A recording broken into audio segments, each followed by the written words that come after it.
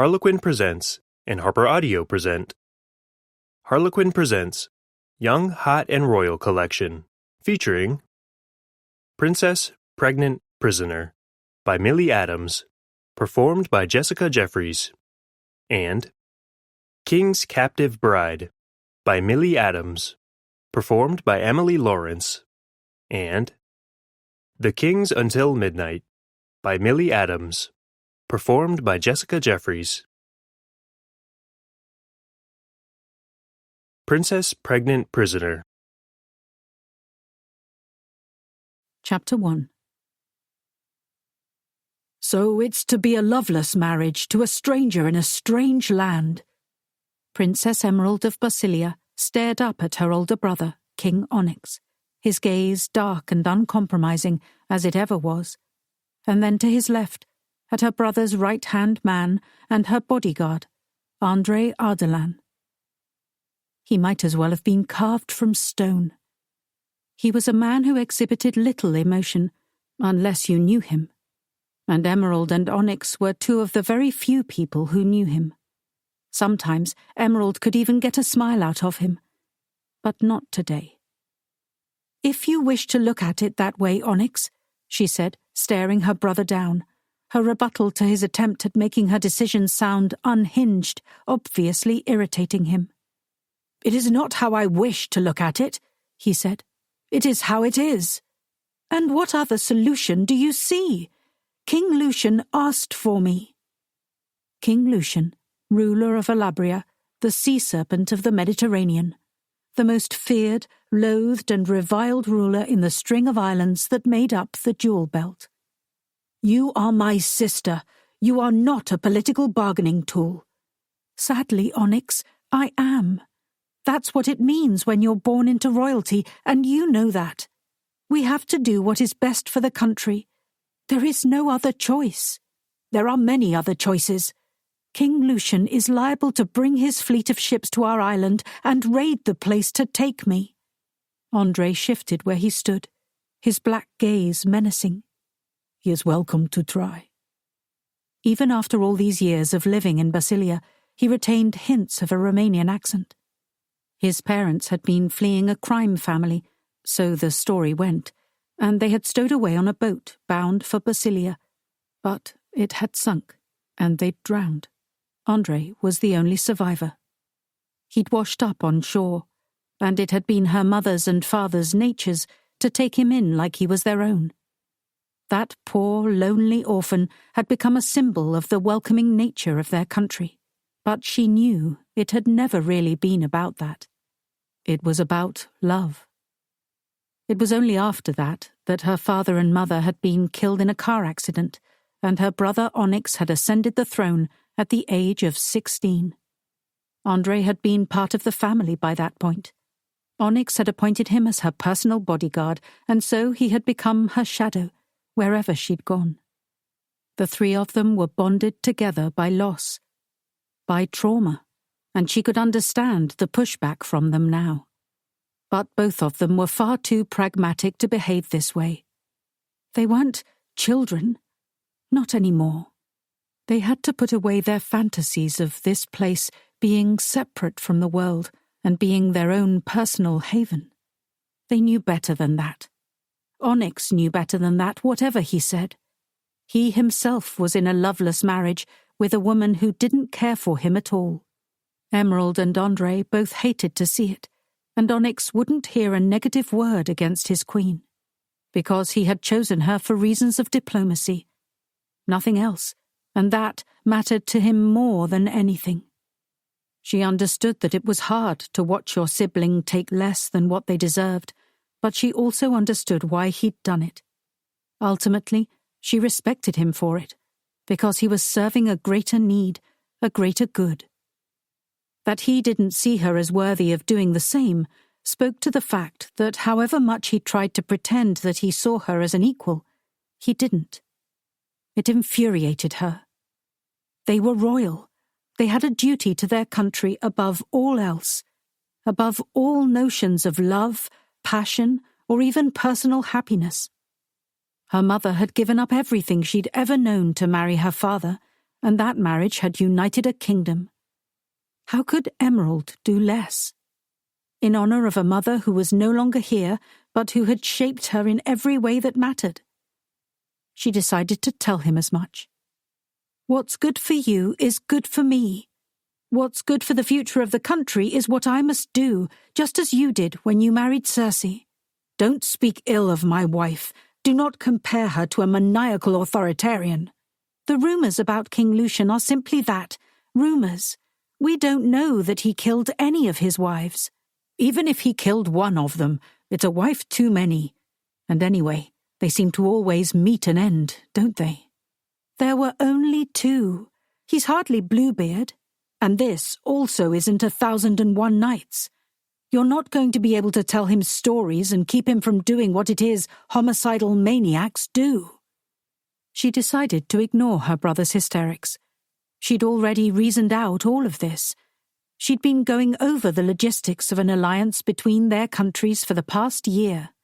She'd first made contact with King Lucian 6 months ago via email, and while he was difficult and mercurial, she didn't think he seemed like a psychopath. Though maybe good psychopaths hid it well. She couldn't know for sure, and she felt it didn't benefit her to be complacent. But if she really felt that she was signing herself up for murder, she wouldn't be doing it. She believed him, ultimately, that what he wanted was an alliance. Alabria was isolated, had very few alliances with anyone, and would make an excellent trade partner and military ally. It was just that Lucian wanted marriage in exchange for those things. She was a good negotiator. She always had been. She could think of no reasonable excuse to deny him what he was asking. There would have to be a better political prospect on the table, and currently there wasn't.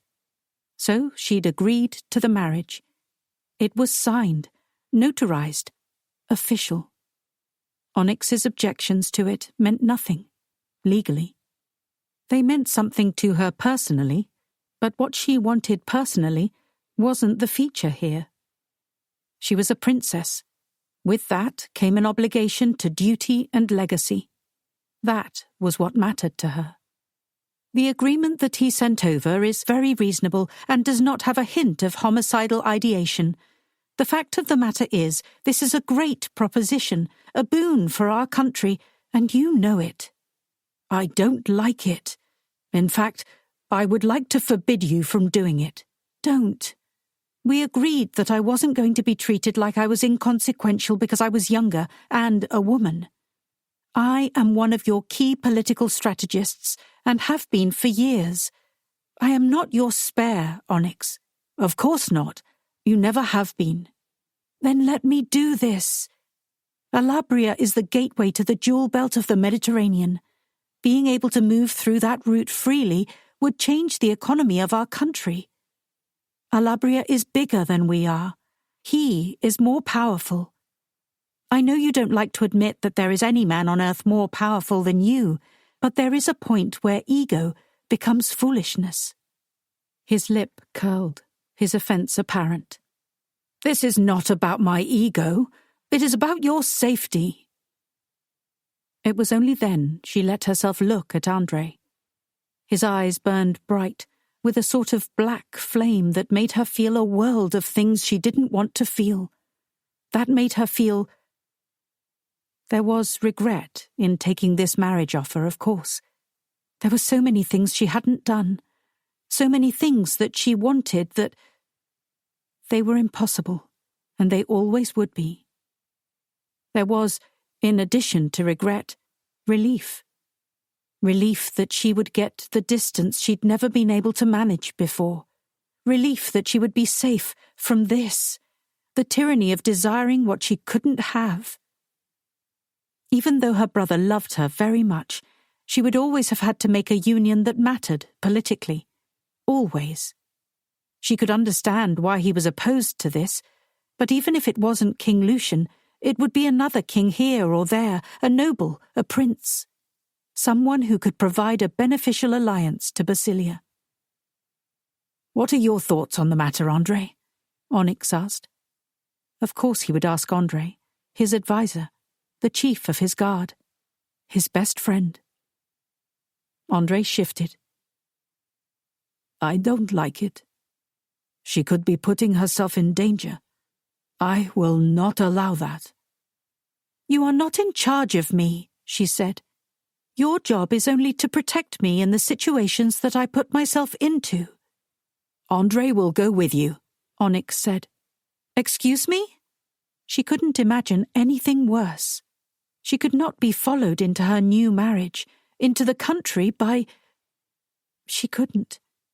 The way that André made her feel, the things that he aroused inside her. Those were secrets that she kept locked down deep. For so many reasons they were impossible. They always had been. If her brother had had any idea that she was lusting after the man sent to protect her, then he would no longer be her protector. He was like a brother to them. Or rather, he was supposed to be. The problem was, he had never quite felt that way to Emerald. At least, not after she began to understand why men and women were different, and what made a man beautiful. André was beautiful. He had black hair, deep olive skin, and a perfectly sculpted face. The cheekbones and jawline of a model, but the ruthless intensity of a warrior. He was a puzzle. For no matter how long she knew him, she would never be able to get entirely down to the depths of him. He was a code that was impossible to crack. If somebody could have, it likely would have been her or Onyx, given as long as they'd known him. But there were certain things he never spoke of, and emotions that he never showed. He'd been 16, like Onyx, when the king and queen had died. Emerald had been 12. She had been certain she'd seen tears glistening in his dark eyes that day, but he'd never spoken of it. He'd never shown his emotion openly. Even when he'd been a boy, lying in bed, just waking up to discover his parents were dead, his manner had been stoic, grave. It was his way. But he hadn't left her alone in her grief. He'd held her while she wept, maintaining his own solid strength while she dissolved. Onyx had been the king, and while he'd been there for her as much as he could be, he'd been consumed with managing a whole nation rocked by the death of its monarchs. Only André had been able to concern himself singularly with her. Theirs was a bond that defied words, and beneath that bond were feelings in her that defied what was possible. Of course I will, he said. I will be a non-negotiable addition to this envoy. But you live here, she said, panic rising inside her. You can't uproot your entire life to follow me to another country. My service to the crown is my life, princess. Whether that service takes place here or in Alabria is of no consequence. You are my mission. He was always doing things like that, always undermining the emotional connection they felt they had with him, always making it about duty and honor and his place. He wasn't royal, that much was true, but he was their friend.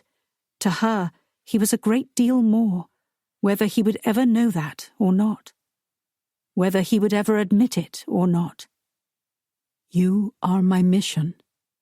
If he were any other man, it would be easy to take that as a declaration of some kind, but André just meant that literally.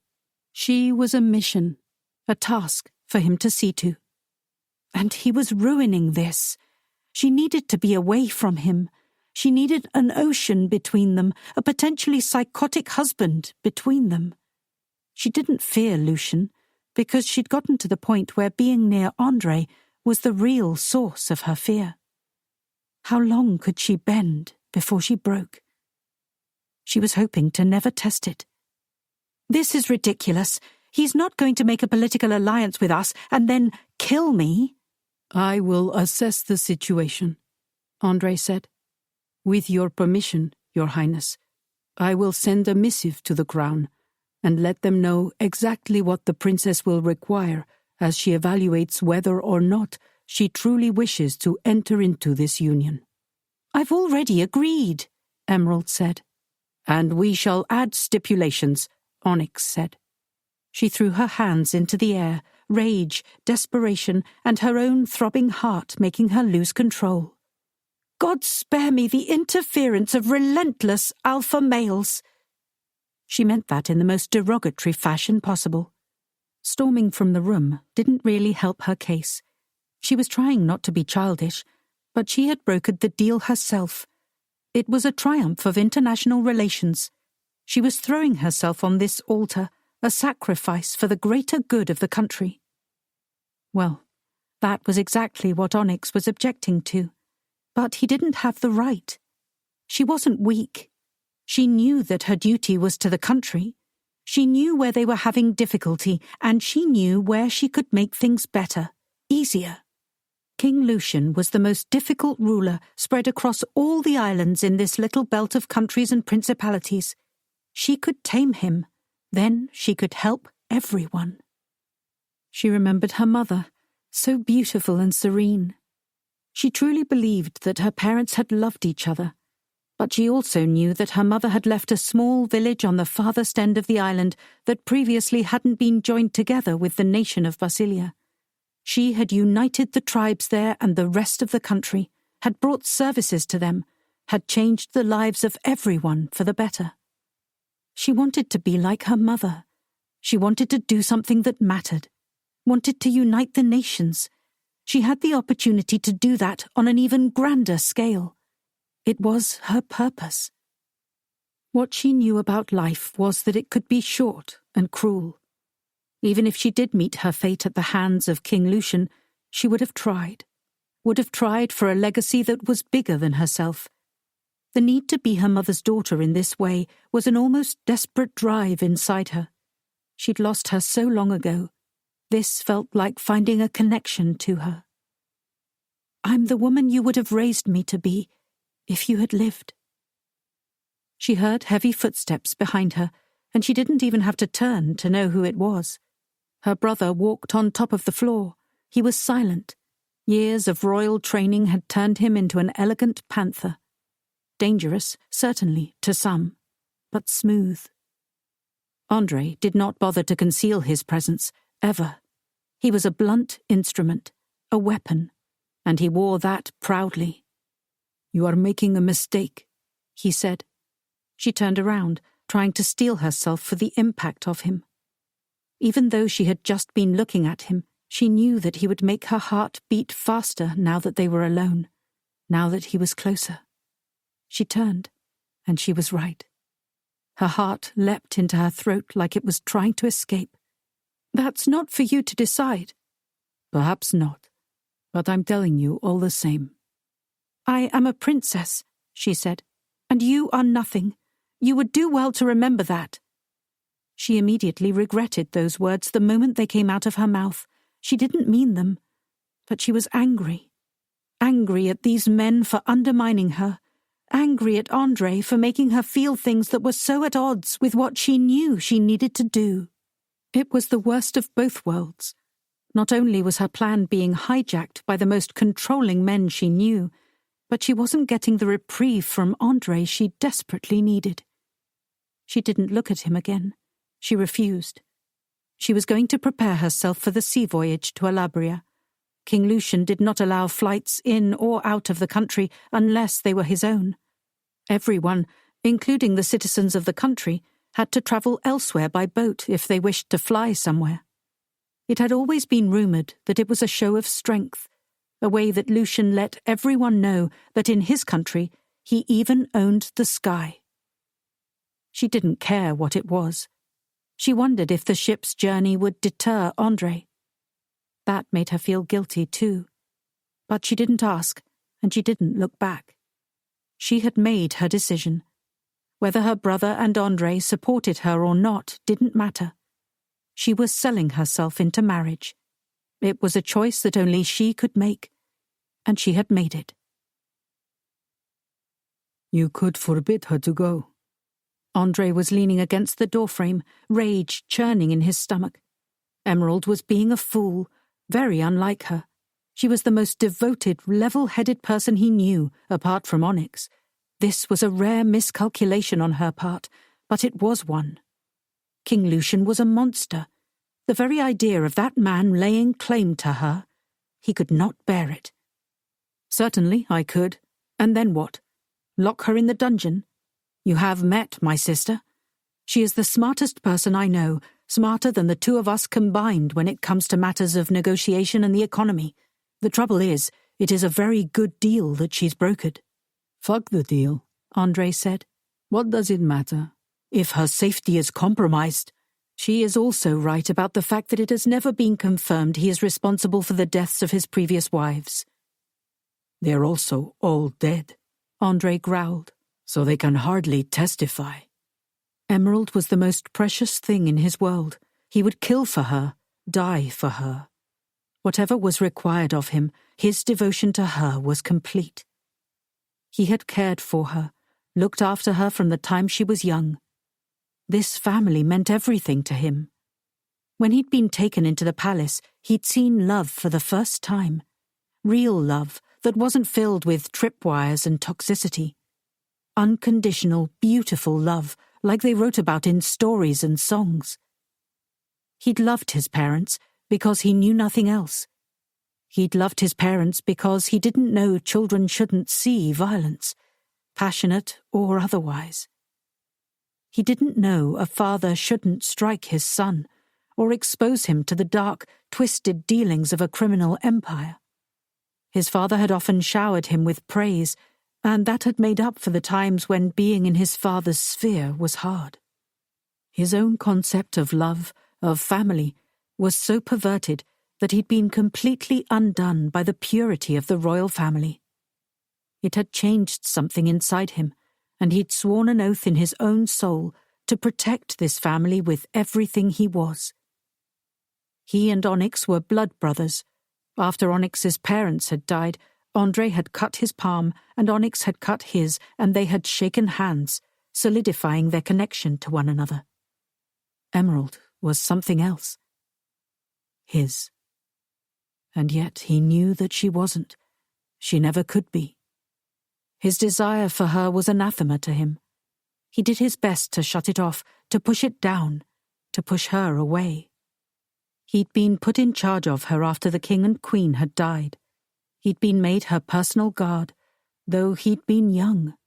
After all, Onyx was king at that same young age, in charge of an entire country. Andre had ruled over Emerald's safety. He had protected her physically and had been there for her through her grief. She had become the person who mattered most to him in all the world. A connection that was not familial, but felt soul-deep, in a way he would never have been able to put to words. Then it had changed. The intensity of the feelings had always been there, but then that intensity had become deadly. Like a knife resting flat on flesh for years, suddenly twisted so the sharp edge sunk in, deep and terrible.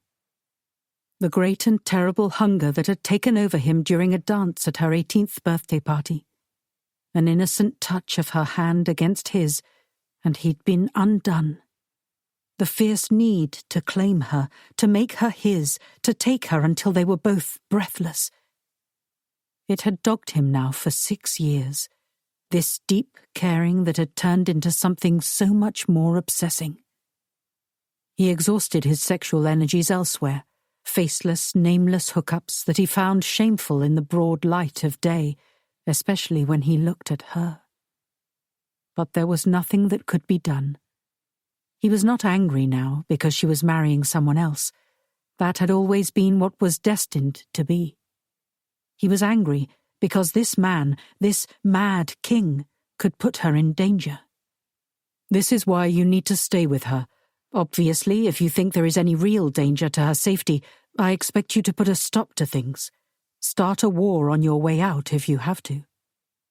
Andre crossed his arms. I'm listening. You will gather intel for me. You will tell me everything about the king, about the country, about the palace. If we have to have an international incident, then we must. If you think that he will be unkind to her, abusive in some way, if you believe that it is a place she will not survive, then at any point during the marriage, you will remove her, bring her back. I promise. I know that I can count on you. I have trusted you with my sister and her safety since she was 14 years old. I continue to trust you now. He smiled, but it was not a genuine smile. Because if he had any idea that Andre's feelings for Emerald had begun to change years ago, when she had begun to look like a woman, and her sweetness, her care had gotten beneath his skin in a way that no one and nothing else ever had, he would likely have Andre thrown in a dungeon for the rest of his life. Beheading would be too good for him. I'm sorry about the boat trip, Onyx said. Andre shrugged. Yes. He felt cold terror in his veins when he thought about going out on the water. When he thought about what it had been like when the ship had begun to take on the ocean, until it was more water than boat. The way that the pressure of the sinking vessel had pulled him down, and the way his lungs had burned as he had swum endlessly in the wrong direction. How he had washed up on the shore he couldn't say. It was a miracle, he had decided. Because there was no other explanation. But every other man, woman, and child on that boat had died, and so he had always found it to be a sharp-edged miracle. Because if the divine had saved him, then surely the divine could have prevented the boat from capsizing in the first place. He had a long-standing rift with God over that. It is nothing, he said.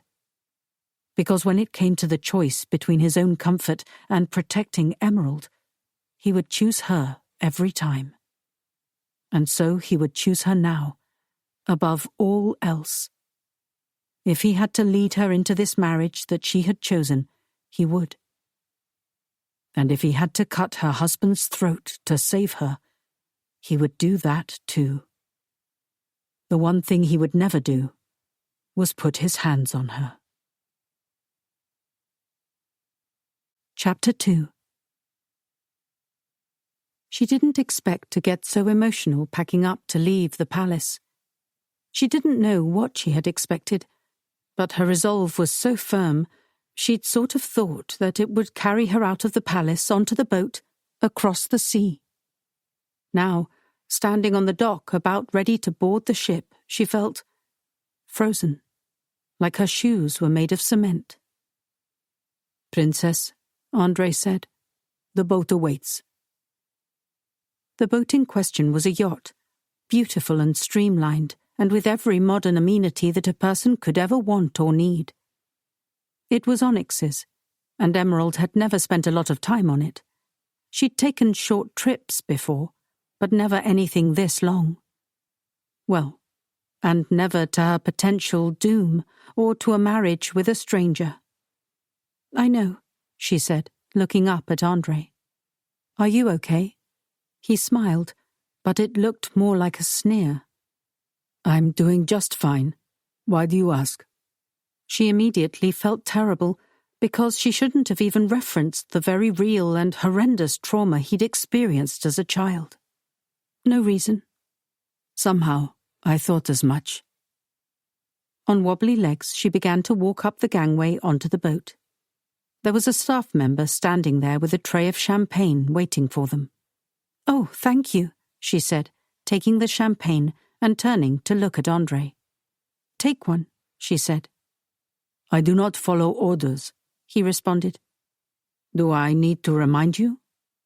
That is strange, because you are here on my brother's order. I would be here no matter what Onyx advised. On that, you can trust me. He didn't take a glass of champagne, and she was certain that it was actually to antagonize her. At least it would be a comfortable crossing. All of her things had already been delivered to the plush cabin at the front of the yacht, where the views of the sea were glorious.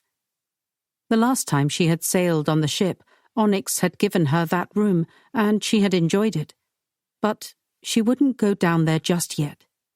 Instead, she opted to take her champagne to a lounge chair on the top deck and watch as they sailed away from Basilia. She hadn't expected the grief, the tightening of her throat. She was leaving all of this behind, this country where she had grown up, this jewel-bright treasure in the middle of the Mediterranean Sea, the only place that she had ever called home, the only place she had memories of her parents. But she was doing it for her family, for her legacy, for her people. Onyx could come visit her, and surely she would be able to return home sometime. Surely. She didn't have a chance to miss Andre yet, since it seemed that he was going to be her shadow this entire time. Into her new life. A ghost of everything she could never have. She took an overly large swallow of champagne as the boat began to drift away from shore. Conviction burned in her breast. She knew why she was doing this. She just had to hold on to that reasoning, to that conviction. Relaxing before your execution? She looked up at Andre, dressed all in black, of course. You are fun at parties, she said. I know, because I've seen you, haunting the back walls like a wraith. Is this a party? He asked. It could be. A beautiful yacht, gorgeous views, champagne. The only thing that's missing is other people. I never miss other people. She laughed. Of course not. Anyway, the more elaborate an event is, the more work goes into the security, I suppose. It is true. She frowned. What is my brother going to do without you? I'm good at my job, Emerald. That means that anyone who has worked under me these past years is well trained in their position, and I leave behind competent people to coordinate the security of the palace. Only narcissists rule with such an iron fist that they cannot accept the assistance from those qualified around them. And you're not a narcissist, she said. He wasn't. She was simply poking at him. She did that with him, used humour, gentle and spiky, depending on how exposed she felt, to make her footing feel sure with him. In return, he was dry. If you didn't know him, you'd miss that he was bantering back, because he did everything in the same serious tone. She knew him, though. No, I'm not. I am aware of my abilities, certainly. I am a realist, not a narcissist. He walked to the edge of the railing and grabbed hold of it, his knuckles white as he gripped it hard, looking out at the sea. I am sorry, she said, about the sea voyage. I know that this isn't how you choose to travel, and it must be difficult. There, she could be nice. She didn't need to bleed her desperation all over this situation. It would only make it worse. Complex feelings aside, and her irritation over all the way this had played out ignored, Andre was one of the people that she cared about most. Bringing him with her should be a relief. If she were normal about him, it could be. Nothing is difficult, Princess. I am more than able to accomplish my tasks. What happened is in the past. And yet, still, he clung to that railing, his eyes on the water, not on her. Where are you sleeping? I have a cabin, he said. Your brother was overly generous in appointing lodging. Let me guess, you wanted to sleep on the floor in the coldest part of the ship so as to adequately suffer for not being royalty, and my brother insisted on giving you a bed. He lifted a brow. How did you guess? He released his hold on the railing, turned to face her, a smile curving his lips. So rare were those smiles. His long black hair fell into his face, and the wind pushed it off his forehead again. His cheekbones were hollow, his jaw sharp, his lips a source of great fascination, full and mobile, and having the appearance of a man who should know how to smile and laugh often. They kept him from looking as severe as he was. They had riveted her from the time she was 15 or so, when she had truly accepted that Andre was something different to her than a protector or a brother or a friend, that he was, in fact, the most beautiful man she had ever seen. She felt so ashamed of it, at least then. Her palms would get sweaty, her heart beating faster, and there was simply no way for her to understand those feelings. Why for him? Why so strong? There were different points where she had come to accept what those feelings were, because he was an unrelated male in proximity. The truth was, she had very little access to men unencumbered. None, in fact. Even when she had gone to university in the city, André had been with her. It was always him. Always. Part of her had always loved that. Part of her had loathed it. How was she ever supposed to be normal, have a date, have a kiss, have sex, if the man who consumed her fantasies, who was out of reach even though he was only an arm's length away, was always there? How? The truth was, she hadn't figured it out, and now the answer seemed to be she had to arrange a marriage for herself. So now her first time, her first kiss, her first experience of sex was going to be with King Lucian. He was reclusive. There were no images of him taken in years. The rumours were that he was scarred, that half of his face was hideously scarred from battles during brutal war times in his country. The other half was beautiful, a fallen angel's visage. He was older, 40 to her 24. But that really wasn't her biggest concern. His age was simply a number when compared to his potential brutality. Though all of these things were consistent across time. Men were brutal, and they wanted young women to help bear their heirs. She wasn't unique or special in the grand fabric of the world, and certainly not in the history of royal unions. She wasn't marrying him for his temperament, nor was she marrying him for the joy of sex. The joy of sex might have to be something confined to her fantasies. She really didn't need to be thinking about the joy of sex while André stood there looking at her with those dark, molten eyes and that mouth that had bewitched her for so long.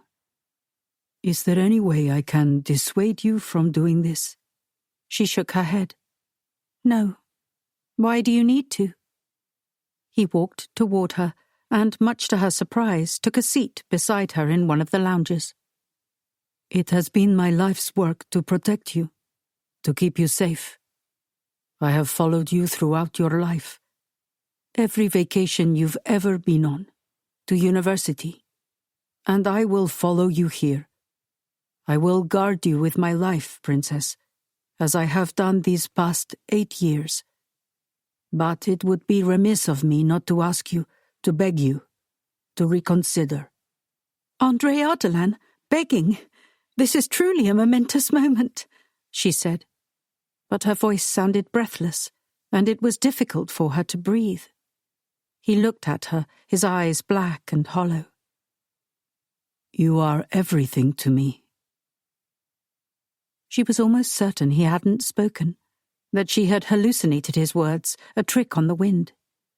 At first, she didn't react, because she didn't know how to, didn't know if she should. But then she looked at him, her heart tripping over itself. He was staring at her with deep, focused intensity. He had said it. But what did those words mean? Was it everything as he was to her? That seemed impossible. I trust you, she said. I know you won't let anything happen to me. You didn't even want me to go with you. She couldn't tell him. She couldn't tell him why she had wanted to leave him behind in Basilia, why she was almost desperate to put distance between them. Did he have any idea how painful it was for her to go on and marry another man while he was right there, while she still had to see him, while she was still close enough to touch him, but never, ever could, just like always. Just like always. I need you to go with me, she said finally, the closest thing to admitting she needed him that she would allow. I see that now, though I do think you're going to have to look a little bit less suspicious of everyone and everything. I am there as your personal bodyguard. I don't think I need to look less suspicious at all. I do. Don't you think it would be better if they underestimated you? I mean, if there is going to be a problem. Perhaps. But if you're suggesting that I should play incompetent, I should warn you that I do not know how to do that.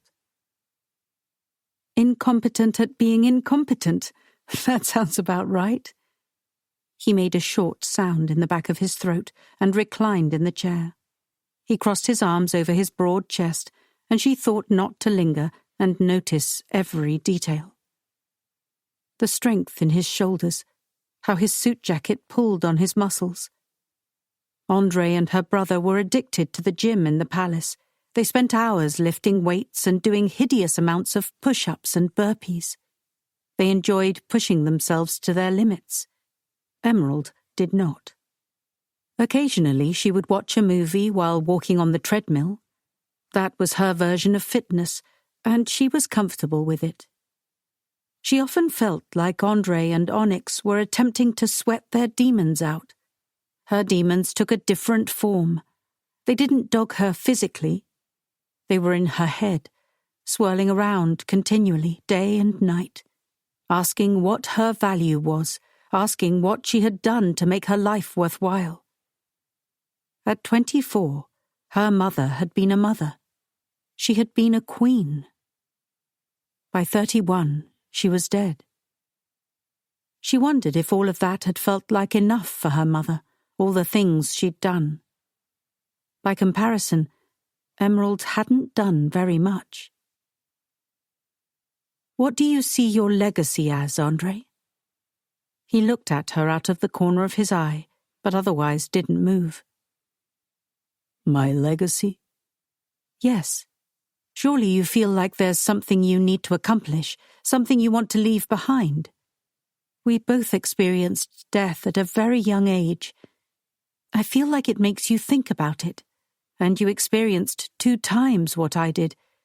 It makes me think about what it is I'll leave behind, because the simple truth is we're only here for such a short time, some of us much shorter than others, but there is no guarantee. My legacy, my hope, has always been in preserving your family, keeping you safe, keeping your brother safe. That's all? What is it that your parents wanted when they came to Basilia? Safety, he said, his words hard. They were on the run. He'd never told her this before. The idea of him being a boy, running away from one danger and sinking in another, it burned. They saw Basilia as a potential safe haven, he said. Though they never reached the shores, it was a safe haven for me. And because of that, I fight to preserve the royal family. And because you like us, she said. Some days more than others, he said, his voice hard. She was sure that he almost smiled, that the corner of his mouth moved upward just slightly. Just slightly. Today? A trial. You don't ever plan on getting married, having children?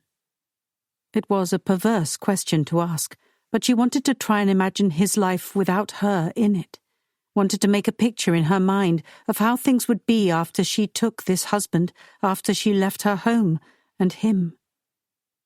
Any ghost of a smile disappeared. No. My line ends with me. I know my father would have wanted me to carry on this line. Survival was paramount to him, as was the carrying on of his legacy. He didn't succeed, except on one count. I feel sometimes that the sea was trying to take us all, but didn't quite manage. I have a mission, and that is to repay the kindness that your family showed to me. that your country showed to me. But that is all." She frowned. "Why, what did your father do in Romania?" He'd never said. Maybe she should have asked before, but she had a sense of Andrei, of certain closed doors in his soul, and she'd always felt like this was one of them. She'd assumed because of how traumatic the wreck and losing his parents had been. But now she wondered how much more trauma there was in his past. "There's no purpose to talking about the past. Especially, I don't wish to speak about my family right now." He looked around and out at the ocean all around them. "Of course, I'm sorry." "No need to apologize, though you are the reason I'm here." "I know, I was teasing," he said, very nearly smiling. "I insisted on coming." "It's a very dark thing to tease about." "My life has been very dark so far." She made a scoffing sound and pushed herself up out of the lounger. "Will you join me for dinner, Andrei?" He often refused to do that. He was very strange about his protocols. There were times when he would agree to take a meal with her and with Onyx in the palace, but there were other times when he was hard-line about staying with staff. His eyes met hers, and her breath caught. "You are everything to me." "Yes, I will take dinner with you tonight." Chapter 3. It was a foolish thing to agree to. He should have insisted on maintaining his distance from her. What he should never have done was tell her how much she meant to him. He wasn't entirely sure that she understood what he was saying. That was for the best. The cabin he'd been given for the journey was not going to work for him. He was never going to spend time in the lower decks of a yacht. Images of water pouring in from the top haunted him. He would much rather be on the top deck, where he could jump off into the ocean if he needed to escape. Of course, that presented the concern that if there actually was a problem, he would have to find and save Emerald. And she had no issues with the ship whatsoever. They were projected to have smooth sailing the entire way to Alabria, and additionally, the ship was sound and expensive, with many safety features that had been absent from the vessel that his family had stowed away on from Romania, while on the run from very bad men. His father had been a bad man, of course, and so it was the exact sort of justice you earned when you yourself were a monster. Still, the events of that day haunted him. Which was how he found himself standing still on the top deck, looking out at the vast, endless expanse of water. It was a kind of blue he hadn't seen anywhere else. The surface rolled in a rhythmic motion, the surf so calm that the only whitecaps in the water came from the boat's wake. It was beautiful, but treacherous. "Are you ready to eat?" He turned, and his stomach went tight. Beautiful, but treacherous. Emerald was standing in front of him, her red hair free around her shoulders, curling delicately against her pale, bare skin. The dress that she was wearing clung to her generous curves, and the green, like her name, was a glorious foil for all her natural beauty. She had put on red lipstick, highlighting her mouth in a way that made his blood turn to liquid fire. He was a man of great control. He had been alone with her countless times since that first spark had been ignited in his blood. He'd thought that he had mastered the art of self-denial. But he feared, then and there, that control had never truly been tested before. Out here in the ocean, surrounded by nothing but water, with Onyx far away on a distant shore and his time with her running down like sand in an hourglass, his control felt much more tenuous than it ever had before. Yes, he was ready to eat, but it was not food that he was hungry for. It was her. If she knew the fantasies that he had about her, she would run away and hide. In spite of all the pain that she had endured, Emerald was an innocent. It was something that made him feel both pride and shame. She had never been able to date, had never been able to bring a man home, because he had always been there, standing in the way. If he had been a different bodyguard, one who wasn't interested in her body but only in the guarding, then perhaps he would have made space for her to have romantic entanglements. As it was, he hadn't allowed it on his watch, and if he had ever observed a man showing interest in her, he had done his level best to scare the man away. Emerald was untouched, and he knew it, because no one had ever been given the chance to touch her, courtesy of André. André? He realized that he had lost himself, and the number of times that had happened was negligible, if it ever had before. Normally he was supremely in control of himself and his reaction to her. It was always there, present, lurking beneath the surface like sharks out in the ocean, but he had dominion over it. Not here, not now. He couldn't afford it. He was going to have to be hyper-vigilant once they got to Alabria. King Lucian had the potential to be an enemy, a danger to Emerald, and André had to keep her safe, above all else. "Yes," he said. "I'm ready." "Oh, good. I asked to have your favourite made." "Why did you do that?" "I don't know. To tell you the truth, I was mad at you and my brother," he snorted. "I noticed." "But I realised today how much I'm going to miss you both." "I'm with you," he said. "You can't miss me." He ignored the way that made him feel. He ignored his feelings with the same ease with which he drew breath. With her, though, it was always harder. Suddenly her eyes filled with tears. "I know, but it isn't the same." Why? Why wouldn't it be the same? He knew why it wouldn't be for him, but suddenly he was desperate to know why that was true for her. It was a question he couldn't ask, a question that he shouldn't even have. He had never allowed himself to believe she felt what he did, but now he wondered. He shouldn't wonder. He shouldn't ask things like this. So he shoved it down deep and followed her to where a table was set with white linens overlooking the sea, almost as if it were a date, which was something neither of them had ever had. Not with each other, not with anyone. "Pasta," she said, smiling, making her way to the table and taking a seat that faced the water. He didn't need a view. He only needed to see her. "I gathered, when you said it was my favourite."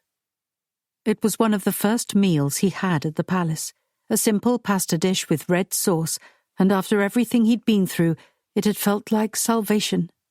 It still did in many ways. And she knew it. Of course she did.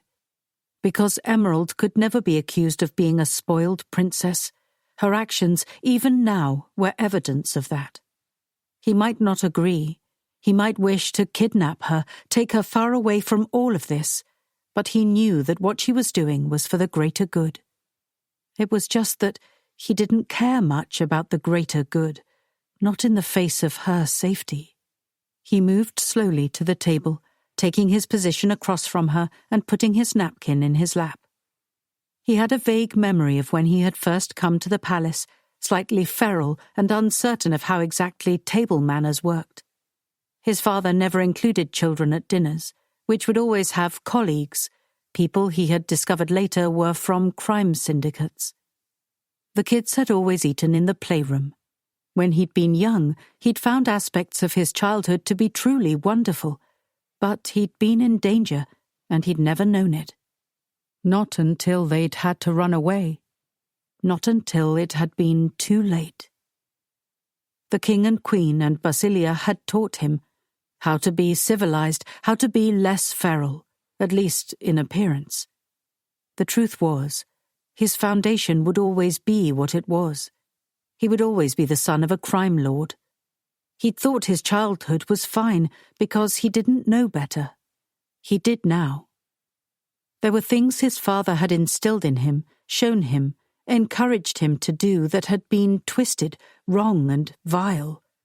They were baked into him, part of the formation of his being, and he would always be a product of a childhood that had encouraged him to embrace his baser instincts. He kept it on a leash with her. That leash felt dangerously close to breaking now. "I remember the first time I saw you," she said. They never talked about this. The truth was, they were in each other's lives every day, and they didn't often discuss the past or memories. They had lived through many of them together. He had spent the first 12 years of his life in Romania, and after that, he had been with the royal family. He had been with Emerald. The boat, the water, the fact that everything was about to change, that, he assumed, was driving these conversations. He wasn't sure what to make of that, or if he should indulge her, but he decided to, because there were other things he could not indulge, and so he would indulge in conversation. "And what did you think?" "I thought you were amazing, and quite possibly a merman." That almost made him laugh. The sensation was so foreign, he didn't quite know what to do with it. "A merman?" "Yes, you came right out of the sea. I know you don't remember when we found you. We were walking on the beach near the palace, and there you were, washed up on shore. Mother picked me up and tried to hide my eyes because she thought you were dead. Onyx ran to you. Before my mother or father could stop him, he found that you were alive." He had heard the story recounted to him before, but never by Emerald. He found himself fascinated. He wished that he had the memory, truly, of that first moment when they found him, when he had been saved. But it was lost to him. "When they discovered that you were breathing, my father picked you up and they began to run back to the palace. We had doctors there, and they immediately called for emergency equipment, more medical people to come and check you out." "I remember waking up in bed," he said.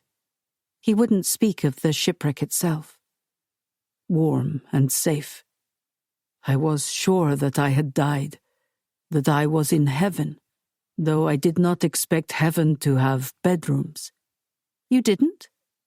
"I thought you just sat on clouds." Emerald and Onyx had been sitting on the foot of his bed when he woke up, Onyx looking grave, Emerald excited, her eyes shining brightly. "You're awake!" Hers had been the first voice that he'd heard in his new life.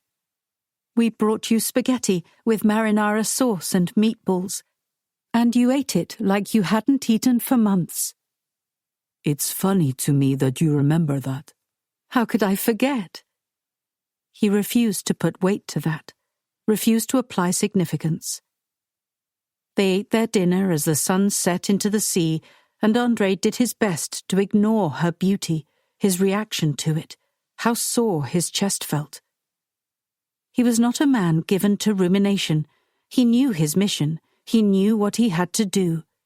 He had accepted a long time ago that there would be no love for him, no happy ending, no wife, no children.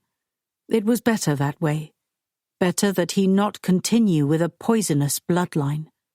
Better that he simply focus on serving Onyx and Emerald, being their protector, being everything that they needed him to be. That was what he had chosen. It was the path that he walked. He couldn't deviate from it now that Emerald was getting married. He had always known this day would come. He hadn't anticipated that he would have to watch it happen. That he would have to stand by and attend to her new life with her new husband, but he hadn't anticipated her selling herself to a man who might be dangerous. "I know you think you don't want to meet anybody, but you might," she said. "I won't," he said, his voice flat. He looked at her profile, graceful and elegant, the swoop of her nose, the curve of those red lips. He had met someone. She was the only person that he would ever meet who did this to him. He had read once about courtly love, about knights who devoted themselves to ladies and accepted the fact that it would never be physical, that it would never be anything other than honor and protection. That was how this would be, always. We're going to go to Alabria, and who knows, the court might be filled with beautiful women. I will not be part of the court. You and your brother do not observe protocol the way that everyone else in the world does. A bodyguard, even if he is the head of security, is not part of the royal family, nor will he ever be. I will insist that you are included. And I am not asking that of you. Well, I want you to be included. When there is a party, when our wedding celebration happens, I want you to be there as a guest. I will be guarding the proceedings to make sure it isn't a red wedding, so to speak. You are so grim. I'm paid to be grim. It is my job to be grim and to be distrustful of the world. Will you at least dance with me at my wedding? He felt like he had been punched in the stomach. You know full well a queen cannot dance with a commoner, ever, least of all at her own wedding. We danced before, she said softly. He looked at her, their eyes meeting, holding. The impossibility of her request revealing in so many ways, revealing things he'd never allowed him to see, a mirror of his own heart. Yes, he remembered that ill-fated event, far too clearly. He chose never to think about it, chose to keep that firmly locked away in the deep, dark recesses of his memory. It had been a mistake. She had been just 18, and it had been her birthday party. She'd asked him to dance, and then she'd taken his hand in hers. She was so soft, her fingers slim, her frame petite, and as he pulled her body against his, he had felt desire like he'd never known before, need that went beyond the physical. He wanted her. He wanted to cup her face in his hands and kiss her, but he wanted more than that. He wanted to be close to her, not just skin to skin, but something deeper, something he wasn't able to articulate or explain. He could feel it echo inside him now. I don't think we will dance at your wedding. Then you should dance with me now, she said. She was pushing. There was an edge to her now, and it was cutting deeply into him. He wanted to tell her no. He wanted to scold her. Why? The only reason to do that would be for the shameful, secret reasons that he kept buried inside himself. As far as she was concerned, the dance on her 18th birthday had been innocent. He was the only one who knew that it wasn't, and he would take that to his grave. Why not? Why not take this one last chance to touch her, to hold her?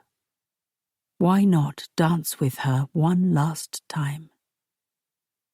He would not do it at her wedding. He would not do it when she was married to another man. He refused. He stood up and extended his hand to her. All right, Princess. Show me how you've improved these past years. Chapter 4. She didn't know what she was doing, pushing him recklessly like this. She had been doing that ever since they boarded the ship, trying to make him angry, trying to make him smile, trying to get some emotion out of him, trying to see if he felt what she did. And now, pushing him into a dance. She was playing a dangerous game, except she didn't know if it was the kind of danger she was hoping to find herself in. André had never once demonstrated attraction toward her. He had never expressed interest in her body, only in her protection. She was a duty to him, and she understood that. But she was also a woman, and he was a man. Of course, he had known her since she was a child, and it was possible that he would never truly see her as she was. But now, his hand was in hers, rough and big and warm, and he was drawing her toward his body, and she chose to forget everything but this. If this was the last time André would ever hold her, then she would revel in it, relish it. Then she would live and love only this moment for as long as she could. She wrapped her arms around his neck, and he put his on her lower back. There was no music. His gaze was intense. "You mean everything to me." Those words flashed through her mind, and she felt electricity skitter down her spine. She was everything to him. Did that mean what she hoped it did? Did it mean that he wanted her? There would never be another chance for this. This was why she'd wanted to get away from him, so she didn't do this. But God, how was she supposed to deny it? How was she supposed to be given this time with him and do nothing with it? She angled her face upward, bringing her mouth perilously close to his. And if it created any feelings inside him, he didn't show it. Her own heart was beating so fast she thought she might pass out.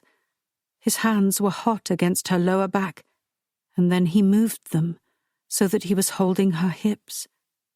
She couldn't stop the feminine sounds that caught in her throat, and she closed her eyes, willing herself to keep standing even though her knees had gone weak. She opened her eyes again, and he was right there, all that molten heat directed at her. His expression was stern and hard, and she knew looking for anything soft or welcoming in that face was a losing proposition, except she could see the heat in his eyes. He wanted her. André did want her. A blessing, a curse, a total upending of everything she'd allowed herself to believe. If she'd known he wanted her, she would never have been able to resist touching him, tempting them both. She couldn't resist now. Not now, when they were sand in an hourglass. "André," she whispered his name and reached up and touched his face. He drew back as though she had slashed him with a knife. "Princess," he said, "I would advise you not to step outside protocol." "There is no protocol for us. There never has been." "Do you or do you not have a marriage arrangement with King Lucian?" "I do, but—" "But?" "He is not on this boat." "I see. And so you think a man like me, a peasant, should be happy to be your entertainment for the ride before you marry the man who is worthy of you?" Her thoughts were racing. What he was saying wasn't fair, and it definitely wasn't true. She didn't have any experience. Wanting to touch him, wanting to kiss him, that was the momentous thing. It was not some throwaway. It was everything. He'd had lovers before. She knew that. One time, when she'd been in a bar in university, and he had been in the back of it, brooding against the wall, there had been a woman who had sat down next to her and her college friends, and she had told the story of how the man in the back had taken her to bed and blown her mind, but then never called. She was the one who apparently wasn't special enough for that, or common enough. But she was too wounded to say that, because what he'd said wasn't fair at all. She had never treated him that way, not ever. She had never treated him as anything other than special, as anything other than one of the most important people in her life. And him trying to make this about snobbery, trying to make her marriage to Lucian about anything other than benefiting Basilia, was utterly and completely unfair. She'd been brave now. She'd been the first one to speak the truth of the thing that burned between them, and he'd humiliated her for it, all while being a coward. "If you don't want me, then just say so." She turned and left him standing there, and she didn't look back. If he didn't want her? He was plagued that night as he lay out on the lounger on the top deck, trying to sleep. Of course he wanted her. He had wanted her all this time, and she dared to say that to him. It didn't benefit either of them for her to know how much he wanted her. So he had not gone after her, and he had not sought to close any of the distance between them, because that could only end in disaster. It nearly had. The way that she had looked at him, the way that she had touched him, God, he had been undone. All these years of practicing discipline, of turning himself into a good guy, a man who could be trusted, a man who could not be called a villain, not the way that his father had been, and he was ready to destroy it all for her, to burn the world down, to touch her lips to his. I would very cheerfully kill him. Because there was no good end to it. There was nothing that could come of it. She had run away from him, and it was for the best. His phone lit up in the dark. There was Wi-Fi on the boat that allowed for messaging, even out in the middle of the sea. It was Onyx. How is everything? As good as it can be. Meaning? Your sister is still marrying a man who might kill her, and I am taking her to her doom. But everything is going according to plan. According to plan. Yes, the plan where he sent Emerald to another man's bed. Fuck. He threw his phone down on the deck, and it made a loud clatter. He heard a gasp. What are you doing out here? Sleeping, he responded, annoyed that yet again it was Emerald. Yet again he could not escape her. Don't you have a cabin? Yes. I don't wish to make use of it. Why not? Go to bed, Emerald. She came into the dim light glowing from the deck above. She was dressed in pajamas now, her face scrubbed clean, and she was no less beautiful for it. Brave for standing there, facing him in spite of what he'd said. I don't want to fight with you, she said. There may be no other option for us, he said. But why? We've always been important to each other, and everything is going to change. So why can't we be like we've always been to each other now? You do not always touch me, he said. No, she agreed, sounding subdued. I don't have to do that again. I will need you to not do it again. His voice was hard, and he was aware of what he'd done here, that with this statement he'd exposed himself, his desire for her. Okay. She came and sat down in the chair next to his, her hands folded in her lap. Look, I'm behaving myself. Her smile was almost impish, and it made the desire inside him rage. He did his best to keep it on the inside, to not let it show. A memory rose to the surface, and he decided to speak it aloud. Anything to crush the desire that was threatening to stage an uprising inside him. I was on a lower deck when the ship began to sink when I was a child, and I remember the water coming in from above, beginning to fill up the room. If we hadn't been able to get to higher ground, we would have drowned then and there. I don't like the feeling of being trapped in small spaces, and I particularly don't like it when there is water all around. I am happy to sleep up here. Oh, I'm so sorry. I don't think we've ever talked about what you remember from that day. Because none of the memories are good. I know. But have you ever talked about it with anybody? No. I remember everything about the shipwreck, until I passed out from not being able to breathe in the water. But I remember fighting with the water. I remember being certain that I was going to die, that the ocean was going to swallow me whole. I could hear the crew, my parents, other passengers screaming before they went under. She had asked, and so he was telling her, though there was no purpose to any of it. to either being cold to her or kind to her, because none of it would change anything. None of it would change what he had to be to her, what she was intent on doing. "I'm so sorry. I would touch you, but I'm forbidden from doing that."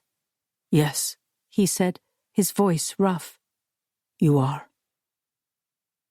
"I think that if you weren't here, I would be very scared," she said. "I think if I were doing this on my own, I would do it. I'm the one who signed the papers. I'm the one who made the agreement. I would do it. But you don't know how much you being here matters to me. To think that all those years ago I could have lost you in the bottom of the sea." "You have to have me to lose me, Emerald. And it isn't like that between us." He was being cruel to be kind. Perhaps he was just being cruel to protect himself. As deadly as it was to want her, the deeper emotional need for her was almost worse. He needed her to not touch him. It would shatter him. Everything that he was, everything that he had styled himself to be. "I don't have you." She squinted, looking at him as though she were trying to see him from a great distance, as though he were difficult to see clearly. "Yes, I do. You are with me all the time, every day. You are my silent shadow standing behind me, ready to put your life on the line for me." "For the crown."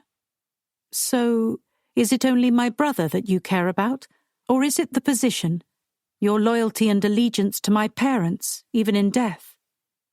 "All of those things." "But not me?" "Not in the way that you are asking." He stood, but so did she.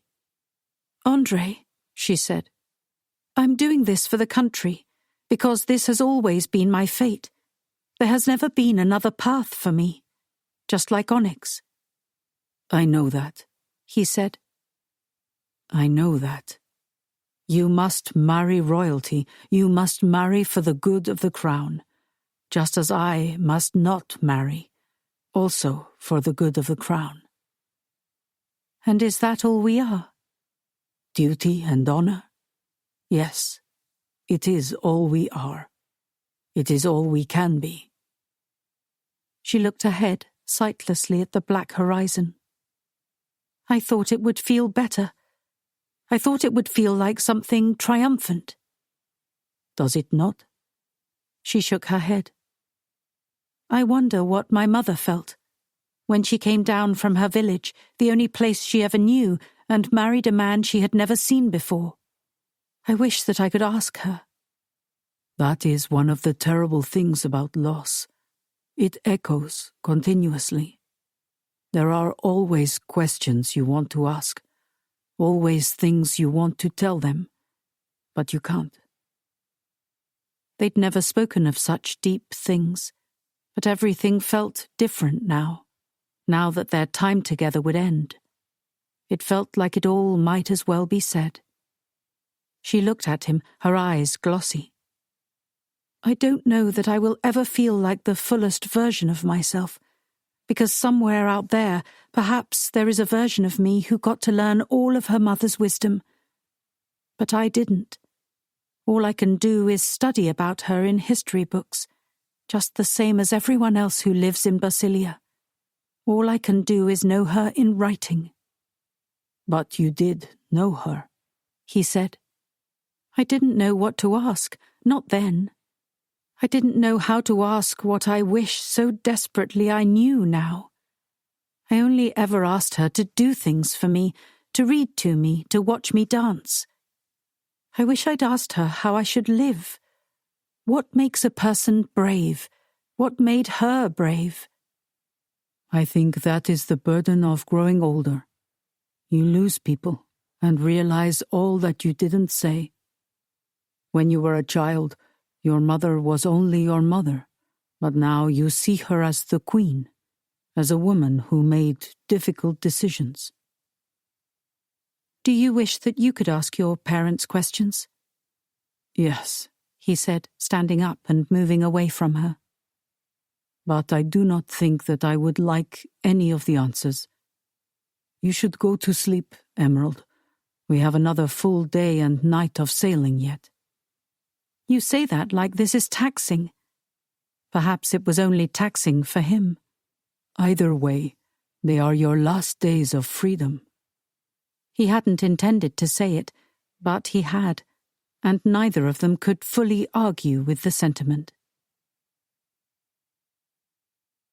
Chapter 5. These are your last days of freedom. His words echoed inside her head all night. She couldn't sleep. When she woke up, she felt wretched and grotty, and completely unable to control her emotions. It took a pot of coffee and a lovely silver service for her to even feel remotely civil. She didn't seek André out until after that. She was sure that he had slept up on the deck, just as he said. She castigated herself for putting him in the position where he had to be on this journey.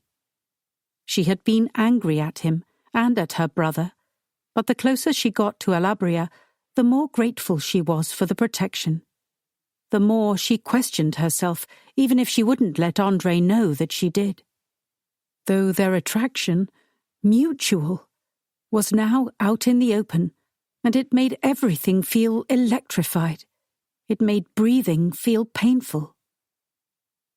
She didn't see him at the front of the boat and wandered around the starboard side, taking in the view of the glorious Mediterranean before she went aft and stopped.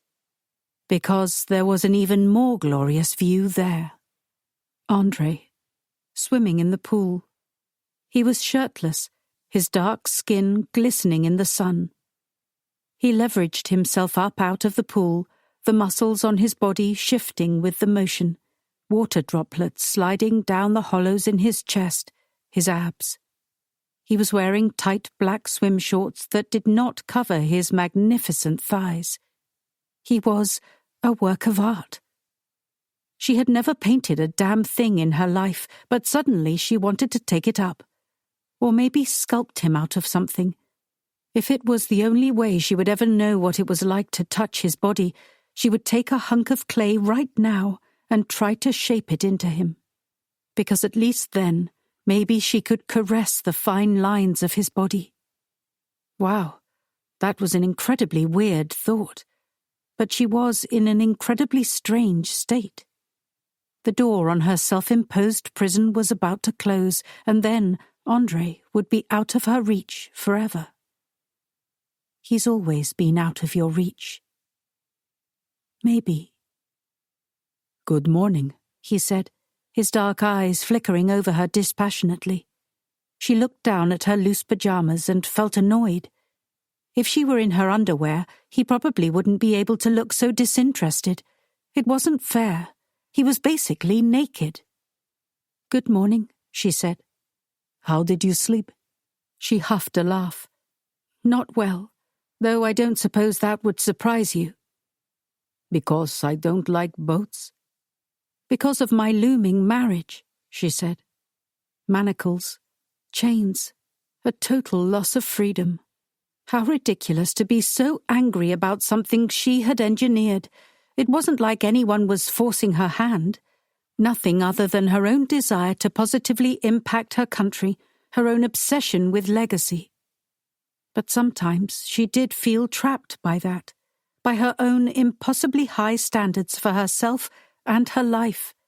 Now, see where it had led her. He began to walk toward her, her stomach clenching tight. She could feel the echo of each and every footstep between her legs, could feel herself getting sensitive, getting wet. He was such a hazard. This wasn't the first time her body had gone completely rogue around him.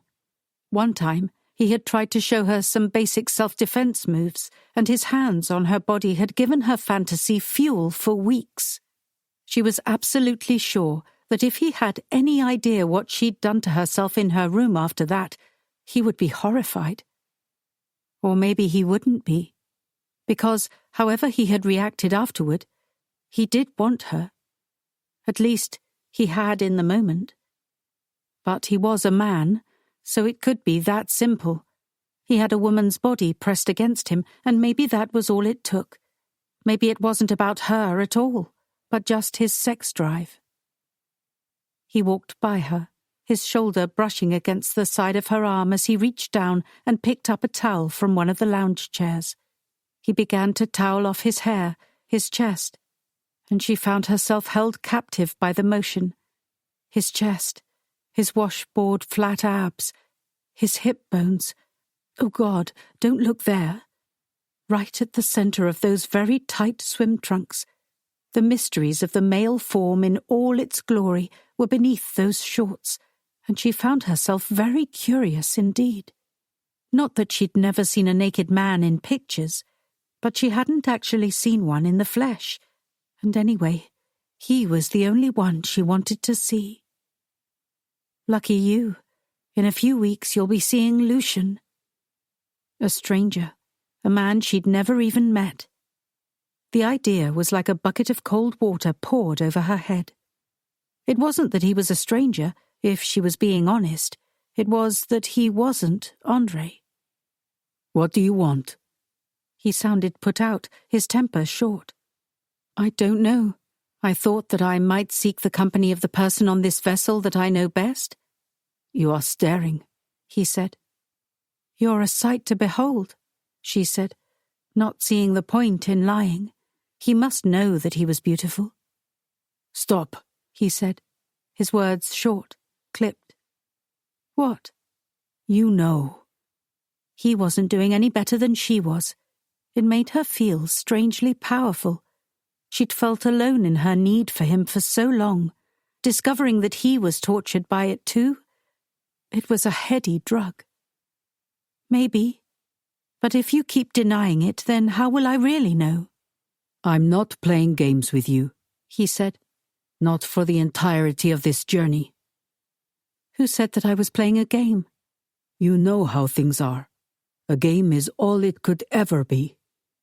He turned and walked away from her, and she stood, mesmerized by the muscles in his broad back, immobilized by the pain in her heart.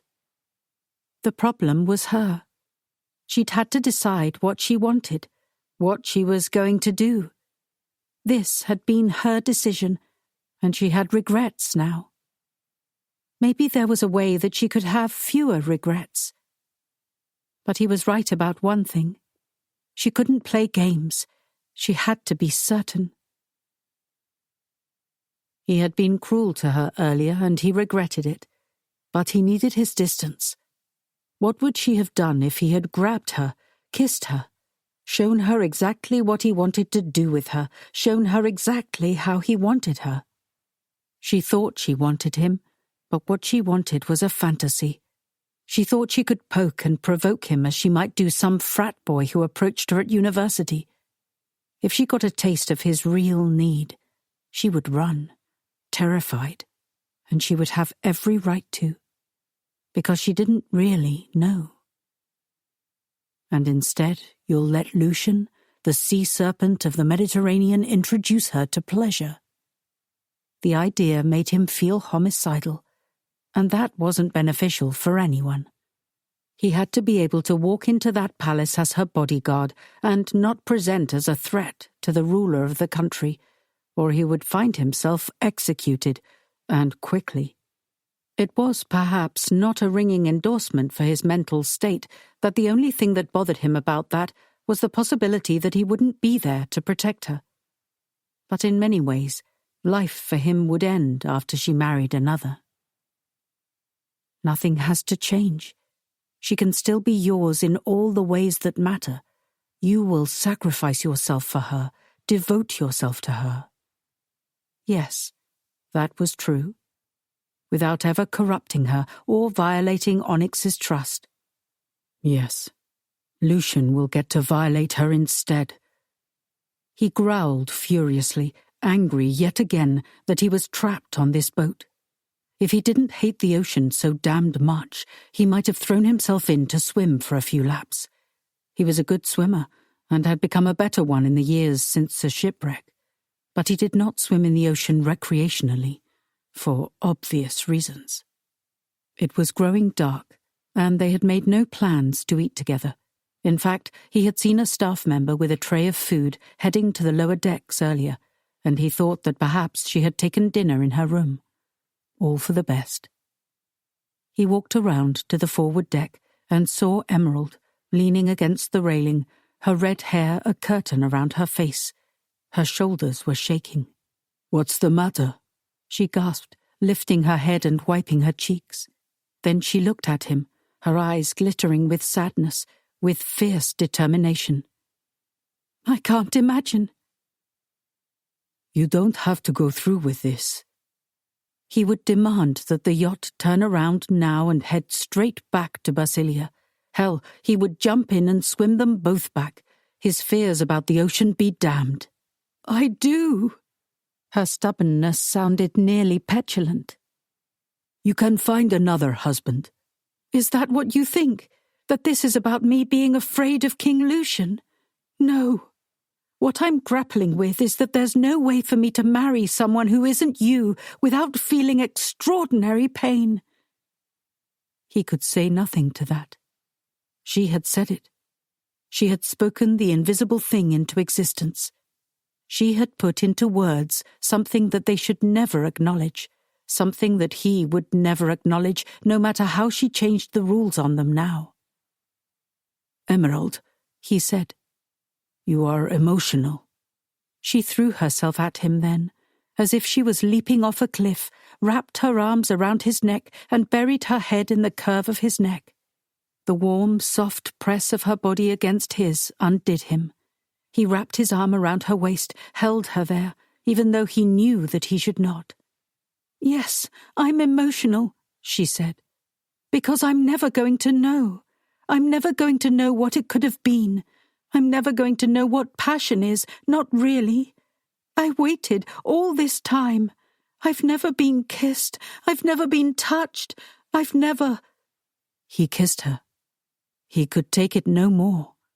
He swallowed her words down like the sweet honey that they were, an elixir that turned his dark soul into sunshine as the sweetness of her mouth flooded him. He kissed her because he could do nothing else. He kissed her because he wanted her, because he had wanted her all this time. She clung to him, her fingers pushed through his hair as she deepened the kiss, as she parted her lips and slid her tongue against his, as she arched her body against him, her breasts firm against his chest. "Please," she whispered, "I didn't promise him a virgin bride. I don't want to go to his bed untouched. I want to have you. One night. Please." He gripped her hips and growled. "No." "Andre." "Why should we light ourselves on fire only to burn? Don't you see? This is going to kill us both." "I don't care," she said. "You're right. I was being frustrating before, because I was trying to dance around the issue. I was trying to say it without saying it, hot and cold, acting like your sister, acting like a jealous lover, acting like a spiteful ex.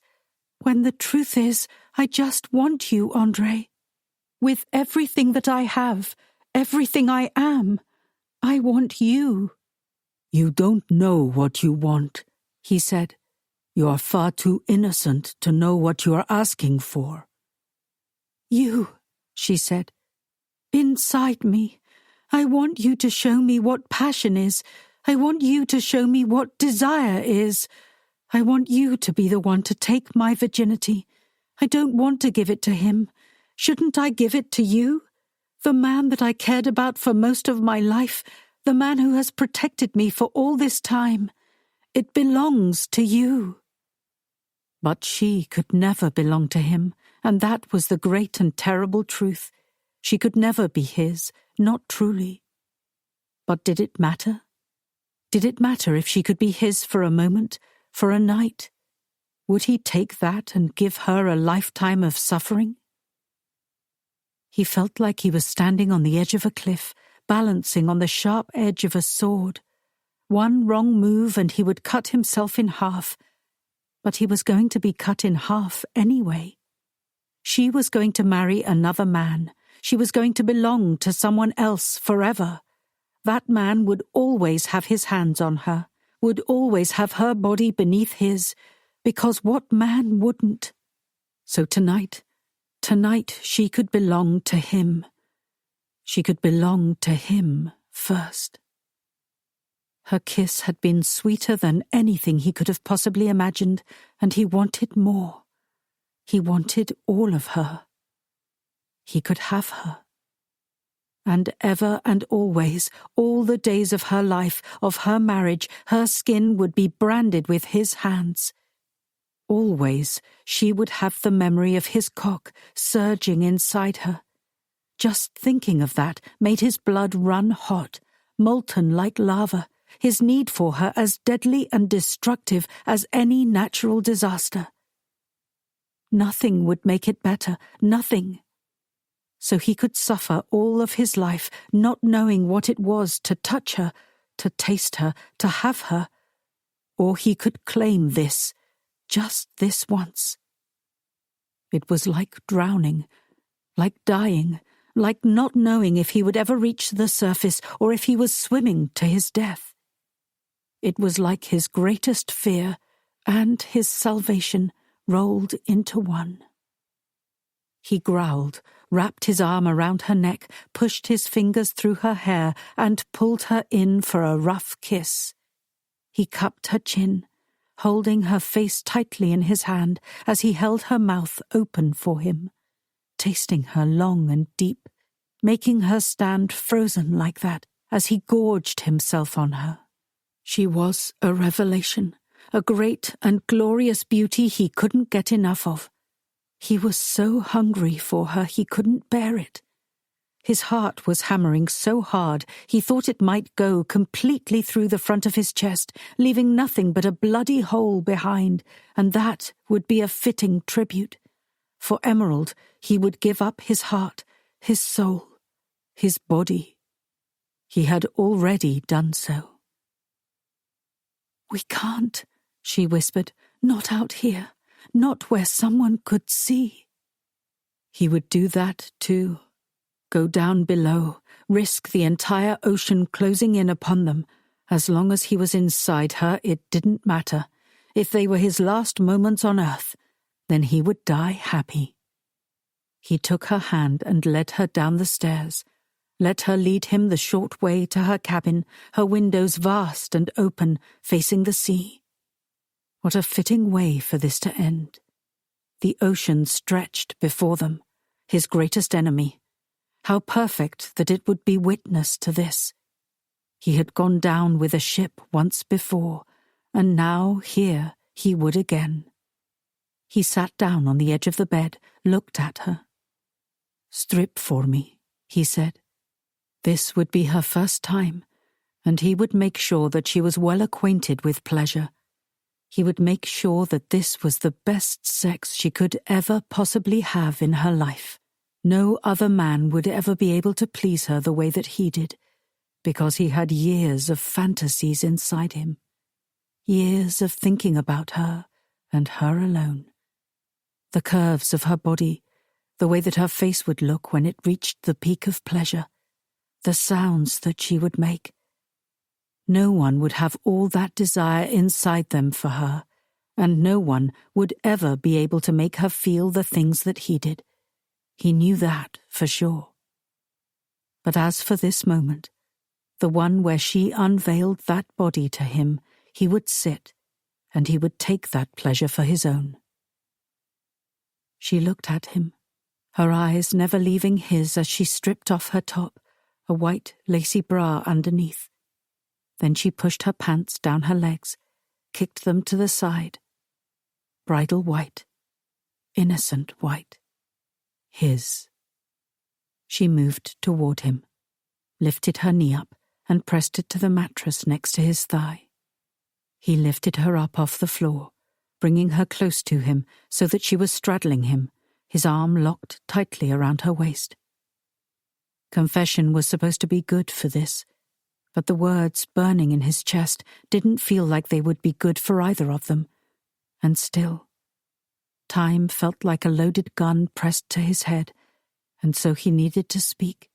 If not now, he never would. They were doomed either way. "You know how long I've wanted this," he growled, looking up at her. There was confidence in her eyes, but also so much hope. It was the hope that hurt the worst. "No," she whispered. "Tell me." "Always," he said. "for so long. You have been mine from the moment I laid eyes on you, mine to protect. But then, that began to change. As you became a woman, I began to want you as a man. But I knew that I could never touch you. I knew that all I could ever do was protect you." She shook her head. "Tonight, I don't want you to protect me. I want you to corrupt me." She pressed her thumb against his lips, traced the outline of his mouth, and he closed his eyes, reveling in the sensation. "I want you to do unspeakable things to me, things that you think might shock me, because I don't think they will.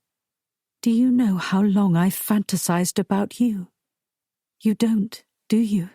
Oh, Andre, I have wanted you for so long. I have hated every woman you've ever taken to your bed, even if I didn't see them. I knew that it was happening, and I hated them as much as I envied them. There was a woman. I met her in a bar when I was in university, and she talked about how good you were. She talked about how you ate her.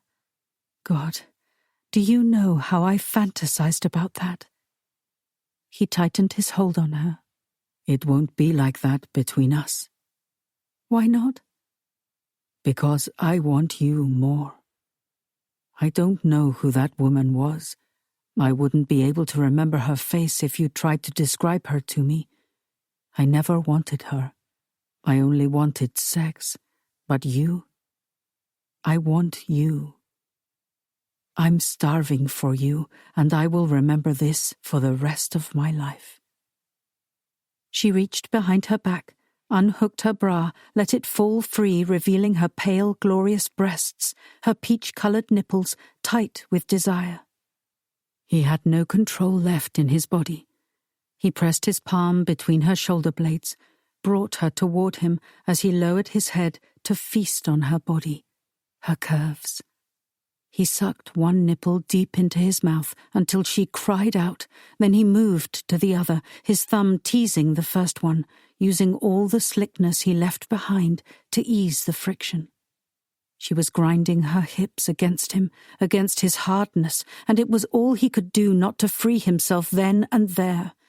But if he did that, it would be over too quickly, and he wanted to savor this. Because she was perfect, and tonight she was his. There would be nothing in the future. He would close that off ruthlessly at the bedroom door. The only thing there was this need between them. This desperate, unending need that had built over a course of years. As far as the past went, those were the only memories he would allow. The memories of how much they desired each other, how much they wanted each other. He began to unbutton his shirt, and she moved her hands, hastening the removal of his clothes. She pressed her palms against his chest, her expression one of awe. "You know how badly I wanted to do this earlier. I wanted to touch you so much." "Do it," he said. "Touch me however you like. Taste me however you like." They had all night. But it was only one night, and so it had to be everything, every fantasy. They had to gorge themselves on it until they were sick with it, because it was all they had, so it had to be everything. She moved away from him for just a moment, pushed her underwear down her hips and discarded it on the floor, naked and perfect in front of him. Her skin was pale, her curves generous, the red thatch of curls between her thighs, the answer to his every prayer. How long had he stared at all the beautiful copper curls on her head and wondered about the rest of her? for far too long.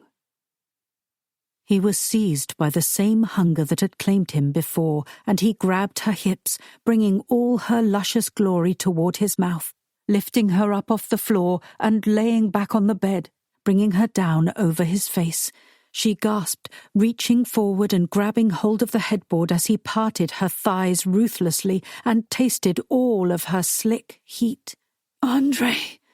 "I will satisfy myself here," he said against her. "and then there will be more." He licked her, ate all of her sweetness, tasted her desire, his body so hard it hurt. He moved his hands around to her glorious ass, holding her tightly against him as he ate even more deeply into her, as he felt her thighs begin to shake, as he felt her stomach contract sharply, as she cried out in sensual agony as her release claimed her. But he didn't give any quarter. He didn't stop. He kept going until she was shaking, sobbing, begging for relief from the onslaught of pleasure that simply wouldn't end. He was in pain, but he gave thanks for it. If he was going to die, then this was how he wanted to do it. It was torture he would submit himself to for all of eternity, pleasuring her while he was left in a state of arousal that wouldn't be satisfied. It was his version of heaven and hell all at once. "Please," she whimpered. But this wasn't just asking for him to stop. It was asking for more of him, and he could no longer resist. He released his hold on her and saw that he had left red fingerprints in her pale skin, on her thighs, her hips, had marked her perfectly. She brushed her hair out of her face, damp with sweat. Then she licked her lips as she moved forward, undoing his belt, the closure on his pants, and he was too far gone to make a game. He helped her strip the rest of his clothes off, helped her reveal his aching arousal, and when she leaned in and took his cock into her mouth, he gripped her hair and surrendered. She sucked him in deep, before releasing him, sliding her tongue down the length of his shaft and taking him back in again. She licked him like he was the finest of sweets, and he arched his hips up hard, forcing her to take him as deep as she could. He could play this game forever, except his control was too tenuous, and he was afraid that he was going to come down her throat, something he would have loved to do someday, with more time, with more hours to spare. But that was for lovers who had the luxury of years, of recreation. He had nothing beyond a few spare hours to claim her, and he would do it thoroughly, irrevocably. He moved her head away from him, her face confused, dazed, and pleasured. "Mine," he growled, kissing her mouth as he laid her back onto the pillows, kissing her deep and long, pressing his body to hers, her breasts against his chest, her hips against his, the hard ridge of his arousal nestled against her slit. It was a moment that he was going to pause and be in, her all against him, the scent of her, the taste of her on his tongue. But then he could savour no longer. He parted her thighs, guiding himself to the entrance of her body, testing her and finding her willing, but tight. "Just a moment of pain," he whispered against her mouth before he thrust in deep. The roar that clouded his vision, his brain, his body was primal. His. Lucian might marry her, might claim her, might have children with her, but she would never be his, not in the way that she was Andre's. He would always be the first man to have her. It was all he could take, all he could call his own, and so he would. He began to move, the feel of her slick, tight body all around him, enough to make him lose control instantly. But he held on. This wouldn't be the only time tonight. He would have her until they were out of breath, until their voices were hoarse from screaming out their pleasure. But there would be only one first time. He wanted it to go on for as long as it could. His thrusts were measured, slow, all in the interest of drawing it out, of keeping them suspended in this moment. But then her nails dug into his shoulders, her back arched, and she cried out his name. His name. "Andre," she moaned, and he lost it completely. His thrusts became hard, totally uncontrolled, and he began chasing his own release, completely unable to put it off any longer. And when he shouted out her name, it was both a curse and a prayer, because it didn't matter how many times he had her tonight. He was going to be haunted by Princess Emerald for the rest of his life. And tomorrow, he had to deliver her to another man. Chapter 6. When Emerald woke up the next morning, her body was sore. There was no place that hadn't been branded by Andre. His hands, his mouth, his tongue. She had been made his 10 times over in every way possible. She was grateful for it. But she wanted to weep. She swallowed hard, looking over at the man sleeping next to her. He looked so much younger in sleep, carefree in a way that she had never seen him. He had been marked by trauma from the first moment that she'd met him, and now they had scarred each other. She might love him. He hadn't said that he loved her. She blinked hard, trying to hold her tears back. She really didn't want him to say it, because if he'd said it... Better to let it just be sex, better to let it just be one night that she would never forget, but one night all the same. She swallowed hard and stood up, and then there was a knock on the door that made her startle. "Yes?" Andre stirred and sat up, the covers falling down to his waist, her attention completely captivated by his half-naked form. "Princess," came the voice from the other side of the door. "I have breakfast for you." "You can leave it," she said. "I'll only be a moment." He looked at her, his mouth a grim line. "I will go back to my quarters and ready myself to be presented at the palace. You should also ready yourself." There were not going to be any soft words for her. No goodbye. When he got out of her bed, he began to dress in silence, and when he left the room, he didn't kiss her goodbye. She cried. For a few minutes, she cried. Because there was no way to fix this, not ever. She'd made her decision. She had signed an agreement. She had given herself away. But last night had been something she'd chosen for herself. She had to be okay with it. She was the one who had set the terms.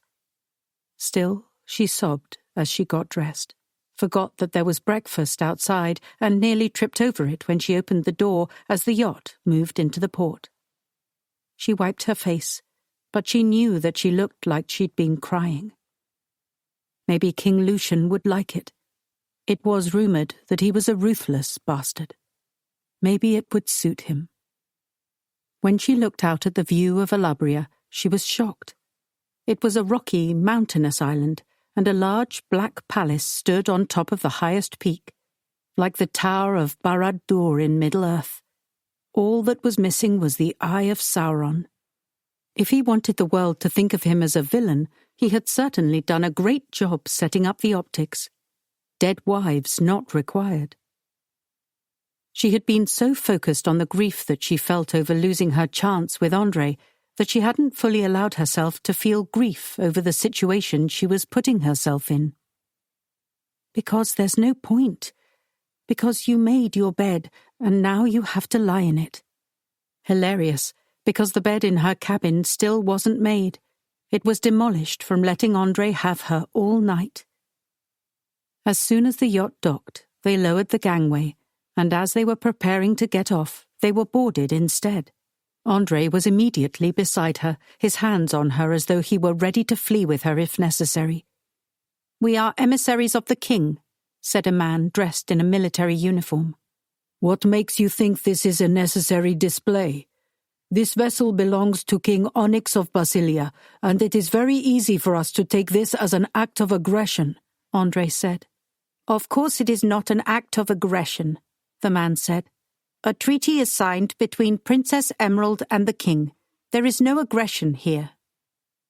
Her heart hammered in fear as she allowed the group of emissaries to lead her off the ship and put her in a car. They paused in front of Andrei. "Your services are not required," the man said. "I am the princess's personal bodyguard.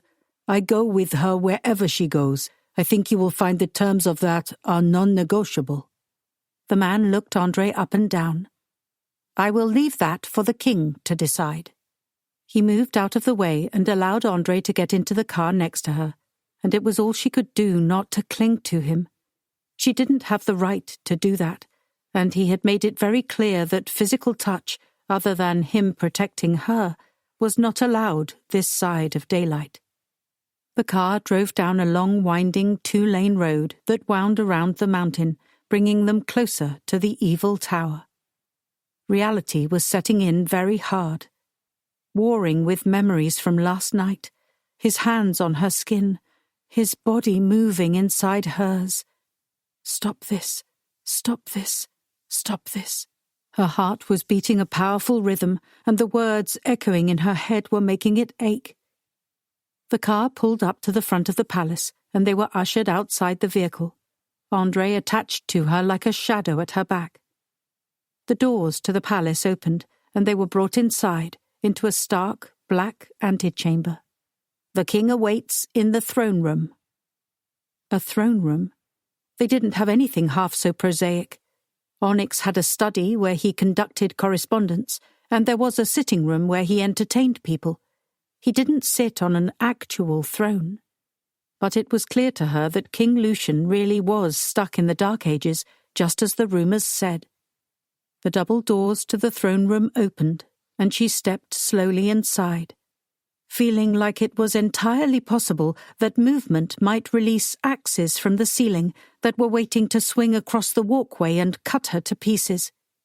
She looked ahead and saw a figure sitting on a large iron throne. Blonde, his skin damaged on one side, perfect on the other, his eyes crystal blue, piercing through her from the great distance between them.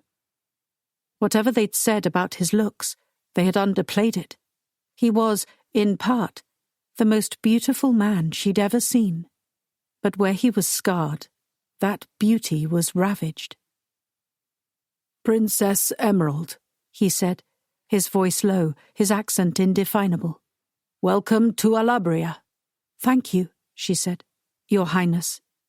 She didn't genuflect, because she felt that it would set a bad precedent. "Let me see you." He didn't move. He only sat there waiting for her to approach him. The way he looked at her made her feel like he was looking into her. "You are as beautiful as it is rumored." "Thank you." "You don't have to return the compliment," he said, smiling, the scars on the right side of his face twisting garishly as he did. "I don't like lies." She had nothing but lies to offer him, and it had nothing to do with his beauty, because she might have signed this agreement, she might make vows to him, but she would never truly belong to him. She would always be Andrei's. "You will spend the next month becoming familiar with the palace, our customs, and my expectations. Then, in 4 weeks' time, we will have a ball and a wedding, and our nations will be united."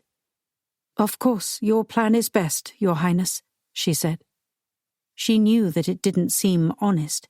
She could also tell that he didn't care. She didn't know what to expect. She had thought that maybe he would want to spend some time together, but clearly he didn't. He waved his hand. "Show the princess to her room." "And what about my bodyguard?" He looked past her at Andrei, as though he was seeing him for the first time. "The staff will find quarters for him." "He has to be near to me." He lifted an eyebrow. "Unusual." "Is it unusual for royalty to travel with her own trusted protection to a country she's never been to before?" "You demonstrate a lack of trust in me." He smiled slowly. "Smart." "A room, near mine."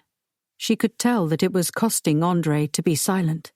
He was not her staff, He was so much more than that.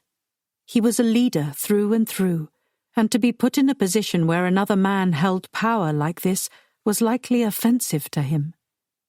But it would be foolish for him to behave any other way than he was now. Silent, waiting. Deadly, she knew.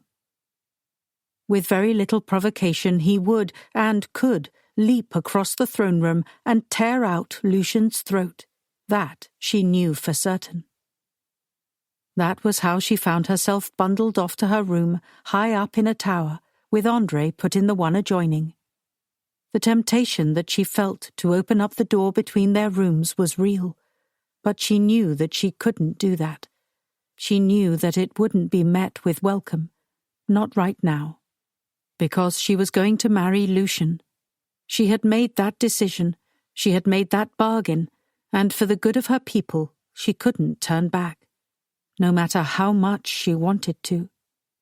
Marriage had never been about her feelings, and it couldn't be now. Chapter 7. It had been 4 weeks since they had arrived in Alabria. André hated everything about the place, and he hated the king most of all. He was mercurial, ruthless, and odd. He didn't seem to respect anyone or anything but himself.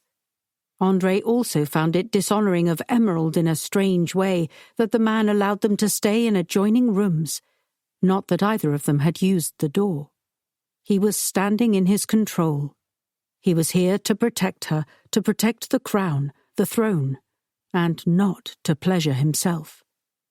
It was something that simply couldn't be done, and yet she haunted him at night when he tried to sleep. His every waking moment was taken with his desire for her, and he did not know how he might combat it. It didn't matter. At this point he wore it like a righteous mantle, accepted it as part of who he was, the cost of protecting her. He was being a martyr, and he knew it, but both he and Emerald occupied positions in life that demanded they martyr themselves. What other choice was there? Onyx was flying to Basilia with his wife, preparing for the marriage ceremony, and André couldn't say that he was looking forward to seeing his friend face to face. But this meeting between the kings would be very important, one last chance for all of the diplomacy to fall apart, he figured. There would be a rousing party in celebration of the wedding, and André couldn't imagine what sort of party a king like Lucian might throw. Not a very fun one, the housekeeper said to him when he'd asked. This was the benefit of the way that he moved between worlds. He could get information that other people could not. In what way? He asked. Lucian likes to display his wealth and power. He doesn't especially like to share it. I see. And are the rumors about him true? Has he murdered his other wives? Oh, the housekeeper said. I think those rumors are greatly exaggerated. You think? Yes. Lucian is cold-hearted, that much is true. He is ruthless. But I don't believe that he's a killer, because it simply wouldn't benefit him. To kill someone implies passion, and I don't believe that he's ever felt passion for anyone or anything but himself. You don't paint a kind picture of him. He doesn't paint a kind picture of himself, but then... Her face softened. I remember when he was a boy, before there were troubles in the country, before the attempted revolution. His own father was a monster, and then he was caught between a monster and a righteous horde bent on ridding this entire nation of a royal family that was corrupt. They tortured him. André nodded, not shocked at all. These were things that he knew from reading about the country. Yes. And does he see it as his sworn duty to torture everyone else around him? I think mostly he tortures himself, but again, I cannot imagine him raising a hand to kill anyone, much less a woman, much less any of his wives who were simply spoiled and selfish. He thought the older woman was a bit overly taken with Lucian, but took her commentary to heart. He carried the story with him to Onyx when Onyx and Circe arrived. Your Highness, he said. Don't stand on ceremony with me, Onyx said. It bothers me. Sorry. I have spent the past month engaging in nothing but protocol. This motherfucker has a throne room. Yes, I've been, Onyx said. I cannot believe that my sister is intent on marrying him. She is. He and Emerald hadn't even spoken privately in the past 4 weeks. He was there, doing his job, guarding her, as she got acquainted with the palace and the people in it. He had watched her begin to relax there, had watched as she had found ways to make herself consequential, had found friends. It was wrong of him to find that enraging, that he found it irksome. He should be glad that she was finding her way in this life that she had chosen. It is good for the country, and I can't deny it, but I worry about her. There is no need to worry. Flashes of his night with her played in his mind. You know I would die before anything happened to her. Onyx got a strange look on his face. Yes, I do know that. Cersei made herself absent during the conversation as she always did. The tension between her and Onyx was always palpable. It wasn't sexual tension. She simply didn't like him. Onyx could be a difficult bastard. Nobody knew that better than Andrei. But he found his wife's dislike of him to be incomprehensible. He was a good man. He didn't deserve her vitriol, and yet he took it. The night before the wedding was the event, and he could certainly see what the housekeeper meant. Lucian liked to show off his wealth, and it was on full display in the ballroom. The large, cavernous room was decorated with glittering lights, each one made from crystal, so it was rumoured. There were twisted tree branches all lit up as well, the whole thing like a dark fairy forest. He wasn't simply demonstrating wealth, he was flaunting it. The goblets were gilded, every plate studded with gemstones. It was ostentatious to a rather obvious degree, and it was clear that Lucian didn't care. He did what he wanted, and didn't care for the greater good, and yet he was marrying Emerald, which would benefit his country and hers. He was a strange man, and Andrei did not quite have the measure of him. It would be easy for him to call him bad and let that be done. In fact, that was what he wanted to do. Find him to be a threat so that he could cut off his head. And yet, it wasn't that simple. The entire event was designed around Emerald making her debut, and he was positioned at the back of the room, waiting for her when she walked through the double doors and came to the edge of the steps, like Cinderella. But she was wrapped all in gold, as was everything else, and he wouldn't be surprised to learn that the dress was woven with real golden thread. Her red hair was captured up off her shoulders in an elaborate design. Her lips were red, tempting, beautiful. He remembered that mouth being on his body, knew exactly what those lips could do. She would do that for him. The burning hatred at the center of his chest was a living, breathing thing. His envy was a monster, and if it would not create an international incident that would utterly devastate both Emerald and Onyx, Andrei would have been tempted to kill Lucian then and there, to carry her away like a marauder. His father would never have allowed this wedding to continue. His father had been selfish. He had cared only for his own desires. He would have picked a woman up and carried her off, whether she wanted to be or not. He would have taken what he wanted, what was his. He'd always known that about his father. It wasn't until he was older that he'd realized that was wrong. He had decided that was a weakness, that true strength was giving desire over for the greater good. He would do that now, unless Emerald said otherwise. He could feel a collective breath of the room catch as they saw her, could feel the impact of her beauty not just on him. She was ethereal, a creature from another world, except he had held her body in his hands, had touched her everywhere, had experienced the glory of just how earthy she was.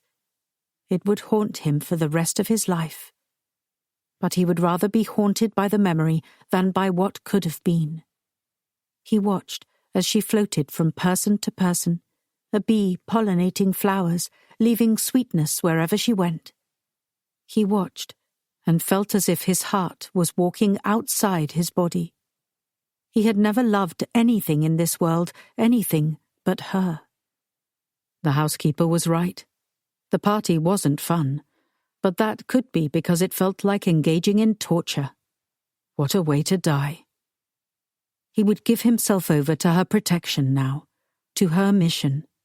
He would not compromise them, not ever again.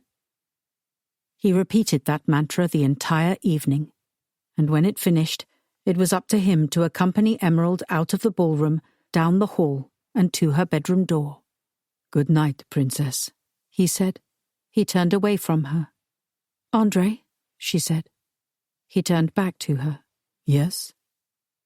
"Is this how it's going to be? You're not going to speak to me anymore?" "There is nothing to say." "I think that you should leave." Rage poured through his veins. It was like she had stabbed him through his chest with the sword, and yet he could see the wisdom of it. He shouldn't be here.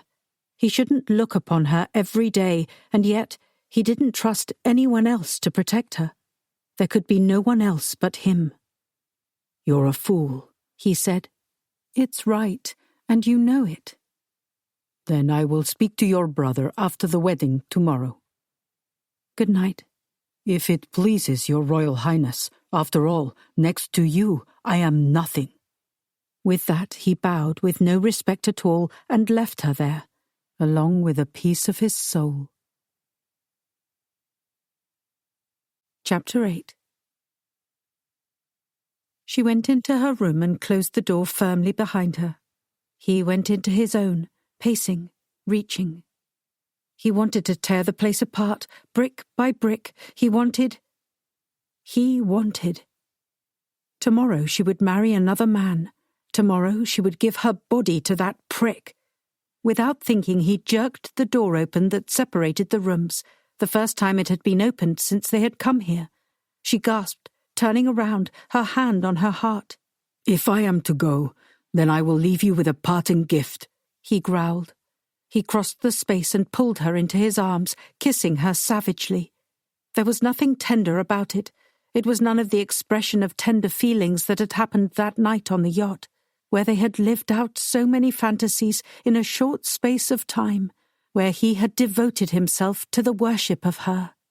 No, this was about him claiming one more night, about him branding her one more time, so that she had to go to Lucian's bed with bruises from his hands on her hips. It was cruel of him, and he knew it, but he would not allow it. He would not allow her to go so easily. He would not let her be rid of him so easily. He turned her away from him so that she was facing the mirror, her back to him, and he began to lower the zipper on her dress, slowly.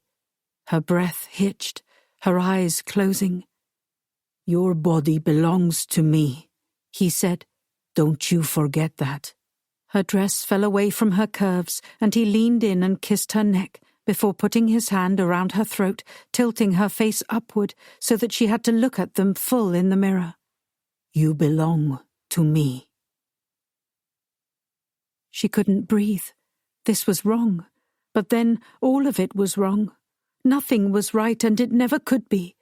But surrendering to Andre like this the night before her wedding was...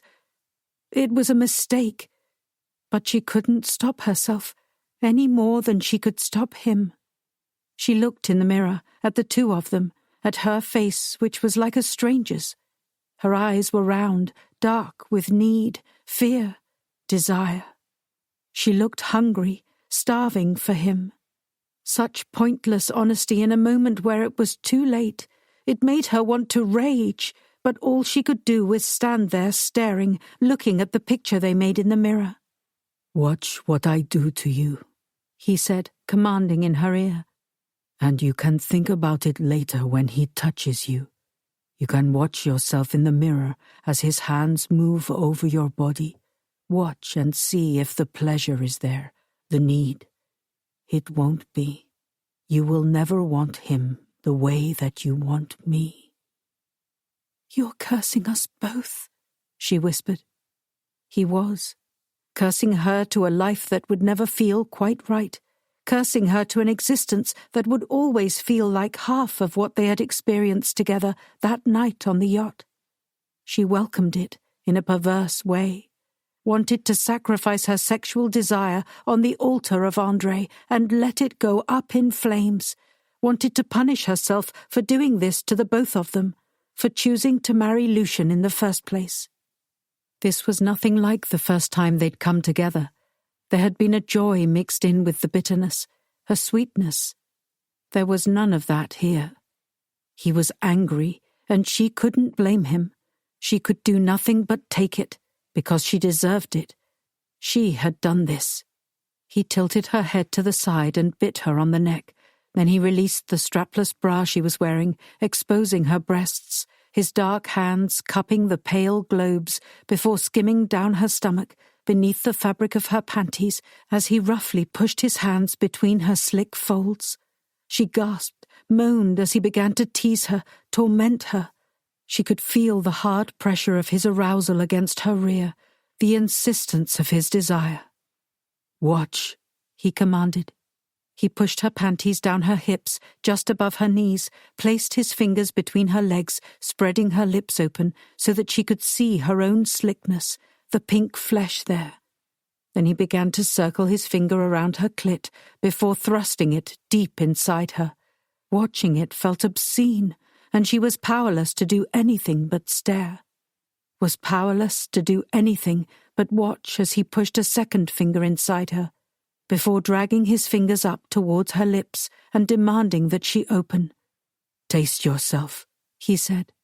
She parted her lips and let him have entry, licking her own desire from him. "Good girl," he said. "Would you ever do that for him?" She shook her head. "I hope you do. I hope it doesn't taste nearly as sweet." Erotic confusion assaulted her, and she leaned back against him as he pushed his hand back between her legs, teasing her, toying with her. He had been a generous, wonderful lover their first time together, and there was certainly a physical generosity to the way he pleasured her now, but the emotional connection was gone. This was rage, and it still felt so good. He pressed his hands to the back of her neck and pushed her forward. Then she could hear him undoing his belt buckle. He positioned himself at the entrance of her body, thrust inside her, and she watched the pleasure build on his face, watched it build on her own, the anguish. And there was no small amount of anguish as he drove them both to the peak of pleasure. They made a profane work of art, there in the mirror, one hand on the back of her neck, the other on her hip, as he thrust deep within her, driving them both to the limit. Then he threw his head back and growled, pouring himself inside her, and she gasped out her own release, the waves of need rippling inside her endlessly. When it was finished, she was covered in shame. She'd given in to him, to his punishment, because even that felt good. Even that felt better than not touching him. She'd been willing to accept his disdain, his hatred, on the eve of her wedding to another man, just as joyfully as she'd accepted their goodbye on the yacht. Her going forward with this wedding had turned his feelings for her. She could see it. It had poisoned his love. He hated her as much as he'd ever cared.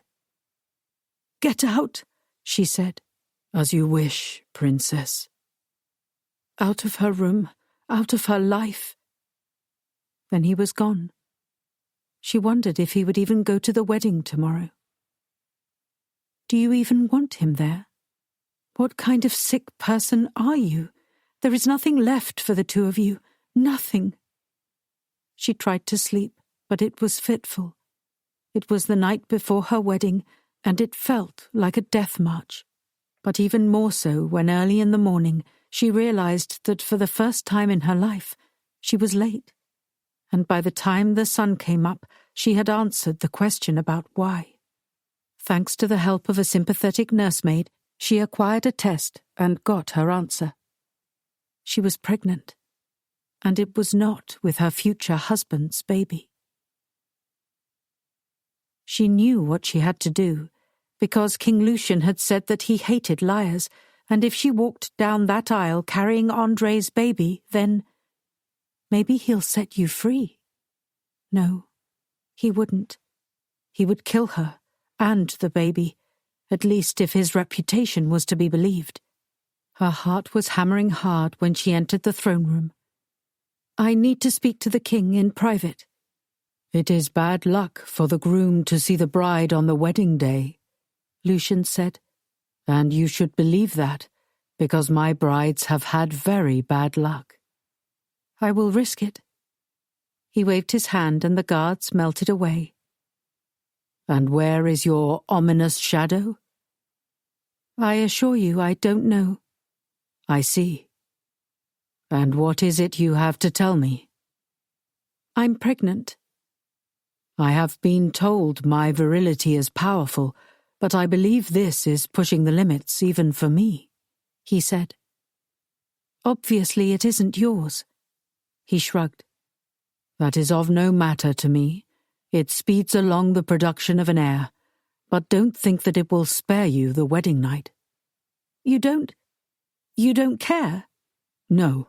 I've lost 2 wives without the benefit of an heir. This is a boon for me. But most men... Blood means nothing to me, he said. You mean nothing to me. I don't care if you fuck your brother's entire guard or just the one. Am I clear? She clenched her teeth together. You have no interest in calling the wedding off? None. And in fact, if you were to do so, the consequences would be disastrous for you. I would find them enjoyable. Then I will see you in a few hours. The reality of the situation was about to crush her. Her wedding gown was beautiful, but it was for a woman with an entirely different sense of style. Lucian had chosen it because this was his play, and she was merely one of the players. She was a pawn, just like her baby was. Hers and André's baby. But André was gone, and she had no choice. She was on the verge of panic. She couldn't think clearly. She felt like she was halfway down death's road, her whole body strung tightly with anxiety and fear. Going forward with the marriage felt impossible. Leaving felt fatal. So all she could do was go through the motions, go along with the plan already in place. Before she knew it, it was time for her to walk down the aisle. Onyx took her arm and looked at her, a strange sort of sadness on his face. What? I don't know. Something about it doesn't feel right. It's too late. I've signed the agreement. I support you, Emerald, and whatever it is you need. She nodded, and she and her brother began to walk down the aisle. At the head of the aisle was Lucian, and behind him a priest kneeling in prayer, his back turned. He was wearing blue robes with a large cross on the back, a symbol of torture and salvation, depending on the context. Right now, it felt like torture. Stop this. Stop this. Stop this. But she didn't. She couldn't. For the safety of the country. For the safety of her baby. Her legacy didn't feel like it mattered much anymore. When she arrived at the head of the aisle, Onyx released his hold on her, and Lucian extended his hand. She took it, and found herself standing across from him at the altar. The priest rose slowly, and then he turned, and her heart dropped into her feet. André? Oh, the guard, Lucian said, looking at him and then out at the crowd. This is a bit dramatic. It is, André said. Because I wanted you to know. I wanted everyone here to know who it is who took your woman. Surprise, she's mine now. He wrapped his arm around her waist, lifted her up and brought her up against his chest. I'm taking her somewhere you won't find her. Guards!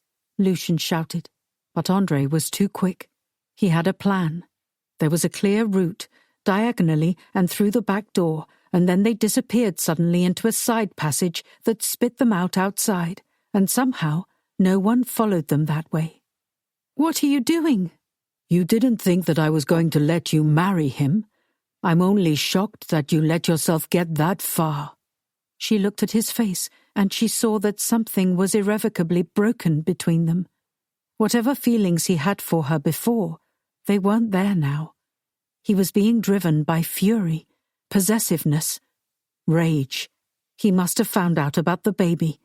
But she didn't have time to ask him, because suddenly she was being gathered more tightly against him, and he jumped off the edge of a cliff, taking them both down into the churning sea. Chapter 9. They were drowning, together. He didn't know which way was up. He didn't particularly care. For a moment, he just let it all not hurt. And then his body sprung into action. He began to swim them both toward the surface of the water, up and up, to where he had the small boat moored against the side of the rock. He had given up all his honor for this, for them. He had gone to the darkest place inside him to claim her as his. This might be sharp, hard. She might be angry that he'd thwarted her, but he could not allow her to give herself to another man. He'd thought he could. But he was his father's son.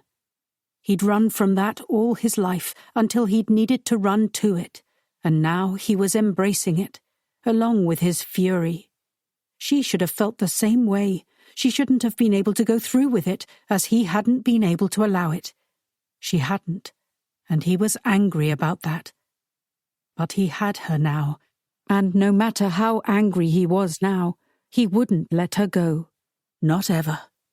He hauled them both into the boat, starting up the motor and moving them away from the coastline as quickly as possible.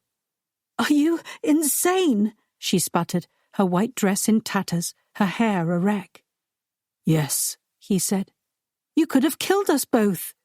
"But I didn't." You could have, and the baby." He froze. "The baby?" "That's why you came for me, isn't it?" "What baby, Emerald?" She was waxen already, utterly pale, but all the remaining colour flooded away from her face as she stared at him. "You didn't know?" "No, I didn't fucking know. I still don't. Tell me, now." Andre, I'm pregnant." Rage, and this crushing, relentless pain in his chest was all he knew. She was pregnant with his baby, and she had been planning on marrying Lucian? Had been planning to give not just herself, but his child to another man. It changed everything. This had been about them. He'd been wounded that she'd been able to let it go so far, that she had kept walking toward this inevitability while he had broken. In the stillness of the night, the ghost of his father had visited him, in the form of his own disgust, and it demanded to know why any son of the Ardalan crime family would behave with such cowardice, would put the greater good over what he wanted, needed, deserved. But now things had taken an even darker turn. Her willingness to marry another, and now the realization that she'd been trying to pass his child off as another man's, made a mockery of them. Everything they were, everything they had ever been. He had been the one to go back on his word by taking her, by not allowing her to do what she felt was right, was her duty, and he had felt weak for that. But knowing now that she was pregnant with his child, knowing now that she had intended to pass that child off as belonging to another man, all of his illusions and his guilt shattered. "I signed an agreement." "When did you find out?" The salt air was in his face, the spray of the sea lapping up against the boat, and it was not fear he felt now. Rage. Her teeth were chattering, and had he been in a different mood, had it been a different moment in time, he would have done everything he could to keep her warm. But everything had changed in the space of a breath. From the time they had gone beneath the surface to when they had come up, nothing was the same, and it never would be again. Did you even go to bed with me, say goodbye to me, knowing that you were pregnant with my child, withholding this information from me? No, she protested. Andre, of course I didn't know. I found out this morning. I realized that I was late, ever since the yacht, and I hadn't thought about it because everything has been mixed up since that day. I didn't know. I had very little time to figure out what I was going to do. You were gone. I would have answered your call. I know that, but I thought that when I told Lucian... He knows? Yes, I told him. And he decided to steal my child? She nodded. He needs an heir. He said that it didn't matter to him because he's been married twice and neither of his wives has lived long enough to produce heirs. He thought that it was convenient that I was pregnant already. Then he is a monster. But so are you. She said nothing more. Her unwillingness to fight him, her lack of desire to explain herself, spoke volumes. There was no sound, only the motor of the boat, the crash of the waves. They weren't being pursued. It would be a very slow trek to the island of Marake, where he had arranged air transport for them. They had 3 hours in this boat, and frankly, if Lucian realized that they had taken to the sea, he would be able to overtake them in just about any air or watercraft he chose. Andre had to continue to hope that it didn't occur to him, and that if Onyx were to give any guidance, even genuine guidance, he would say that Andre would never take to the sea. But he didn't know. He did not know the ferocity of his feelings for Emerald, nor the things that had happened on the water in these past weeks, the way that it had changed him. "Where are we going?" Her teeth were chattering. She had been silent for what felt like an hour. "Somewhere warmer than this." The journey on the water was brutal. Emerald's stomach was churning by the time they got off the boat, and she found herself bundled onto a private jet. "How do you have access to this?" Andre turned to her, his expression severe. "You think I do not have money of my own? Do you think I have not taken what your brother has paid me and made investments? You truly do think me common." "I don't, She was miserable. She should be ecstatic. Andre had come for her. She was pregnant with his baby. But this was like being on the other side of the looking glass, as if she had stood there, seen her dream, and fallen down into the other side, been presented with a backward, twisted version of the thing that she had always wanted. Because she had hurt him. She could see it. He was furious in a cold, frightening way. She wasn't sure that they would ever recover from it. The truth was, what she'd done had been a decision made in shock. Likely she would have come to her senses at some point, but everything would have been more complicated. It was a narrow escape, this brush with marriage to the wrong man. But now she had fallen out of the frying pan and into the churning waves. "I really didn't have time to think." "I was going to take you, regardless. I had no idea about the child." He sat down in a plush leather chair, forearms rested on the arms, his legs spread wide.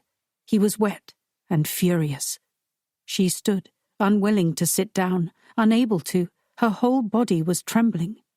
"If you do not sit when we prepare for takeoff, you will fall over." She did sit then. "I could not give you to him, but I had no idea what a treacherous woman you were. Still, all the better that I did take you, or I would have been denied my child. I have lost all of my family, Emerald, and you would take my child from me too." "I didn't think of that. I didn't think." "No," he said. "You didn't think of anyone but yourself. Your legacy, is that not correct? That is all you think of. The way that you will be written about in the history books.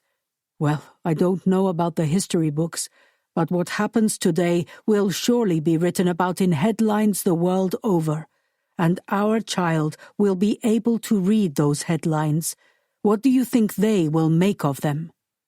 She wasn't sure that it mattered. because she didn't know she was going to survive this. She didn't know if she was going to survive any of this. It also wasn't true.